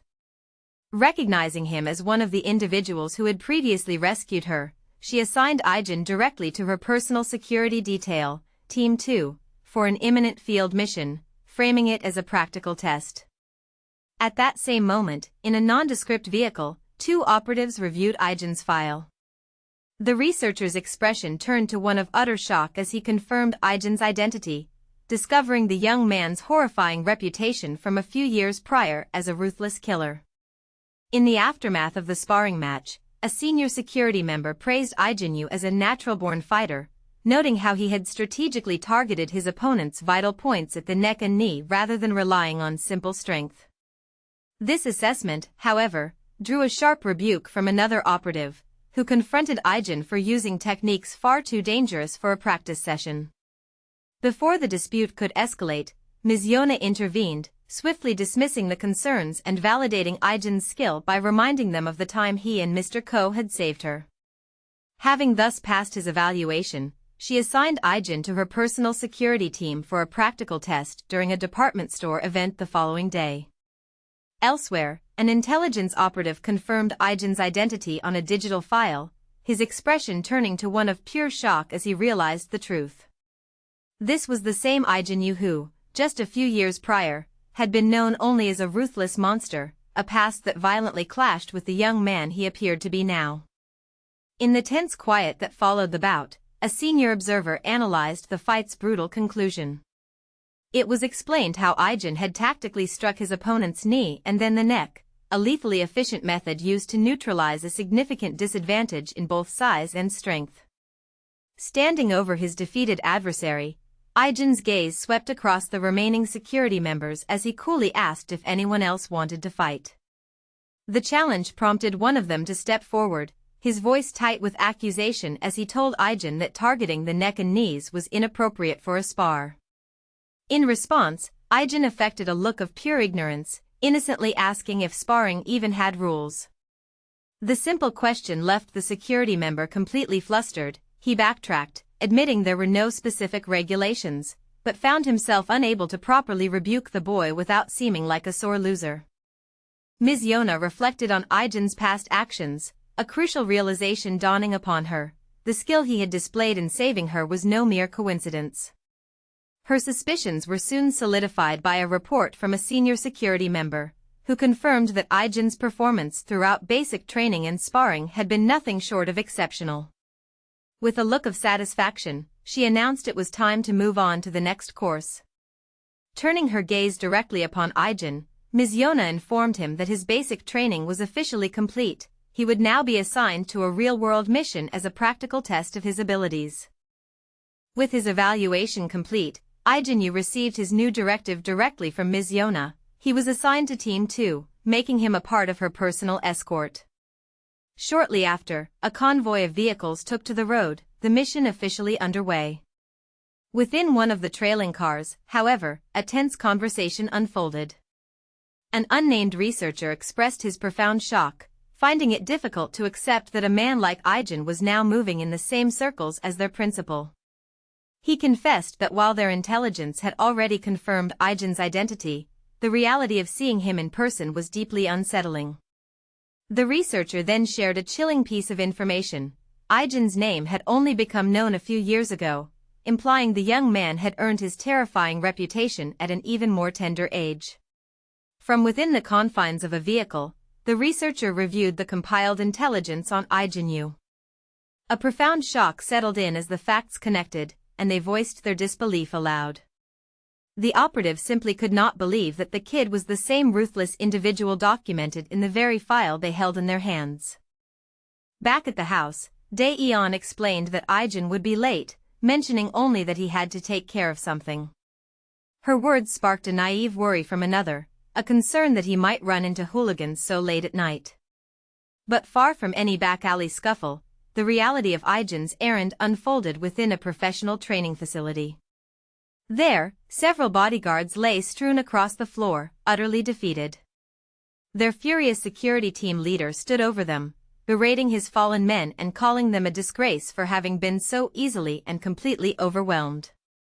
With unrestrained fury, the security team leader vowed to put his subordinates through a training regimen the likes of which they had never before endured. He viciously scolded the men, snarling that they should be grateful to have avoided a direct reprimand from a superior for their failure. In the face of his tirade, the guards could only bow their heads in silent acknowledgement. As the chastened team finally turned to walk away, one of the guards lingered in thought, quietly contemplating the weight of the situation. From the follow car, two security guards marveled at Ijin's inhuman stamina, noting he had maintained a relentless pace alongside the convoy for a full 30 minutes without issue. Ahead in the lead vehicle, the SW executive and Ms. Jie also observed the display, with the executive voicing his immense satisfaction with the results of the strenuous test. But as the evaluation neared its conclusion, Ijin's focus never wavered, his internal discipline kept him on high alert, constantly scanning the surroundings for potential threats. Suddenly, that threat became terrifyingly real as a large truck careened wildly towards the VIP vehicle. Without a moment's hesitation, Ijin reacted, instantly breaking formation and leaping towards the car while shouting a desperate warning.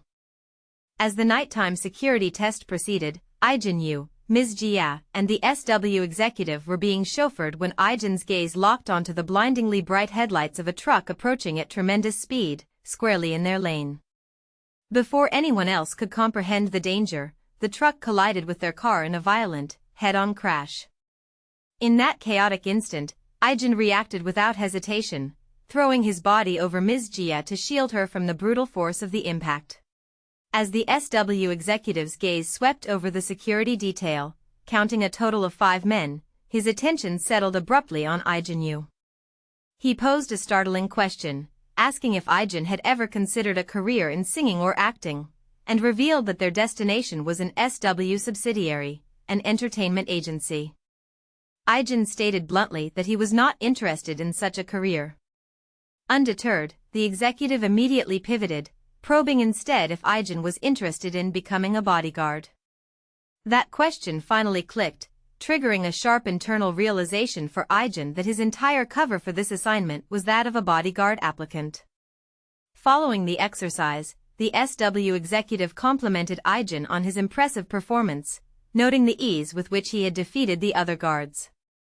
Ijin, however, modestly deflected the praise. He attributed his victory to the other guards underestimating him, explaining that they had held back because of his age and inexperience. He further asserted that if they had treated him as a genuine threat, he would not have won. Hearing this, the executive marveled internally at the young man's complete lack of arrogance, finding himself thoroughly impressed by an unexpectedly humble and professional attitude. As Ijin Yu stood his post, the SW executive watched, internally praising the young man's perfect assessment of the situation. The silent vigil was not lost on the other men. 2 nearby bodyguards remarked with surprise that Ijin had stood perfectly still for an entire hour. Closing the distance, the executive approached him and began his inquiry, stating that the advanced tactics used during the earlier sparring session must have been the result of consistent, specialized training. The skills Ijin Yu possessed were not learned in a sterile training hall, but forged on the unforgiving streets. This thought surfaced just as a large dump truck came hurtling toward the motorcade car. From his seat, Ijin watched with cold clarity as the massive vehicle swerved with lethal purpose, aiming directly into their lane for a head-on collision. In the split second before impact, instinct took over. His arm lunged across to shield the passenger beside him, and as the world dissolved into the shriek of crushing metal, he hunched over, using his entire body as a living shield for Ms. Jia while the vehicle's frame collapsed violently around them. The test began with a jarring impact as the vehicle was struck. In that split second, without a whisper of hesitation, Ijin Yu's instincts took over. He moved, using his own body as a shield to protect his principal, Ms. Jia, from the violent collision. This immediate and professional reaction was witnessed by both Ms. Jia herself and the supervising SW executive. Once they were safely out of the car, Ijin's protective role continued, his first concern being to check on Ms. Jia's condition. As they rode along in the car, Ms. Jia inquired if this was Ijin's first time on such an assignment. The young man calmly confirmed that it was, acknowledging that his performance might have suggested otherwise. Observing him, the SW executive silently reflected on how Ijin had passed all their tests with flying colors. Throughout the demanding simulation, he had asked no questions, remained utterly unfazed when dinner was deliberately skipped, and maintained a perfect, unwavering posture. The executive could only conclude that this was not the behavior of a trainee, but the flawless composure of a seasoned professional. Consciousness returned to Ijin Yu inside the mangled vehicle, his mind disoriented amidst the wreckage. A voice cut through the haze, the SW executive, confirming Ijin was awake after being knocked out by the impact. Ignoring his own certain injuries, Ijin's first words were a strained inquiry into the well-being of his VIP, Ms. Jia. The executive informed him that Ms. Jia was safe and that the grueling test had officially concluded. Internally, the man was overcome with astonishment and approval. Even while injured, Ijin's first instinct was to protect his principal. With the evaluation complete, the executive issued the order for the team to clear the area and transport Ijin to the company hospital for a medical assessment. Without warning, the car suddenly swerved, careening towards an imminent collision. In that critical moment, Ijin reacted instantly, his body moving without hesitation to cover Ms. Jia and protect her from the impending impact. A brutal, head-on crash followed, the windshield exploding into a shower of fractured glass.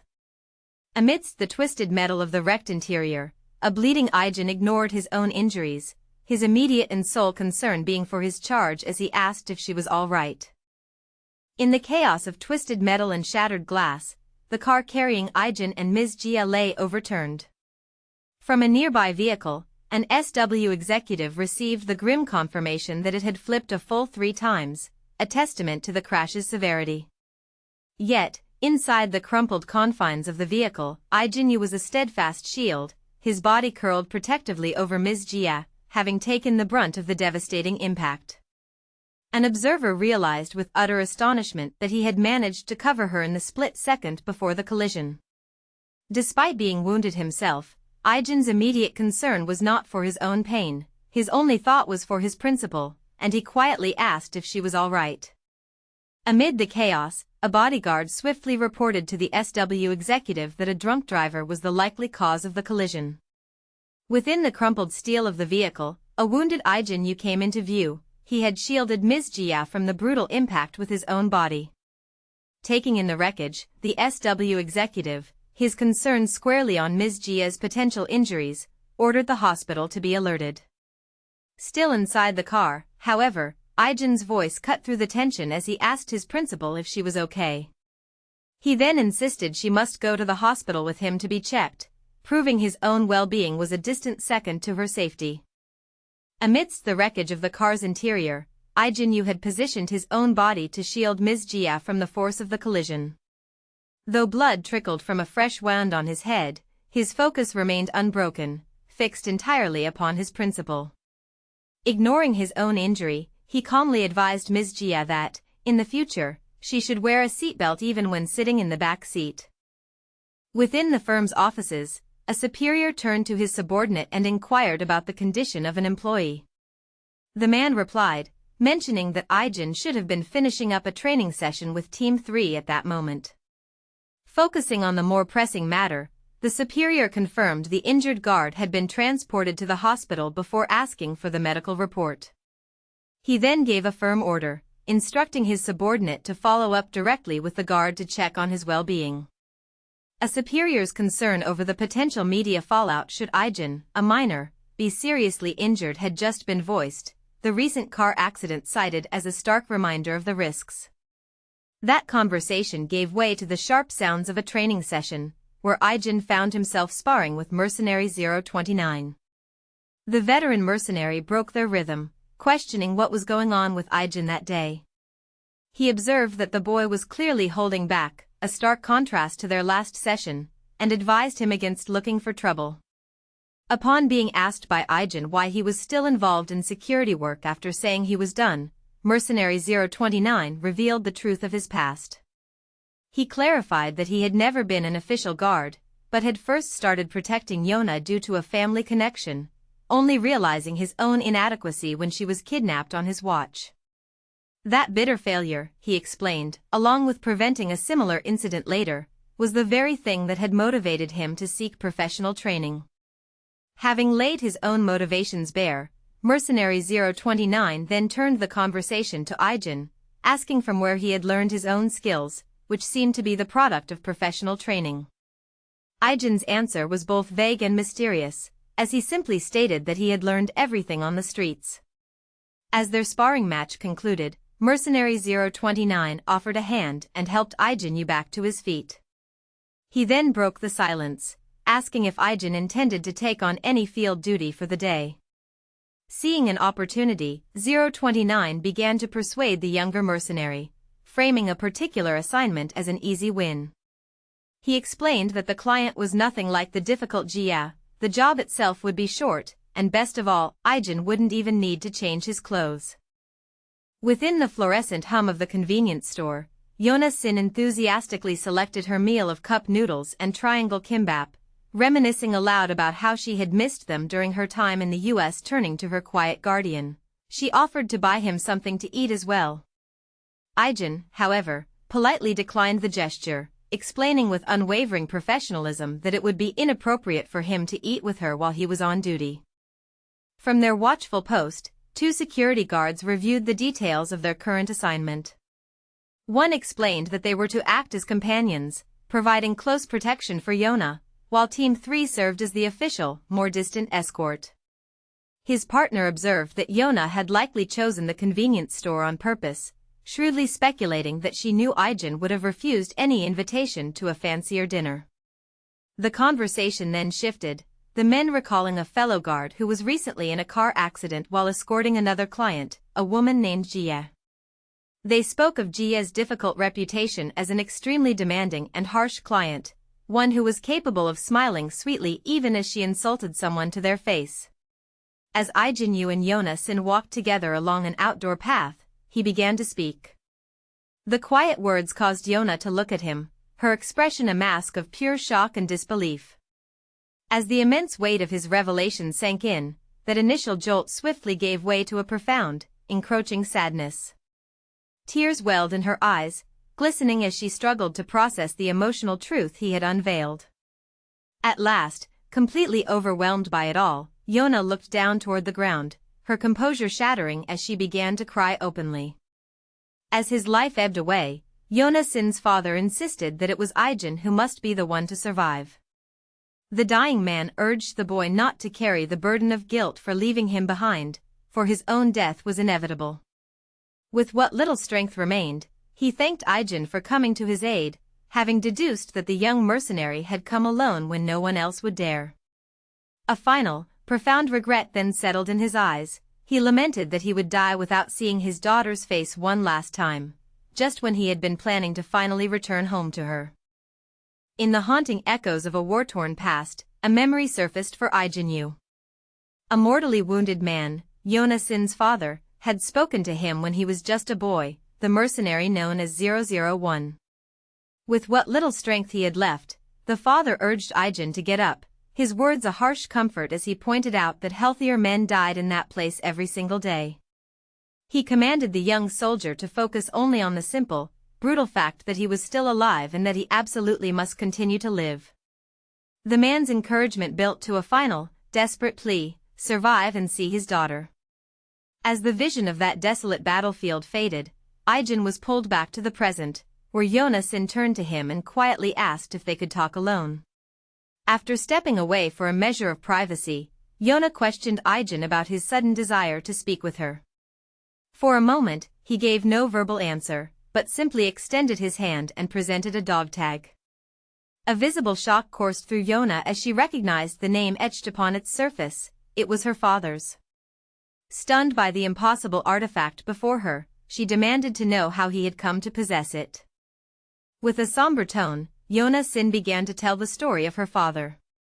He had always been a busy man, whose work overseas had fostered a distant relationship between them. She revealed that he had been diagnosed with a terminal illness, yet even as his condition worsened, he chose to remain abroad, consumed by his work. Yona questioned his decision, unable to comprehend why he would forsake his final moments with loved ones for the sake of his job. Because he was too sick to fly, she had undertaken the long journey to see him one last time. She concluded her sorrowful tale with the final, heartbreaking fact: by the time she had arrived, her father had already passed away. In the quiet space between them, Yona Sin confided in Ijin, her voice laced with a deep-seated bitterness. She resented her father, she explained, for working himself to death while never being there for her. It was a deeply personal feeling, one she admitted she would only have shared with the man who had saved her life. As she spoke, however, her words stirred a memory within Ijin, pulling him back to a conversation held in a distant conflict zone. There, Yona's father had revealed the true motive behind his work. His relentless drive to help children was fueled by his own profound parental guilt. He confessed that he felt his actions were the only way he could ever face his own daughter, admitting with heavy regret that he had not been a good father to her. The past bled into the present, a vision of Yona Sin's father in his last moments, consumed by the haunting regret of time lost with his daughter and the too late realization that family was the only thing that had ever mattered. Echoing that final sentiment, Ijin began to speak, telling Yona that she had been the very reason her father worked until his end. Even as two distant security guards watched on, baffled by the profound intimacy of the moment, Ijin formally declared his purpose. He stood before her, a conduit for the departed, there only to deliver her father's final message. Then, the full, devastating weight of it landed. The dying man's last wish had been for nothing more than to see his daughter one last time. His duty fulfilled, Ijin Yu finished delivering the message, confirming to Yona that these were the exact words her father had entrusted to him, that he was sorry he couldn't make it happen. The memory of that solemn promise resurfaced, transporting him back to a ravaged conflict zone. There, a younger Ijin, then known only as Mercenary 001, had told the wounded man they had reached safety and that he should deliver the words to his daughter himself. But Yona's father had refused, formalizing his plea into an official request that bound the young mercenary to find his daughter and relay the message for him.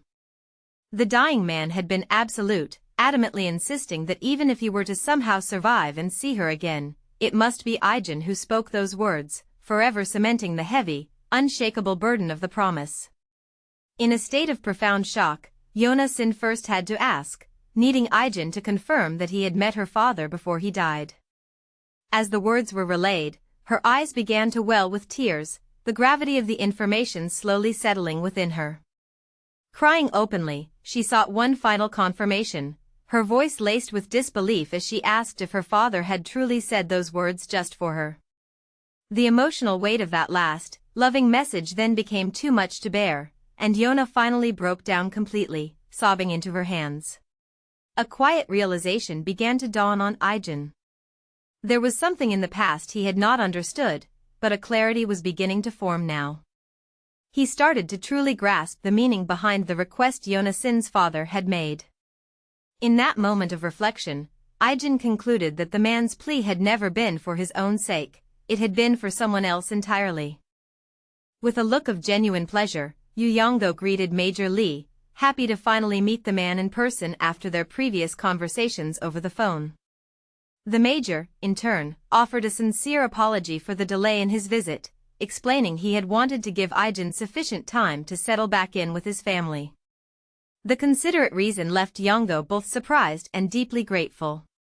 He confessed that he'd had no idea of the Major's thoughtfulness, his voice filled with emotion as he admitted his shock upon learning the truth, that Li was not just an embassy employee, but the very person who had brought his grandson all the way home.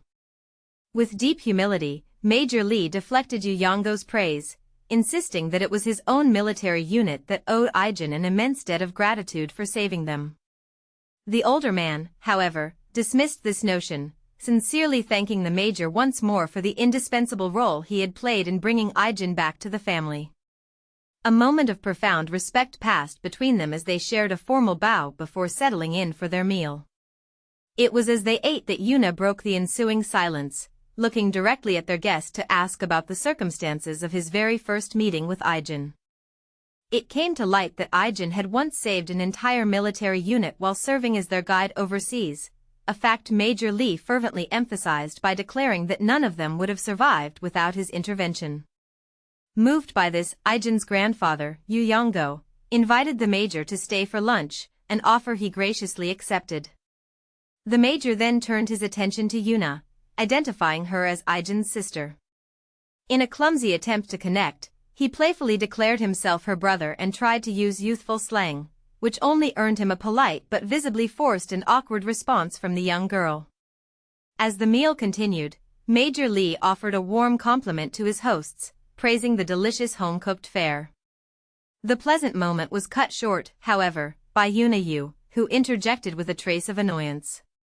She promptly clarified that his kind words were misplaced, explaining that both she and her grandfather were terrible cooks and, as a result, they much preferred to eat out. A light-hearted jest from Major Li, comparing the simple comforts of home cooking to the fare of a military mess hall, hung in the air for a moment. The comment, however, caused Ijin to fall into a sudden silence. His gaze drifted downward, his expression becoming thoughtful and deeply pensive. Noticing the shift, the major's tone softened, and he expressed his genuine gladness at seeing Ijin doing so well in his new life. He then passed on a message from the world Ijin had left behind, conveying the regards of his former comrades, the boys. Ijin remained still, quietly taking in the weight of the major's words. On a few days off after a business assignment, Major Li explained he had stopped by for a visit. He remarked on how very nice Ijin's grandfather and sister seemed to be, an observation that settled upon the boy with a quiet gravity. Ijin processed the comment about his new family in thoughtful silence, the sentiment hanging between them. Just as the moment took hold, Major Li noticed the time and announced that he should get going. Taken aback, Ijin questioned the sudden departure, only for the major to explain that he had to leave to meet his fiancée, his attention already shifting toward his next engagement. At a quiet cafe, Major Li met with his fiancée, Jia. A playful glint entered her eyes as she asked if he was shocked to hear she was seeing someone. His reaction, however, was anything but light-hearted. With a somber seriousness, he stated that it might be for the best, given how his frequent military assignments left little time for a proper relationship. Sensing the change in mood, Jia abruptly switched topics. She reached into her purse, retrieved a document, and with a deliberate motion, slid it across the smooth surface of the table, presenting its contents for his inspection. Amid their private conversation, Major Li quietly asked Ijin if he had found the answer to his earlier question about what family was like. After a moment of quiet reflection, Ijin confessed that he still did not understand it all. A faint, almost imperceptible smile then touched his lips as he concluded that he believed he was, at last, making progress. Jia began with an apology for the last-minute meeting, citing her lack of time, but Major Li was quick to reassure his fiancée. He gently insisted that he was the one who had called so unexpectedly and was simply grateful she had been able to make it. The conversation then shifted to his career, with Jia acknowledging how busy he must be after his recent overseas deployment. With characteristic humility, Major Li downplayed his own efforts, turning the compliment back to her and her own demanding schedule, a praise which she playfully dismissed. Jia reflected on the past year of her arranged engagement to Major Li, a military man she had met so infrequently. A playful smile touched the major's lips as he corrected her, stating with certainty that they had met exactly 14 times. She had to agree the number was far too low, and they both acknowledged that their demanding work lives were the cause. With the pleasantries concluded, the the atmosphere shifted as Jia announced she had a favor to ask of him. Without hesitation, Major Li readily agreed to help with whatever she needed.